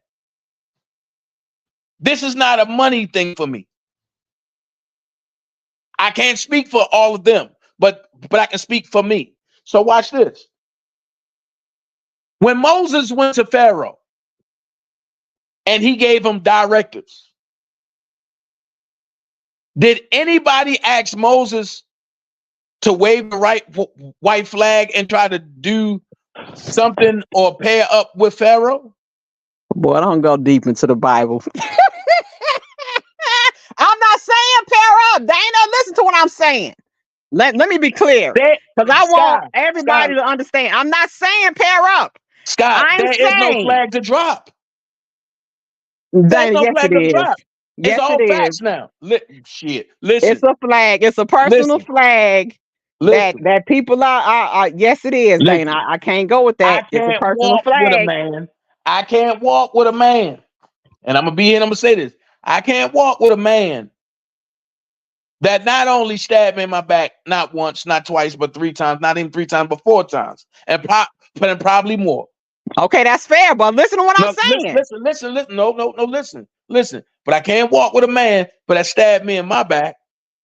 And because him and his, half-baked sidekick, they good public speakers, but I give it to them. But they both get you engaged, but I give it to them. However, You got to stand on what you did. You was totally against Robert. Now, all of a sudden, I don't care how you try to bake it up, Sky. Now you want to try to say, oh, no, I'm trying to be the hero and for R.Kelly. This is not what you think it's But see, about. that's Dana. I don't think that's what I'm saying. We all have different interpretations for this. It's don't not feel an he's saying that. interpretation. I Once don't feel like again, he's saying he's trying to be the hero. I don't feel like that. I listen, don't. it's not what you think. It's not what you think. But I'll say this, and I said this to the Dream Team. If Levi plays something with R.Kelly defaming me, what I'll do, I'll take that same shit to Jennifer Bonjean. And we both will sit with Robert. And if Robert say, yeah, he said it, I promise you I'll come to YouTube. I'll take down every video I ever did supporting Rob, and I'll go public, and I say, Rob made his bed like this, I'm out. However, if Robert say, no, I didn't say that, which I know that's what he's going to say, I'm going to go press federal charges on Levi and make sure his ass go to jail. Because now I don't play certain games. And I'm tired of people playing with my name. So now it's time for me to take my name out the mud and really just start dusting the shit off and telling these people, fuck you. So at the end of the day, I'm so for sure in me, I don't have to worry about what other people do. Now, if Levi's show proved that Angelo set him up and all this other hoopla, and ain't none of the other parents do nothing wrong, well, I got some questions. If ain't none of the parents do nothing wrong, then why did Tim almost get that field prosecutor fired for lying? Right. Well, hold on. Let's not guess. Let's not guess on that. I'm Let's not not even guessing guess shit. on I'm telling you what I know. Right, but I'm I'm not saying guessing let's not nothing. guess what that's gonna be. Because I'm about to have to hop off here, but I want to definitely let you get what you want to say off the chest, and then I'm gonna close it out. Like I say, Scott, at the end of the day, the only thing I tell you is don't get in the middle of nothing, because I ain't getting in the middle of nothing. I'm not in the middle, god damn it. Yeah, okay. I am not. I'm not. Nope, Okay. I ain't in. I'm gonna tell you when. Go ahead, get your piece off. I'm gonna tell you. The only thing I say is people sit back and watch. Don't take sides. Just sit back and watch it play out for yourself. And then when the shit happen, I'm going to do what Black Bender did, come back and laugh at everybody, take a bow, and just salute everybody. Because at the end of the day, y'all been playing with. What? I know you about to go live, so I'll be over there listening. But No, go I ain't ahead. going live. Are you not? Okay. No, Well, give your final statement so I know how to. What? My final statement is I stand on truth. Okay. I stand on truth, but I get it. Now the Shabazz call me and say, yo, I want to go live. I got something to say. Then I go live. But, or if Angelo call me and say, yo, and because, I'm quite sure they watching your live. If they got something to say, then okay. But I'll say this. The unlikely enemies are now teaming up to try to create a narrative. That's not cool, man. That's not cool. If you don't stand for something, you'll fall for anything. And I'm a man, and I stand on integrity and principle. And no matter what was done, I stand on integrity and principle. That's all. All right. Well, thank you for coming, and please listen to my summary at the end. Okay. All right. Thanks, Dana J. Here we go. I just spoke it up. All right. I'll call you back. Okay. Y'all Shabazz might have called him, because I know Shabazz used to follow my channel, y'all. Why can't the R.Kelly sector be less crazy, y'all? Why? Lord, this is my first laugh back. I shouldn't have said nothing, but I had to say something. But let me close it out so I can sit down for a minute. Oh, Father. Okay, this is my summary, and I'm not moving from my stance. God damn it! It's some personal flags being flown, and I don't care who don't like it. That's for everybody. There's some personal flags being flown. And somebody else. Oh, let me see what this is. Oh Lord, Father Jesus. Oh Lord. Yeah. Okay, you got a few minutes there because I gotta close out, but go ahead. Okay. This is what I say. I know what I'm doing. I'm not trying to be the hero of shit. No matter what I've said about a situation I was involved in, I did not mention that person because he has nothing to do with nothing. He continues to throw himself in shit that doesn't have anything to do with him, that he was not here for. There was no interview set up by the father. My biggest interview was the bus driver. Everybody else, I didn't have no interviews. You notice I don't even do panels. The people who decided to come on my channel, they came on there because they reached out to me. Y'all can't have it both ways. The daddy one day said that I didn't do shit, and I didn't know that his daughter was coming home. Now it's a whole different story. I'm gonna say this, and I'm gonna get out of here. I do not care about anything, nothing that them people that's trying their best to get in our business, my business, is talking about. If he has information about parents, about different things that they did, what you on YouTube for? Call the lawyer. You call the lawyer and lie to her about everything else? Call her. That's what you need to do. I don't have anything to do with what you're doing. My problem is I'm trying to figure out why you always in my business. I don't mention you. I don't talk about you at all, period. I know what I'm doing. I know exactly what I'm doing. I ain't no motherfucking joke. R.Kelly knows what the fuck I'm doing. His attorney knows what I'm doing. I know what I'm doing. So he don't gotta be in my business. He can't stop shit. No one ever since I've been 5 years old been able to stop anything the fuck that I was doing. Nothing. And so far as him bringing up white dude, man, I don't care about that shit. I am who I am. I don't give a fuck. I'm outside every motherfucking day. What? So on that note, I'm gonna get off here. I enjoyed your show. All I ask is that if you don't know what the fuck you talking about, just get out the way.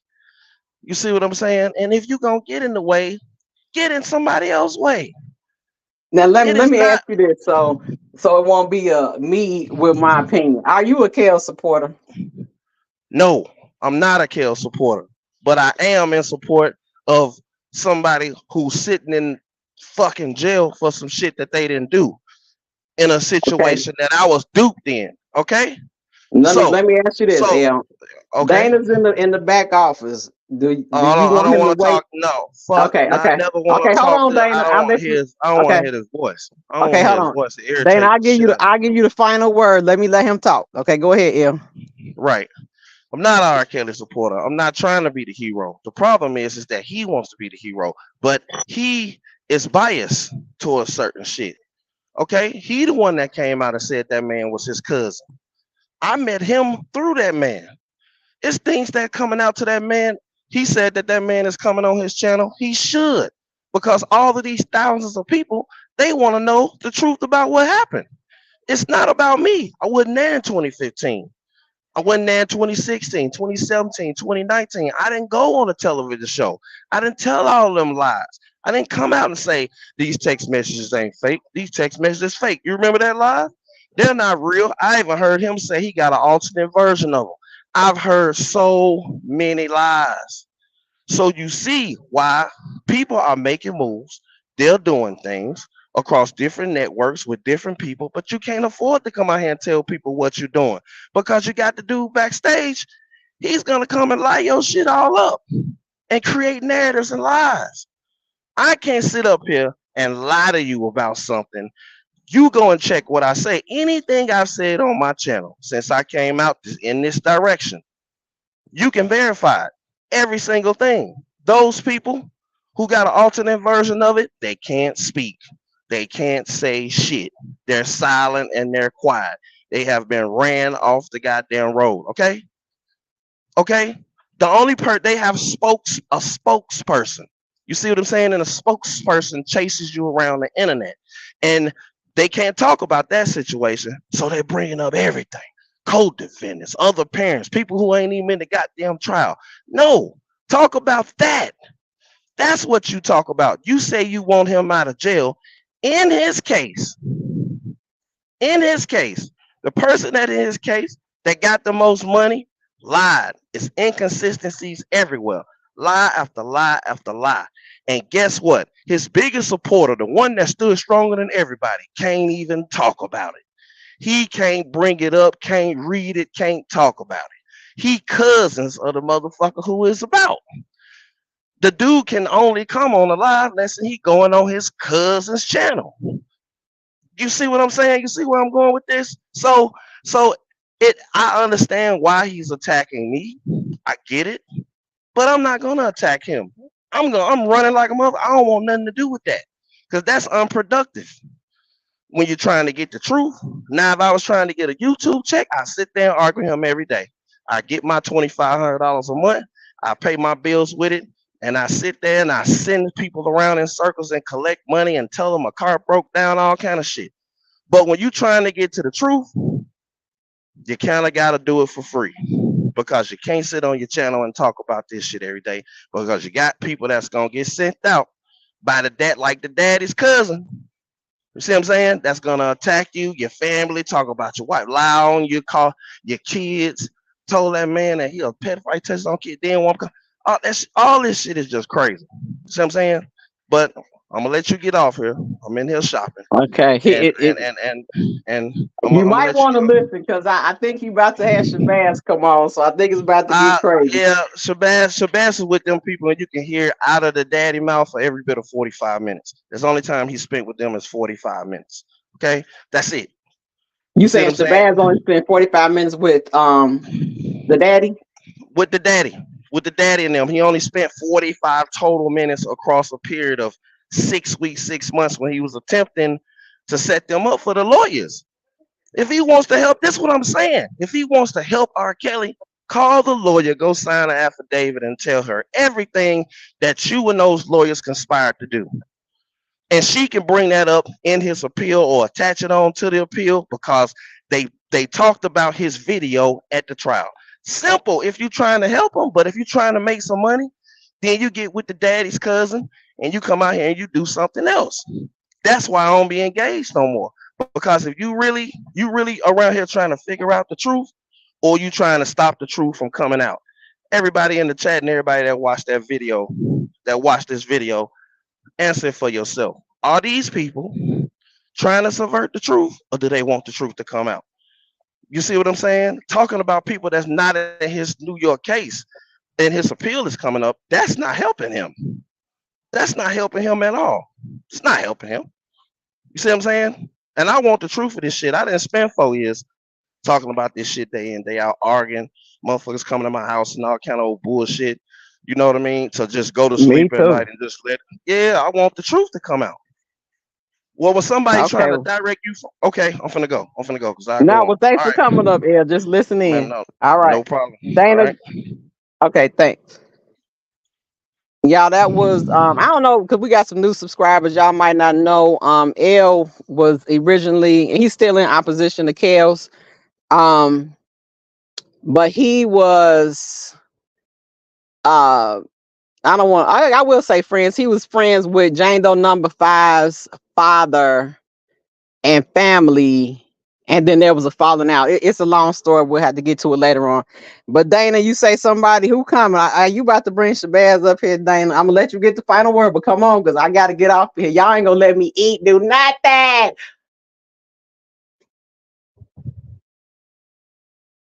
And then I'm gonna try and give. Oh, he back here. Okay. Sorry, didn't see you back there. You muted. Can't hear you.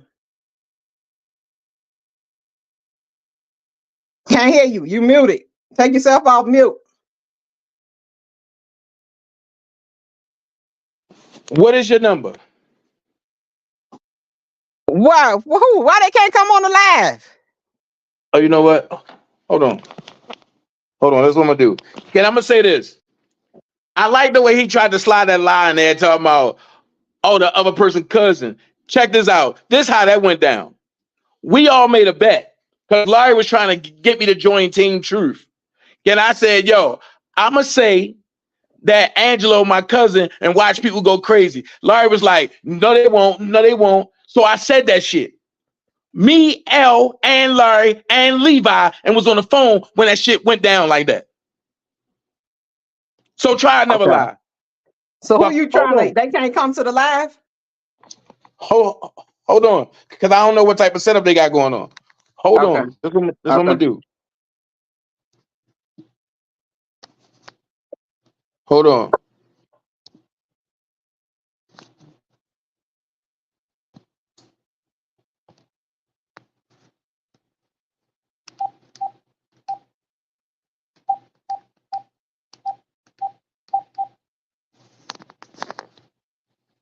Sky. I'm here.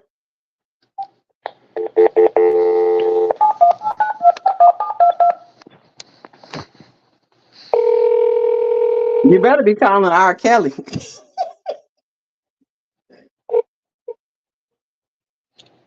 Hello? Yo, Shabazz. What up?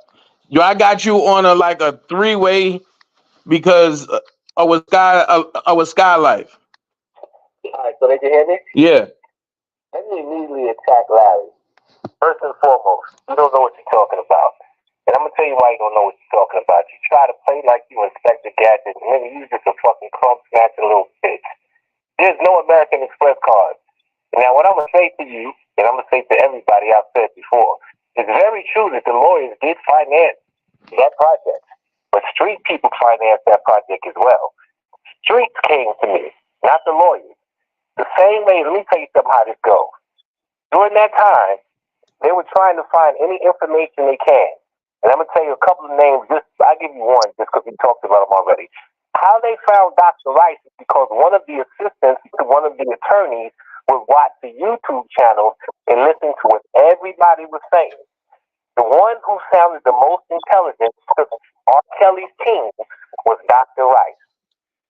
When they got that information, they took it to one of the head lawyers. And the dickhead just said that I worked for the whatever lawyer. They got started with Greenberg. Greenberg is one of the most powerful attorneys in Chicago, and he deals with criminal cases. As his magazine, understand what I'm saying to you, is associated or affiliated with any thug, gangbanger, or drug dealer across the country. Larry, your bitch ass said that you admitted that you seen your magazine when you was in the Fed joint, and you convinced somebody to tear it up and throw it in the garbage, which I know was a lie, because they was taking the pages of the bitches that was in the back of the magazine and selling them shit for a pack of cigarettes. So you a fucking honey bun cake lying ass little bitch. That's one. So you can never discredit me. For those of people who may not know who I am, that's the way I wanted it to be. I've never been in my own magazine that I've owned for the last 16 years. I've never put my face in my own documentary. My shit has been on Gangland, BET, Stars, and right now All Black. You've never seen a picture of me because I'm from the old school. Niggas that get money, they don't take pictures, you dumb bitch. They don't show their face. They get the money. You don't have to do all that. That's new school shit. But back to the point, it's very true that was. So when the streets came to me, the streets started mentioning my name, the higher up in the streets of those organizations. And those organizations were entangled with Steve Greenberg because Steve Greenberg was in a bed with a bunch of people who had all kinds of charges, and he was fighting charges for others. He then got involved with R.Kelly. Steve Greenberg got to R.Kelly because of the niggas he was fucking with in the street. Now let's be mindful. Steve Greenberg never stood on a corner. He never sold no drugs. He was an attorney, a powerful attorney. So the people that he was defending was also running around with R.Kelly. That's how Steve Greenberg came into the case, from the streets. That's how I initially came in, from the streets. And so the people who put my name in the mix to catch Greenberg's attention were respectable people. So from the door, I walked in with green carpet with Greenberg because he knew he just checked my background, as did everyone else. It is not to say I killed 100 niggas or sold 1,000 keys. I just had a magazine with everybody from Pablo Escobar to Christopher Gambino on it. Okay, hold on. Can you hear me? Can you hear me, Shabazz? I hear you. Okay. Let me ask you a question. So you came in with Greenberg. How did you get hooked up with the other Kel's attorneys to do the video? Let me finish, and if you listen, you'll put it all together. Okay. So when that happened, for me getting the green carpet from Greenberg, of course, the other attorneys, they were the underlings to Greenberg, starting with Nicole. I was brought to Nicole by the streets and with Greenberg. And the other attorneys were underneath Greenberg, so the common mentality was, well, if this nigga running with Greenberg, then we gonna fuck with him too. It's no difference. If you get introduced by somebody that everybody respects, you're kind of in there. You don't have to do what everybody else do because you came in with G Money.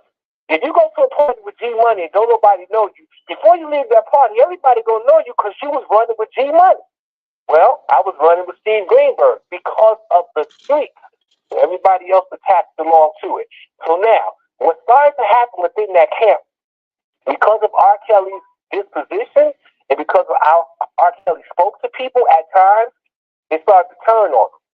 And they started to turn on him because, from what I was told, I never seen or witnessed it, but I heard it from several people. He talked to him and treated him like shit. Because in the beginning, he was still R.Kelly in his head. Didn't matter if the charges were coming in that. So he was very condescending and at times very disrespectful. And he talked down to them. That created a hostility. And what people don't know, at that time, he had signed over his rights to have his story told to Greenberg. That's a fact. That's how all the actors came in. He didn't have all the money and he didn't even pay Greenberg. The lawyers and the defense team that he had at one time didn't come as a result of money coming out of his pocket because he didn't have any money. So to have R.Kelly sign over parts of his life story to somebody was invaluable because you can use it anytime you want to. If Greenberg comes out with a movie in 20 years, don't say how did he get it because fucking Kelly signed over it. This is just an example. 1980, he had no fucking money. So that became fair game where everybody found out. So what they started doing, the resentment for how he talked to them on the lawyer-client visits and the resentment for the things that they were having to do as directed by R.Kelly, they got filed. But now, be mindful, I'm on the upper end of everything. All I know is my name is ringing throughout the legal team and throughout the streets. So when niggas is coming to me, they're not telling me about what's going on in those confided corridors of whatever. So one day I decidedly asked, and this is where I'm going to kill you, Larry, with your bullshit. I asked, does this dude know that you got the rights to his story? Did you tell the story? And one of the lawyers told me direct, he knows he gave us permission to tell the story. That is in our contract. Greenberg never admitted that. Understand what I'm saying to you? Greenberg never admitted that. So don't misconstrue my words. But the other lawyers did. So they call themselves, never admitted what? Can you say that again? Steve Greenberg never admitted that R.Kelly gave him rights to his life story. Okay. Greenberg never admitted that R.Kelly gave him the rights to his story. Okay. I never put that pressure on him. But I asked the other ones because at the time, and even to this day, I started to think like, well, damn, you the equivalent, you're a lawyer, but on this team, you're the equivalent of a paralegal because there was a power struggle in there at the time. There was a power struggle between 3 of the Islamic lawyers, Nicole and Greenberg. And the biggest struggle came between Nicole and Greenberg. And the rumored reason is because Nicole was fucking R.Kelly, which is why Azriel flipped one of the reasons Azriel flipped, because according to her, she walked in on them on her sucking his dick. This is the rumor. I am not telling you what I seen. I am telling you this is what was said. And what I did see was a power struggle, and Greenberg didn't have the same power that he once wielded because Nicole was on the scene. And Nicole did start to gather up some power. And so they started to have a rift in between the camps. But the person who was winning out of the rift was Nicole. Because Nicole stayed on the weekend visits. Nicole was married to the 4th richest man in Detroit. The bitch was getting on the plane because she was there and coming to make sure she's seeing R.Kelly. The motherfucking lawyers that was in Chicago at the time did not see R.Kelly as much as Nicole did. I do not know what happened on those visits. I can't confirm or deny anything that Azriel said, but I can tell you she was there. So now, with that being said, we move along with back to the question of does he know that you guys have the rights? And the answer was yes. But when I started second guessing, and this is to you, I was a security guard dog. I don't have pride. Like, you gotta think about it, nigga. I started a company called As Is. I'm gonna tell you what translate what that means. I don't give a fuck what you think. Niggas talk about me every day. The industry tried to kill me, nigga. I'm still here. I done had record companies come at me. I done had rappers wake up in the morning, they talking about me on a rap song. And I'm like, nigga calling me from Vegas. Yo, Baz, you heard what he said? Like, listen to Rick Ross and Lil Wayne on not the Maybach, right? The something massacre, the 4th of July massacre. And this nigga talk about me. I'm like, I'm not even a rapper, nigga. Why am I in your mind? That's irrelevant. My response to all of that and to anybody is as is. You can suck my dick. You gonna fuck with me or you not? No nigga, no bitch, nobody is ever gonna hold anything over Shabazz's head to make me buckle, fold, or run. Never. Not in my motherfucking DNA. But back to the point. When I started to catch it, even though you say I was a security guard, I started questioning like your dog. Why are we doing this on the sneak? For example, Nicole was in charge at one time of Azriel and Joycelyn, and they were both passing letters to her to get to R.Kelly because she was getting most of the visits. And one of them the name Bear came up and this, that, and other.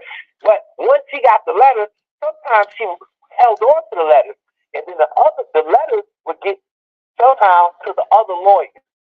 I've seen the letters. I photocopied the letters. I'm gonna put them in the documentary. I just didn't. And I'm wondering, like, why y'all so guarded with these? Because I had to fight once I see your letters. Well, let me hold that. You can't do that. Well, why can't you do that if you got permission to do this, that, and other? And that's when the questions started hitting me. So then I knew there was something about this ain't right. So let me tell you this this is for damn sure, you stupid bitch. And I don't mean you. I'm talking to you, Larry. I'm not disrespecting no female. I'm not talking to no other nigga. Nigga, I'm talking to you because I know you a bitch. You a straight bitch. You came home, you doing that shit. Or you scrub hunting or whatever the fuck you doing. You're not no man in my book, nigga. Let me tell you why. Because if I have kids, and I had kids, bro, my kids grown, nigga, we get it the ski mask way if I have to. I got it off the corner, bitch ass nigga. You understand that? I've been owning my shit since I've been in my 30s. You understand that? I ain't got no high school, no motherfucking college, none of that.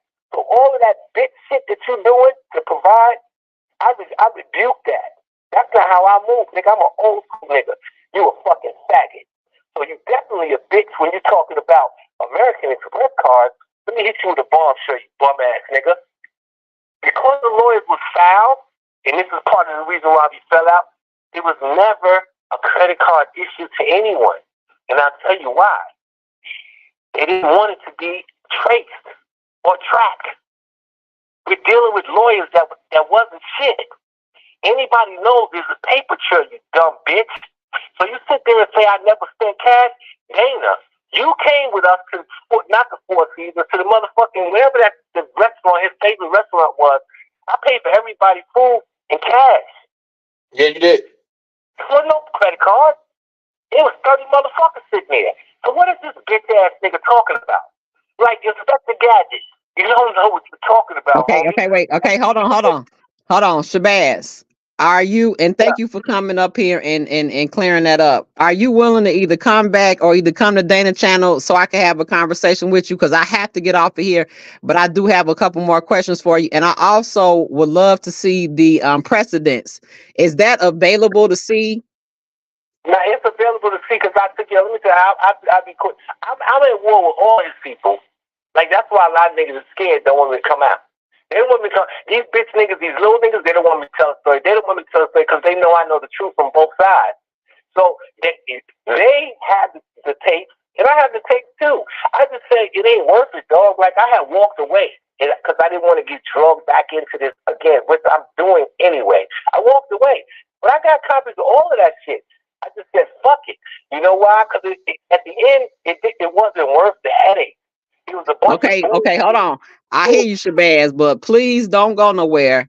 So how can we watch precedents? How can we see that? You can't. I'm not putting that shit back out. You can't put. Like, Okay. That's what I'm saying to you. Listen to me, young lady. I ain't on the money tip like that because I put precedents out on whatever that Patreon channel get money. I can put it on YouTube, give views to get money. I can put that shit on Tubi and get money. I chose not to do nothing with it. I moved on. It's not a money grab for me. Me helping R.Kelly, let me just address the last thing if you got to go. I've always been straggling the fence. I've never been for that nigga, and I've never been against that nigga. I told y'all that from day one. I was for what is right, especially to a black man. I'm Muslim. I'm pro-black. I don't give a fuck if a nigga rape 20 bitches. Kill that nigga. And if you're not going to kill that nigga, treat him humanely. That's the law. That's the law that we was taught.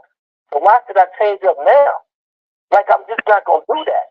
But you niggas that sit me in line, Levi and Larry is trying to do a money grab, and they want to do a documentary. When a nigga that's a no, you're like, I ain't going to go into that nigga story. But everybody know what WAC 100 is. Yo, these are the niggas, Shabazz is this and Shabazz. But you niggas steady coming up with trying to find ways to make money off R.Kelly. And you telling me, yo, I talked to him. I got a tape right now. I didn't release it. Okay, well, hold on. But are you willing to come back or either come to Dana Channel so we could chop this up? Because I just got a few more questions, and I appreciate you being here. Are you coming back for good, or what are we doing? What you doing? Shorty, I don't know what I'm doing. I'm trying to. Well, I'm gonna ask you, okay? Because we talked before. I'm gonna ask you to please come back because good, bad, or indifference, I want to know the truth, and other KL supporters want to know the truth.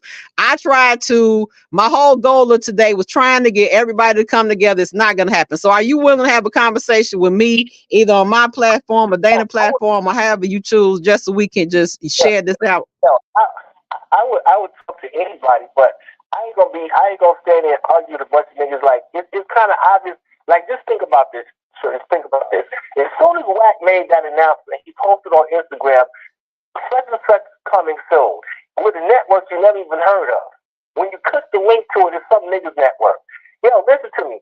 I'm the one who thought of creating the network before networks be popping, and we tried it with R.Kelly. I was launching our own network, and we was doing it on the back of R.Kelly. We were licensing other movies. There was a lot going on behind the scenes. We were licensing other movies so it can be like a Tubi. And it was going to be other people's movies, and we was going to partner with BET, partner with this one, and it started. If you Google As's network right now, you'll see it. That's what Wack is trying to do. I did that shit 5 years ago.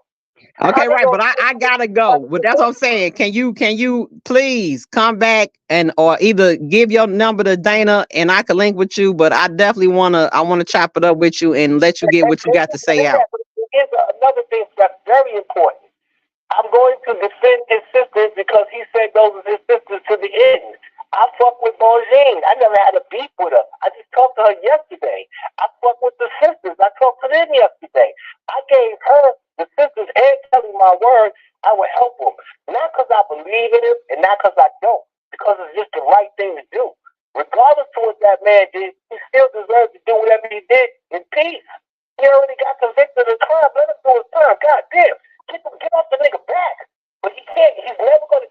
R.Kelly was such a huge performer. He is never going to not be discussed, and there's always going to be a slithering scumbag to try to jump on the bandwagon and make some money. And the first two that are most obvious are Levi and Larry. Period. Okay, well, what we gonna do? Are you coming back? What can we do? I just told you. I mean, I'll talk to you, but I was really only why I'm talking publicly now because I'm trying. Like I knew it was gonna start. That's why I was just so mad about the wax shit. Like I just really. But that's what I'm saying. I want you to be able to come back and get it off your chest. So can you give Danny your number so we can make an arrangement to come back and chop it up? I ain't gonna let nobody come up. If you don't want them to come up, you can have the flow. Right, no, hold up, shorty. I'm a man. I ain't no bitch. You ain't no not letting none of them niggas. Them niggas ain't doing and saying nothing. This bitch ass thing when you ran me some. Where you ran me to? Nigga, you ran me to Dunkin' Donuts and the Uber? You ain't ran me up no motherfucking internet. Nigga, I don't remember the passwords to my page. I don't got none of that shit because I buried it. Dog, I moved on. At the end of the day, you can say what you want to say, discredit me, whatever. Turn on goddamn All Black right now and watch The Family 3. That's the bag. Look at the documentary on Stars with BMF. That's the bag. You niggas ain't got a film credit worth shit. None. Well, see, that's what I want to talk about. So, can you get Danny your number so I could call you and we could chop it? Yeah, go ahead, yo. Y'all do what y'all do. Danny got my number. It's all good. But yo, do me a favor. I like the fact that you semi-defending me. You can let a nigga say what he gonna say, but correct their ass. Like, if a nigga tell you some shit, tell that nigga prove it. But that's what I'm saying. I gotta know your point of view. That's why I want to chop it up, and then we can hash all this out. You know my point of view. You already know my point of view. Right, but I don't know. They brought up something about something with the lawyers. See, I got to get clarity. That's what I'm saying. I need some more time. I got to jump off, but we will definitely chop it up. And thank you, Shabazz, for coming up here and clearing up your part. But we definitely gonna chop it up and we gonna get it hashed out. And we gonna get it. But thank you. All right, later. Good. All right. Thank you, Dana. All right, y'all. I'm gonna go ahead and close out. I was gonna give y'all a summary, but we'll have to do the summary later. But that was Shabazz. Shabazz is what you guys heard. He gave you his resume, and I'm gonna try and get him back on here where we could hear his point of view. Today you heard from Levi Kelly, that's R.Kelly cousin. You heard from Dana J. He has a channel. I don't know what channel, official Dana J. He got 1,000 channels. L, he was in opposition to R.Kelly. If you guys are new to this sector, y'all, today was the worst day to come back in because this is like some shit that's been going on for 5 or 6 years, y'all. So, but thank everybody who came up. I got to get out of here. I got to eat something and lay down for a second because I got to transition. So, we gonna get Shabazz back. And y'all heard everybody's point of view. I'm not trying to be in the goddamn middle. I just want to get the truth for R.Kelly, good, bad, and indifferent. See, that's the thing. I also believe Shabazz knows the good, the bad, and all of that. I don't care what it is. I want to hear it. And then we all can decipher what we gonna believe, what we not gonna believe. Y'all know that's how I rock. I listen to it all, then I analyze it and put the pieces together how I want to. But thank you guys for coming.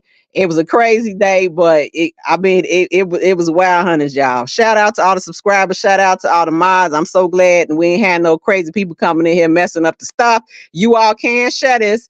Shut it live. However, don't try and play me. Shout my channel out and don't be over there talking about me because I'm coming. Y'all done pulled me out. I try to stay near the cross and be sweet, but y'all don't want me to be sweet. But but this R. Kelly stuff just it strikes an emotion in me, and I just want to get this information from these men and y'all so we could just know what's going on. Like that's just it. Okay, so shout out to Dana, shout out to Shabazz, shout out to L, shout out to Levi Kelly. I hope I ain't forget nobody. Thank you to the subscribers. Thank you to the subs. As always, do everything in God's divine order. Do everything in the spirit of righteousness to ensure righteousness prevails. Skylife loves y'all. Thanks for coming.